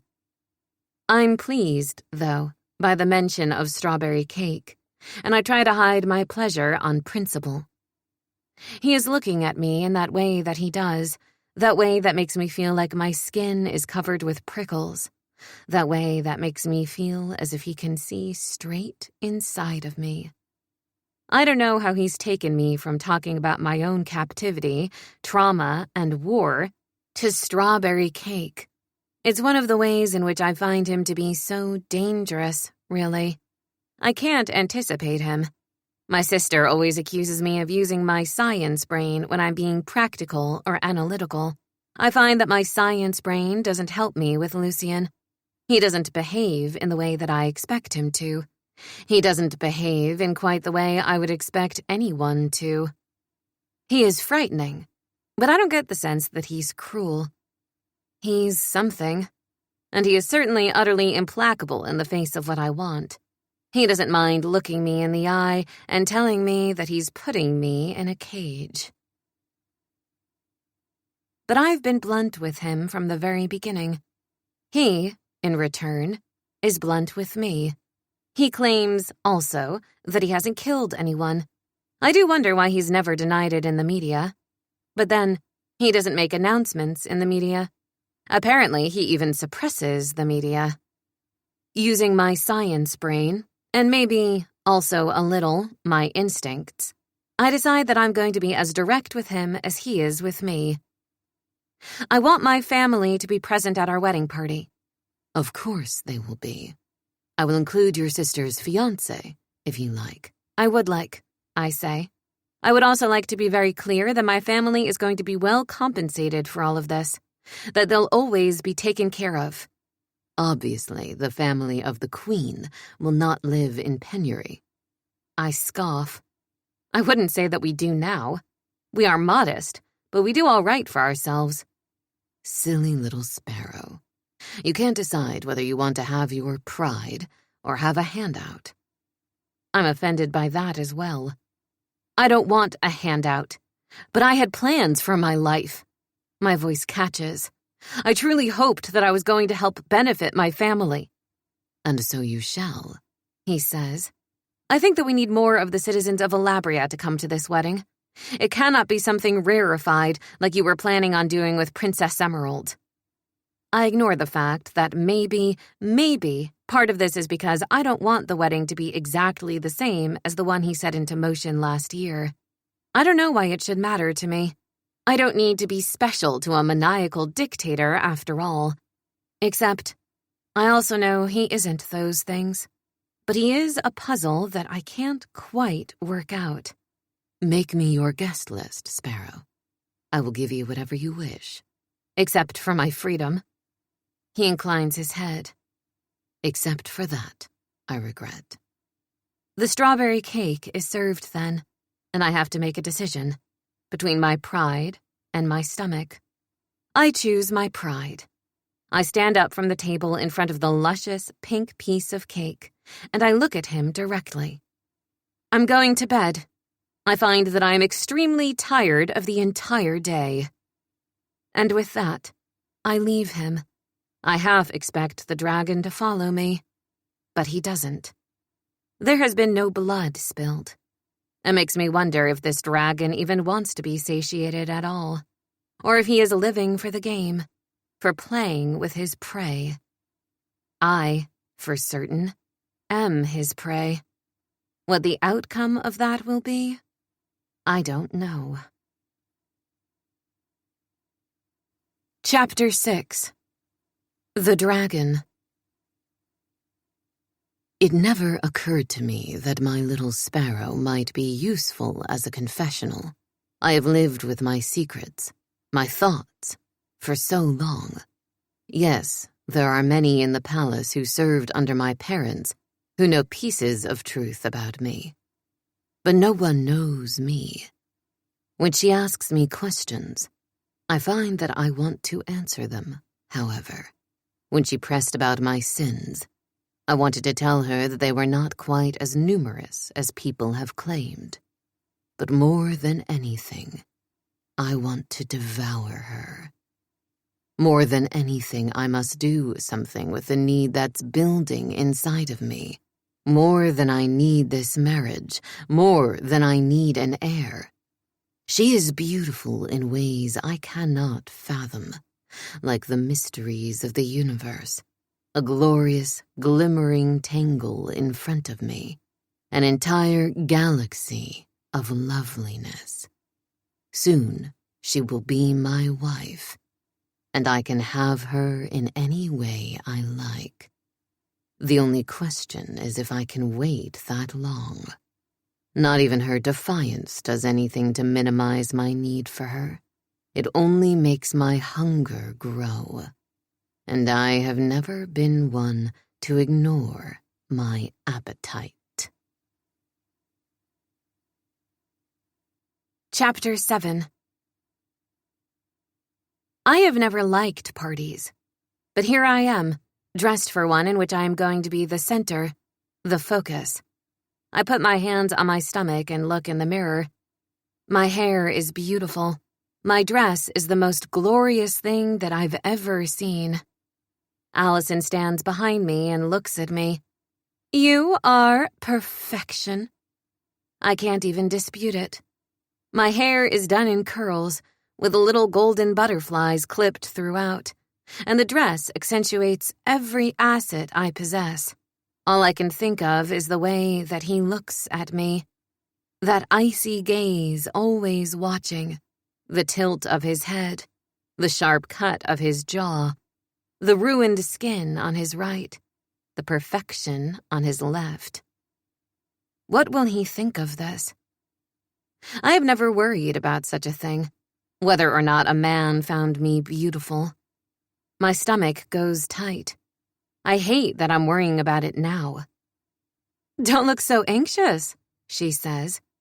I'm not used to things like this. No one is. It's a spectacle. I can't argue with this.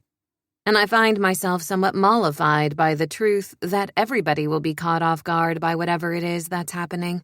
He's had one of these parties before, but not including the more common citizens of the country, and it didn't result in a wedding. But ours will. I'm not going to run away. The certainty that I feel in that is frightening. I have signed myself away, and I fully intend to follow through, whether or not I want to.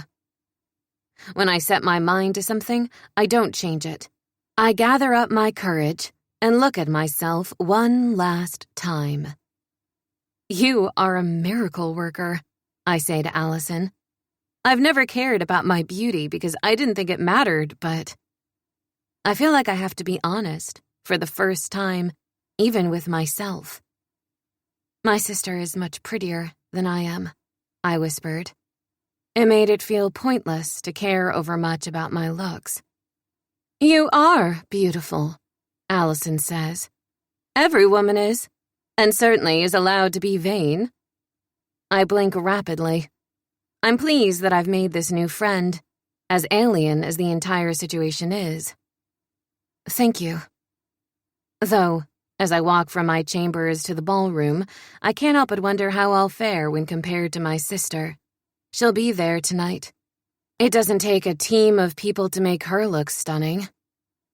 And I feel awful, because Eve and I have never been in competition with each other. We have always gotten along very well. We've wanted different things, and that has served us well. But she was once intended to marry Lucien. Now I am. So I can't help but feel as if I will be put in direct comparison to her. In some traditions, Lilith is the first wife of Adam. Eve is ultimately his chosen bride. What if he sees her and changes his mind? What if he sees what everyone does? That she's the real beauty? If she were to see Lucien? If she saw what I did? And if she wanted him? Why would that matter to you? I think of the entire room filled with science books, my beautiful, well-designed cage. Why do I suddenly feel reluctant to leave it? And him. Suddenly I am being swarmed by staff members, all fussing over me as they lead me toward the ballroom. You will be announced, his chief aide says to me, and you will be on your own. I imagine all of those people looking at me, and I freeze. The very idea fills me with dread.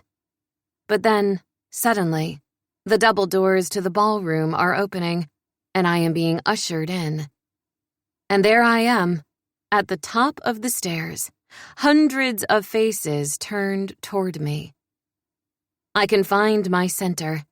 I should look for my mother, my sister. But my eyes find him. He is looking at me. Those ice-blue eyes are filled with intensity. His jaw is clenched, and so are his hands, held at his sides in fists. I can't take my eyes off of him. I don't know if he makes me feel grounded or more terrified. I don't know if I want him to keep looking at me or if I want him to turn away. I take a deep, gasping breath. Dimly, I'm aware that my name has been spoken. The people are clapping. I hate this. I feel dizzy. I was never made to be in front of people. I've never wanted to be. And then, he's ascending the stairs, coming toward me. That wasn't part of what we discussed. It wasn't part of what they told me. I was supposed to walk down to him, but he's coming to me. He extends his hand, and I take it.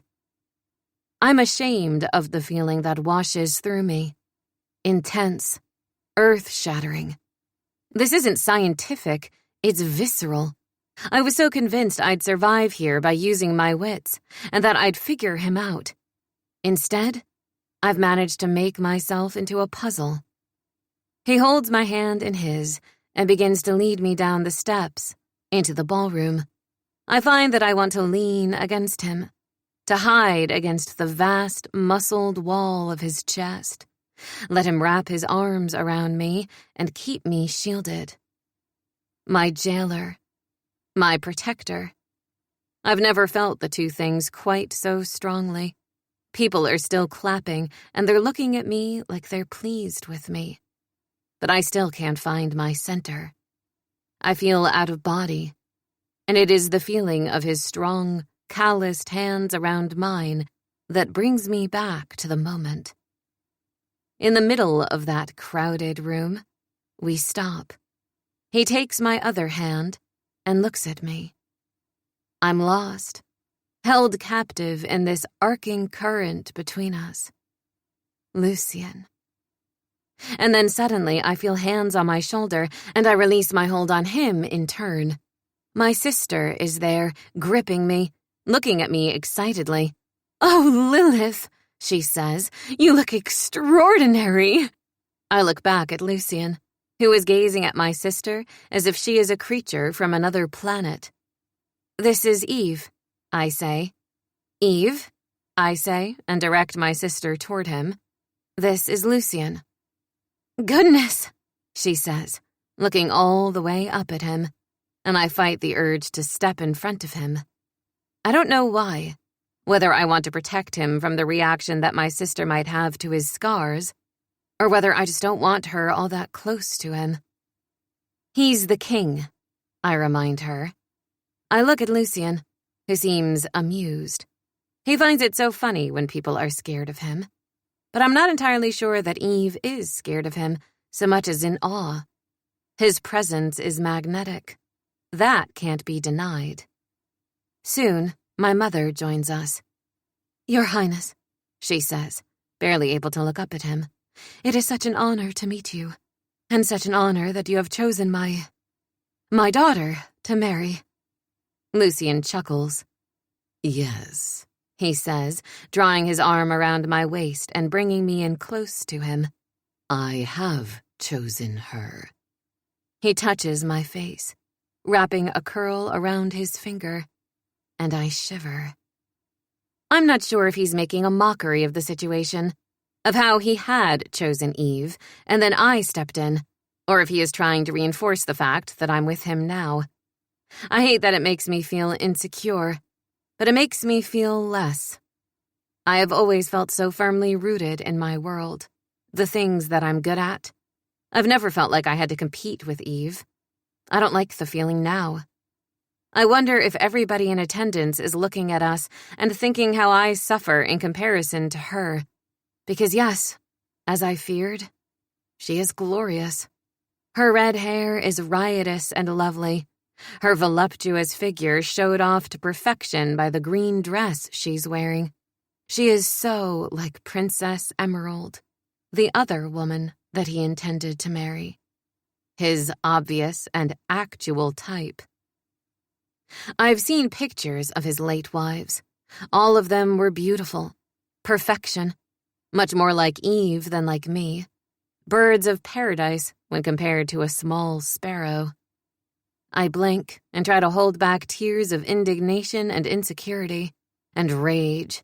It is no small amount of rage that I am being forced to care about this thing that I've spent my entire life not caring about at all, and that it's happening to me in such a public space, on a stage. "Where's Marcus?" I ask. "He's somewhere," Eve says, giggling. "But I wanted to talk to my sister anyway.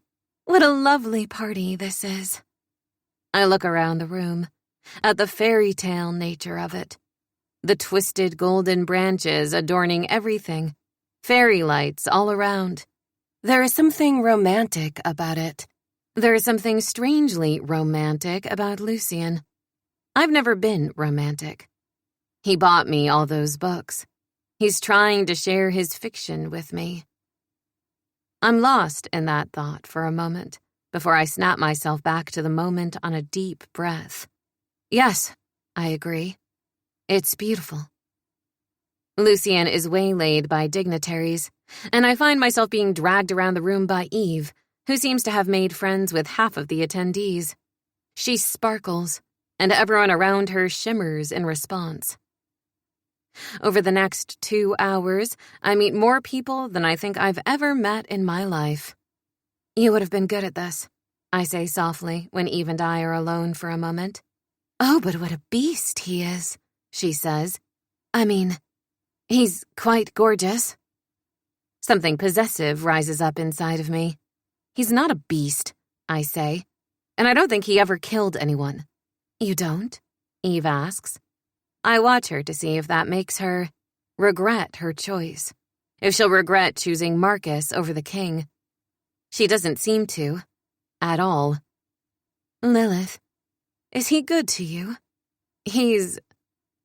I try to find the words for Lucian. I barely know him, and yet he has told me so much about himself. I've shared with him. He built me the bookshelves. He wants to know my favorite food.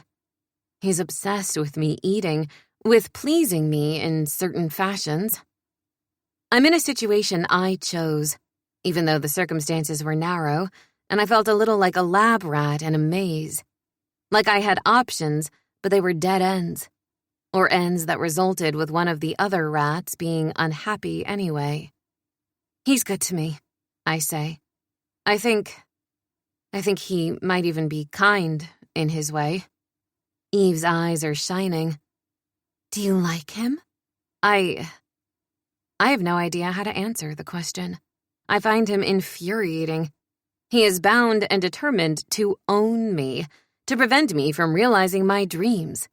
He is also the most compelling, magnetic man that I have ever known. But there's nothing easy about him. Nothing half so pastoral as simply liking. Have you slept with him? Eve is extremely keen on the question, and I feel heat wash through my body. No, I say. Eve makes a comedically dramatic expression. That is a pity, because he looks like he's good for that. I have so many questions, since this is the prevailing opinion of the 2 women I've talked to who have actual sexual experience when it comes to Lucian. I know that when I look at him, it makes me feel hot. I know that his touch sets off a chain reaction inside me I can't control. But I don't know why. I need one of these women with sexual experience to give me some actual details. After that, I am passed around the room, introduced to more people than I can count, and Lucian is across the room from me, but I can't seem to get to him, to cross this wave of people. Then I lose track of my sister, even, and I'm just left out there to drown in the social ocean. I swallow hard and slip back to the edge of the room. The crowd of people folds in, and for a moment, nobody's looking at me. Nothing has prepared me for this. None of the skills that I've cultivated. I take my opportunity and sneak out. There's a door to the garden, and I melt away, invisible. That's something that I'm good at. The studious one, the bookish one. I'm good at not being seen. Except, in all this gold, with the butterflies in my hair, I am much more conspicuous than I've ever been. Belonging to Lucian, I'm much more conspicuous than I have ever been. I swallow hard, walking away from the palace. I don't even know where I'm going. The evening is warm, and my hair is heavy on the back of my neck. The breeze smells of gardenia, jasmine, and other glorious flowers. I can't see, but I know they're there. The moon is full. The sky scattered full of stars. I close my eyes and allow the warm breeze to filter across my skin. I allow myself a moment of tranquility, a moment to remember who I am. Except, even that moment doesn't really help, because less than a week ago, I was university-bound, and I'd never experienced feelings even half as conflicting as the ones I felt tonight. A strange kind of possessiveness for a man who's holding me captive. Jealousy. The feeling of being the center of attention. All of these things are as far removed from the me that I know as any stranger could be. There is a hedge maze, and I dip inside, wandering through the twists and turns before I find a stone bench. I sit down and put my hand on my chest. Feel my heart beating. I know who I am. I tell myself that. And still, I can seem to find a way to ground myself. Sparrow. I hear his voice, and everything in my body responds to it, responds to him, as though I'm relieved to see my captor, as though I wish to be back in my cage. I am momentarily immobilized by how much I despise that, by how much I despise myself. But then he comes around the corner, and I see something genuinely like fear on his face. The moonlight illuminates his blonde hair, his eyes so pale they're almost white. What are you doing out here? I just needed a break. I thought you ran away. Or perhaps worse, had harmed yourself. He's expressed worry about that twice, and I can't help but wonder why. I already know he's nothing like any of the rumors suggest. He's interesting. He has the soul of a poet and the body of a warrior. He has the ruthlessness of a warrior too, but people can contain multitudes. He cares about my happiness, unless what I want makes him unhappy. He definitely cares about his own more. He's a mystery. I'm not going to hurt myself, I say. I didn't know, he says. He moves close to me, and he drops down to his knees in front of me. He's close, and as glorious as the garden smells, he's better. My heart is thundering so hard it's the loudest sound for me right now. My mouth is dry, my body is on high alert, and my science brain is nowhere to be found. He reaches up and touches my face, his thumb tracing the outline of my lower lip. Do not run from me, he says, his voice rough. I thought you ran away. I shake my head. I gave you my word, Lucien. I'm not a liar. He breathes out, a sigh that almost sounds like relief. Yes, that is true. Then he shifts his hold on me, his hand going to cup my cheek, the hold possessive, firm. My heart is beating hard still, but this isn't fear. It's different. My chest aches, the sensation more of a throb right at the center of my breastbone. And then, more disturbing, I feel an answering throb at the center of my thighs. I can't help but think about what my sister said, that he looks like he would be good at sex. I've never given that a thought. Certainly Eve knows what sort of man might be good at it. I wouldn't. I would have nothing to compare it to, and very few fantasies to even call up and try to apply his image to. And yet, I'm not so foolish that I don't understand what's happening to my body. His closeness is making me want him. Want? What a strange thought. Me wanting this man who is holding me captive, this man who seemed scared at the idea that I might have run from him. He releases his hold on me and turns his attention to my ankle. He wraps his large hand around it, lifts it up, and rests my foot against his chest. What? I can't conjure a thought or get out a sentence because he begins to push my dress up my legs, revealing my bare skin to the night air.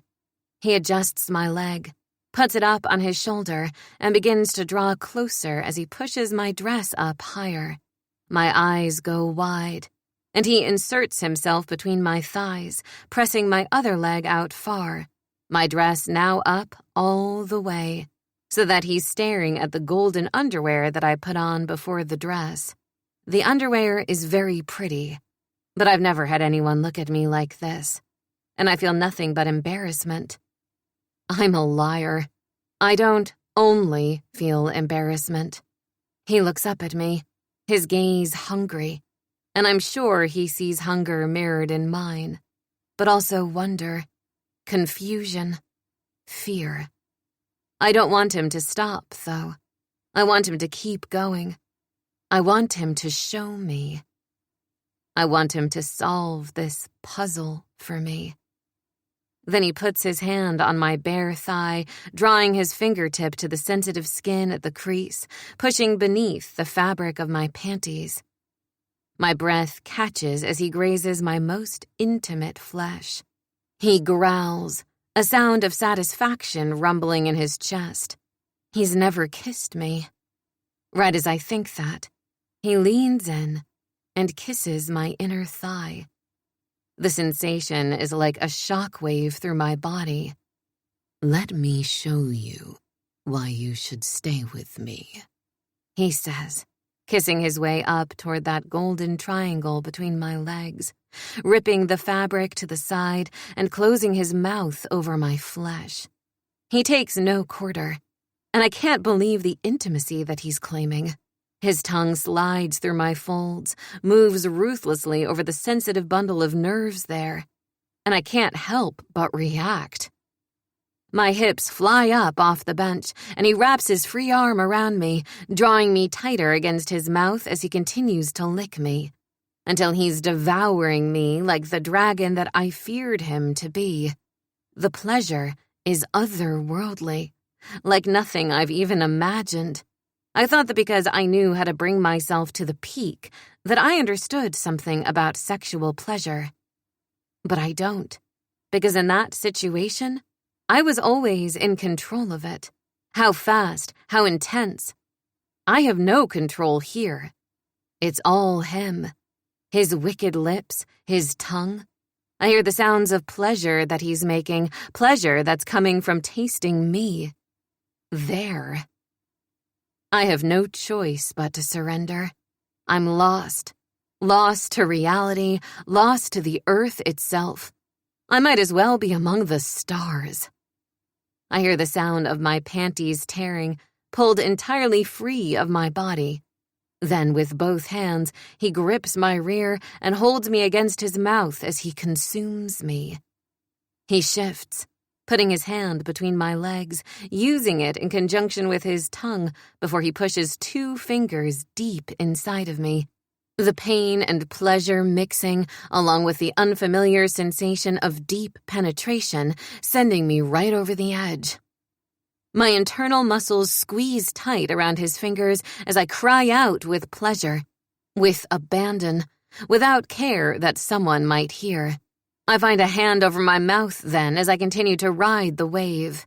He pulls me from the bench, onto his lap, holds me against him, keeps his hand firmly pressed on my mouth as the aftershocks continue on through my body.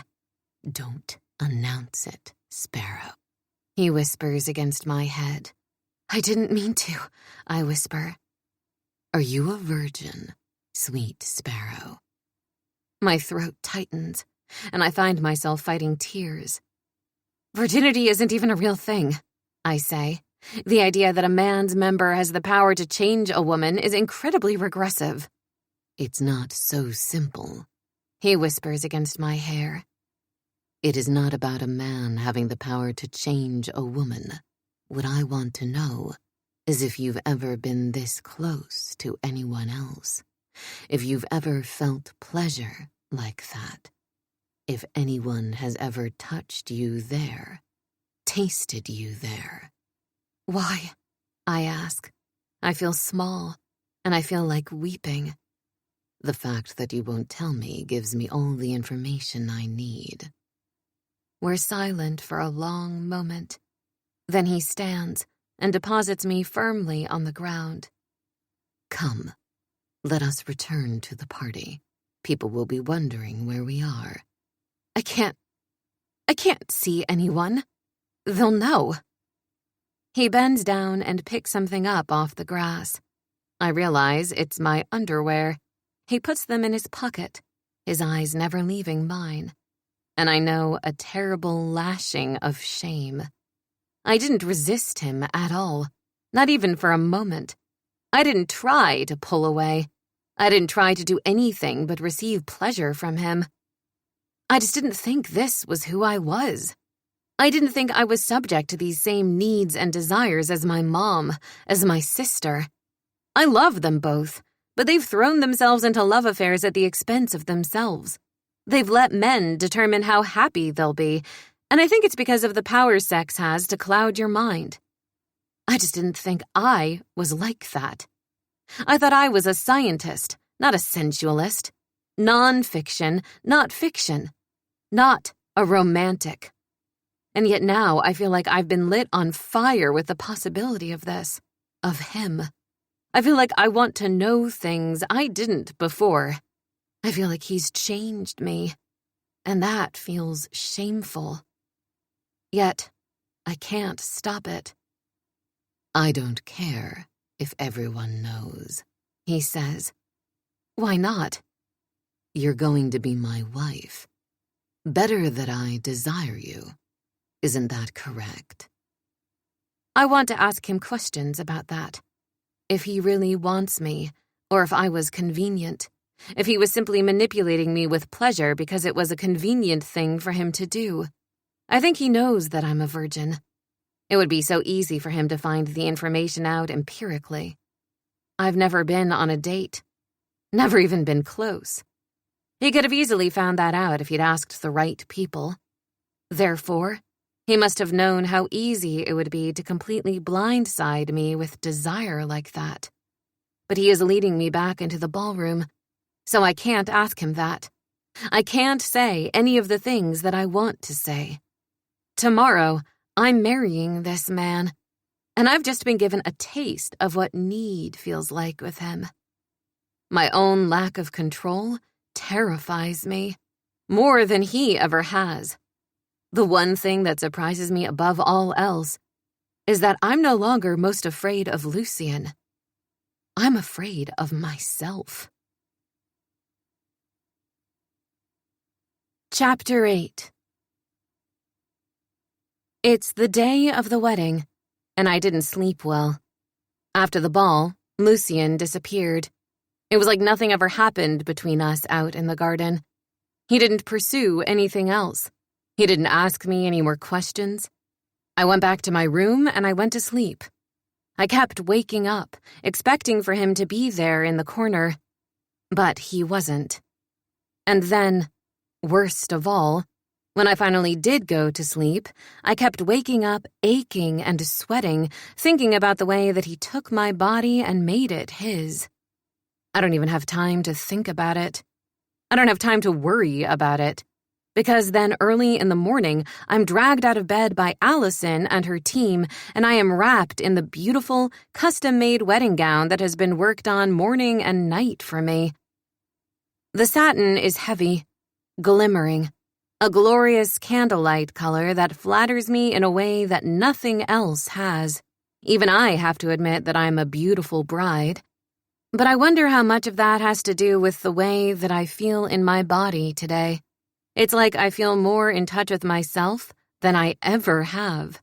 Like I'm aware of every part of myself, every dip and hollow and curve, and why each one exists. I'm furious with myself, because as I told him last night, the idea that the touch of a man turns a woman from an innocent into anything else fills me with rage. Yet I also feel as if I learned something about myself last night. If I had been asked my feelings on having... If I'd had to give a dissertation on my feelings regarding oral sex, I would have said that it seemed vaguely distasteful to me. He made it seem perfectly reasonable. More than that, it was one of the more incredible sights I've seen. That large, powerful man kneeling between my legs, tasting me like I was the dessert.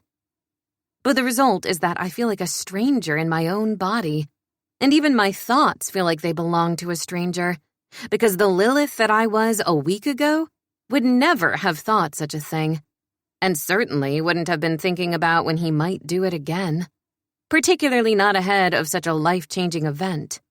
How could an orgasm rewire my brain like this?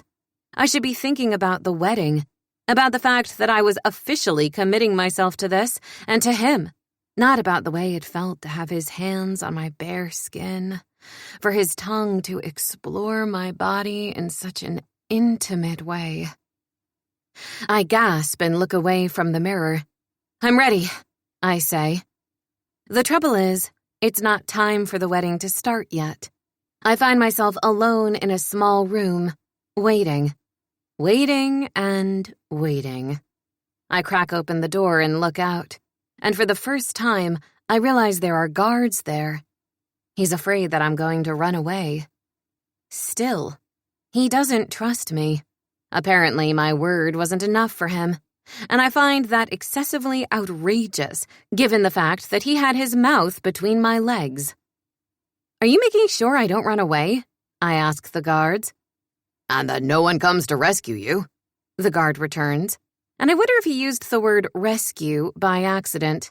It seems that kidnapped or stolen would be more appropriate, unless he fears the king as well, and thinks that I might need a rescue. It's amazing to me that I no longer think that. Finally, it's time for the wedding to start, and I am ushered from the tiny room and to the doors of the sanctuary. I walk down the aisle by myself. There is no one to give me away, but my mother and sister and her fiancé are sitting in the front row, looking happy and proud. I avoid looking at Lucien. I avoid it until the very last moment, and then, when I can do it no longer, he takes my hand, and our eyes collide. "Sparrow," he whispers. I can't say anything. My throat is too tight, and as the priest presides over the wedding ceremony, Lucien continues to watch not only me, but the audience, the priest, everyone. I know that his last bride was carried away, and he seems like he's anticipating it happening again. I swallow hard, and I don't take my eyes off of his. I make my vows with an unwavering voice, and I'm not sure where that comes from. I'm not sure how I manage it. And then, the priest says that it's time for us to kiss. We've never done that. He has touched my face. He has licked me between my legs, but he's never kissed my mouth. And then, he leans in and captures my lips. I am overcome. His mouth is a conqueror, claiming me, my body, my mind. He thrusts his tongue deep into my mouth, and I capitulate to him, allowing him entry. He wraps his arms around me, drawing me up against his large body, and I cling to him. Lucien. His lips are a revelation. Kissing him is an entirely new experience. I don't know how many more new experiences I can possibly take, and yet I know there are more before me. I've married him. Kissing him should not be the biggest aspect of the moment, yet I find that it is. His hold on me is hard, uncompromising, and I don't want to resist it. I want him to cling to me forever. I want to cling to him. But then, it's over, and I find myself searching the audience for my sister, my mother. But I'm dizzy. He takes my hand and leads me down the aisle, his steps firm and decisive, and we are walking toward the tower. "Lucien," I whisper, "isn't there a reception?" We had that last night. That's what the wedding party was. It was? I find myself impatient to spend time with my new bride. My heart moves up to my throat. Oh? Yes. There will be a party for everyone in attendance, but as I have managed to keep my bride this time, we will be consummating as quickly as possible. I gasp, and he doesn't stop. Even now, he doesn't take the elevator. Even now, he takes me up the stairs, turning and turning, climbing ever upward, my heart in my throat, and my entire body giddy with adrenaline.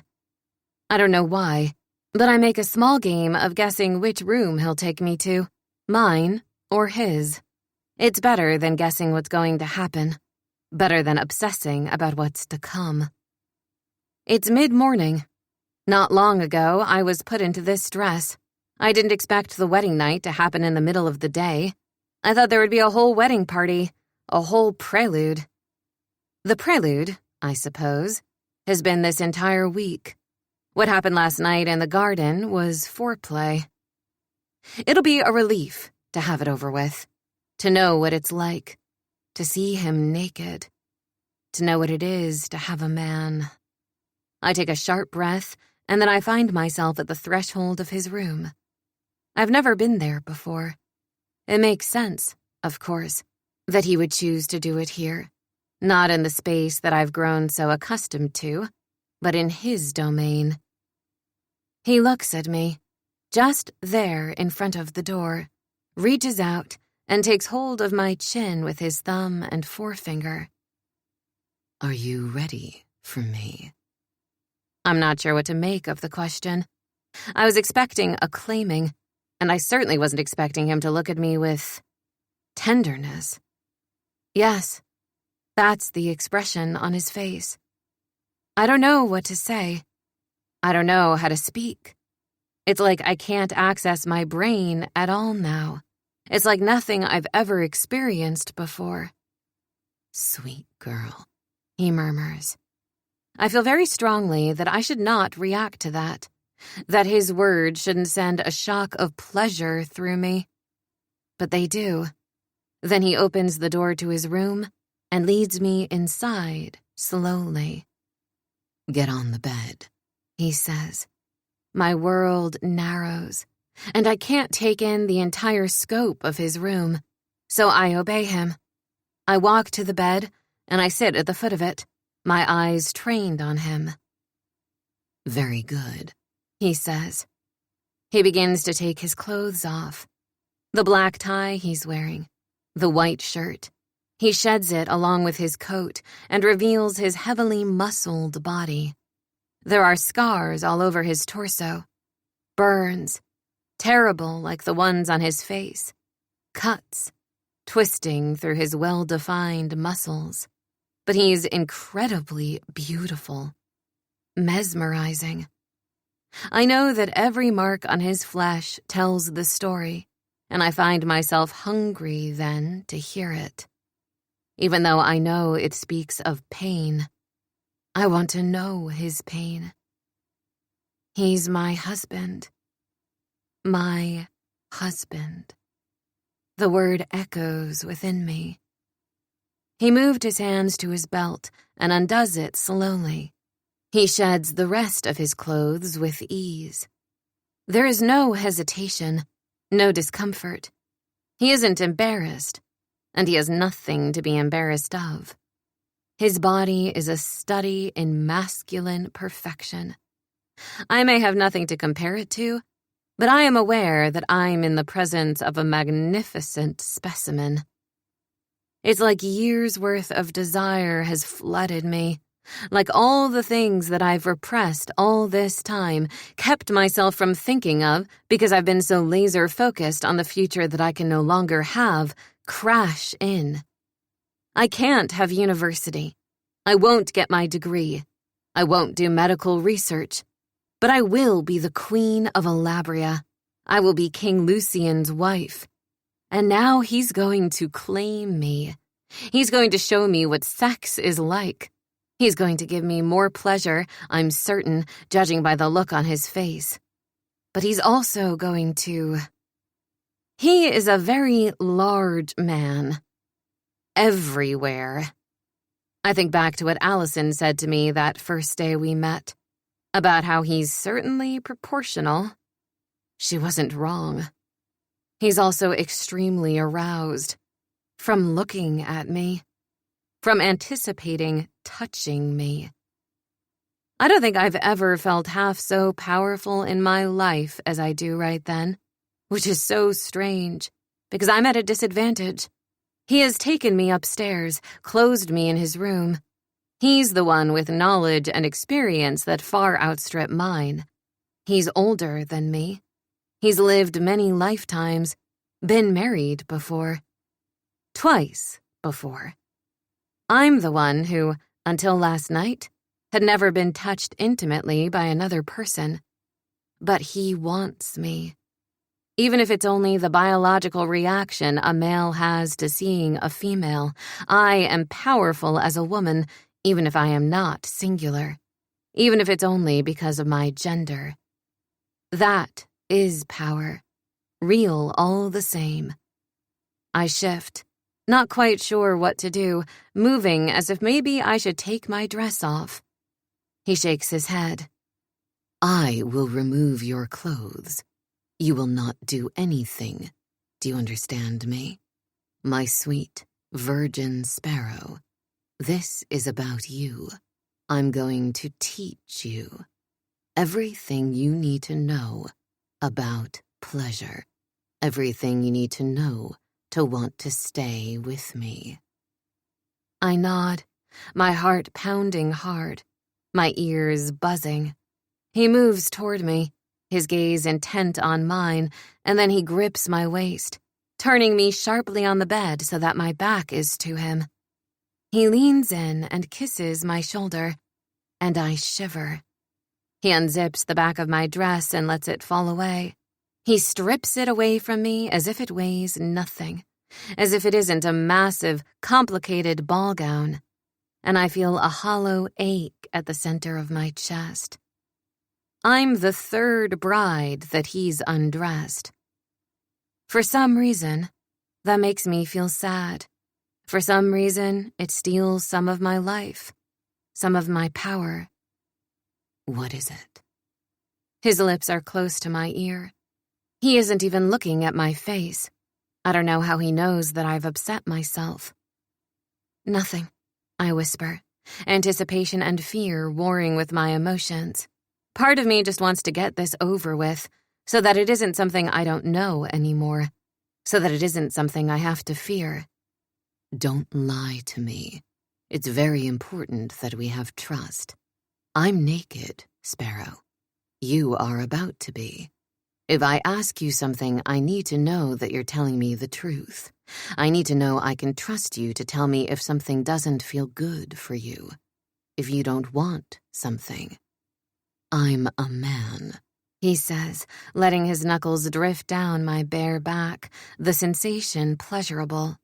And I want you. Viciously. I need to know that it's safe for me to give in to that desire. I have to be able to trust you, to be honest. You've done this before, I say. I don't bother to clarify that I mean the wedding and not sex. Yes, he says. His voice softens. Does that bother you? I was just thinking of all the other wedding dresses you've removed. He nods. I can feel it. The first one was 20 years ago. Yes, I know. I have lived more life than you. That means I have a past. But you will be my future. We don't talk about the second wife. We don't talk about the third one he tried to have. He might not have had a third wife, but he had a third whole wedding. His words, though, do something to soothe the ache inside of me. I am surprised by the revelations of the past 2 days. I want to feel special more than I realized. I blink back tears, and he kisses my neck. The feel of him touching me helps banish my sadness. And then, I find myself getting lost. His mouth moves over my tender skin. His hands begin to skim over my curves, going to cup my breasts. He pulls my bra down, exposing my breasts, those rough hands now against my skin. Then he lifts his hand and turns my face, capturing my mouth again. This kiss is slow, unhurried, but no less deep than the one that we shared during the ceremony. He makes quick work of stripping the rest of my garments away, leaving me naked on the bed. He moves away from me, and I find that without him touching me, I begin to feel panicked again. But he is in no hurry. He looks at me, taking almost methodical stock of my body. He makes a low, growling sound, wrapping his hand around his arousal and pumping himself twice, my throat drying at the sight. "You should give thanks for my experience," he says, "because I know you need me to be slow. And I have the patience. A boy in his 20s would have claimed you by now and spent his seed. He would have given you no pleasure and a lot of pain. I promise I won't."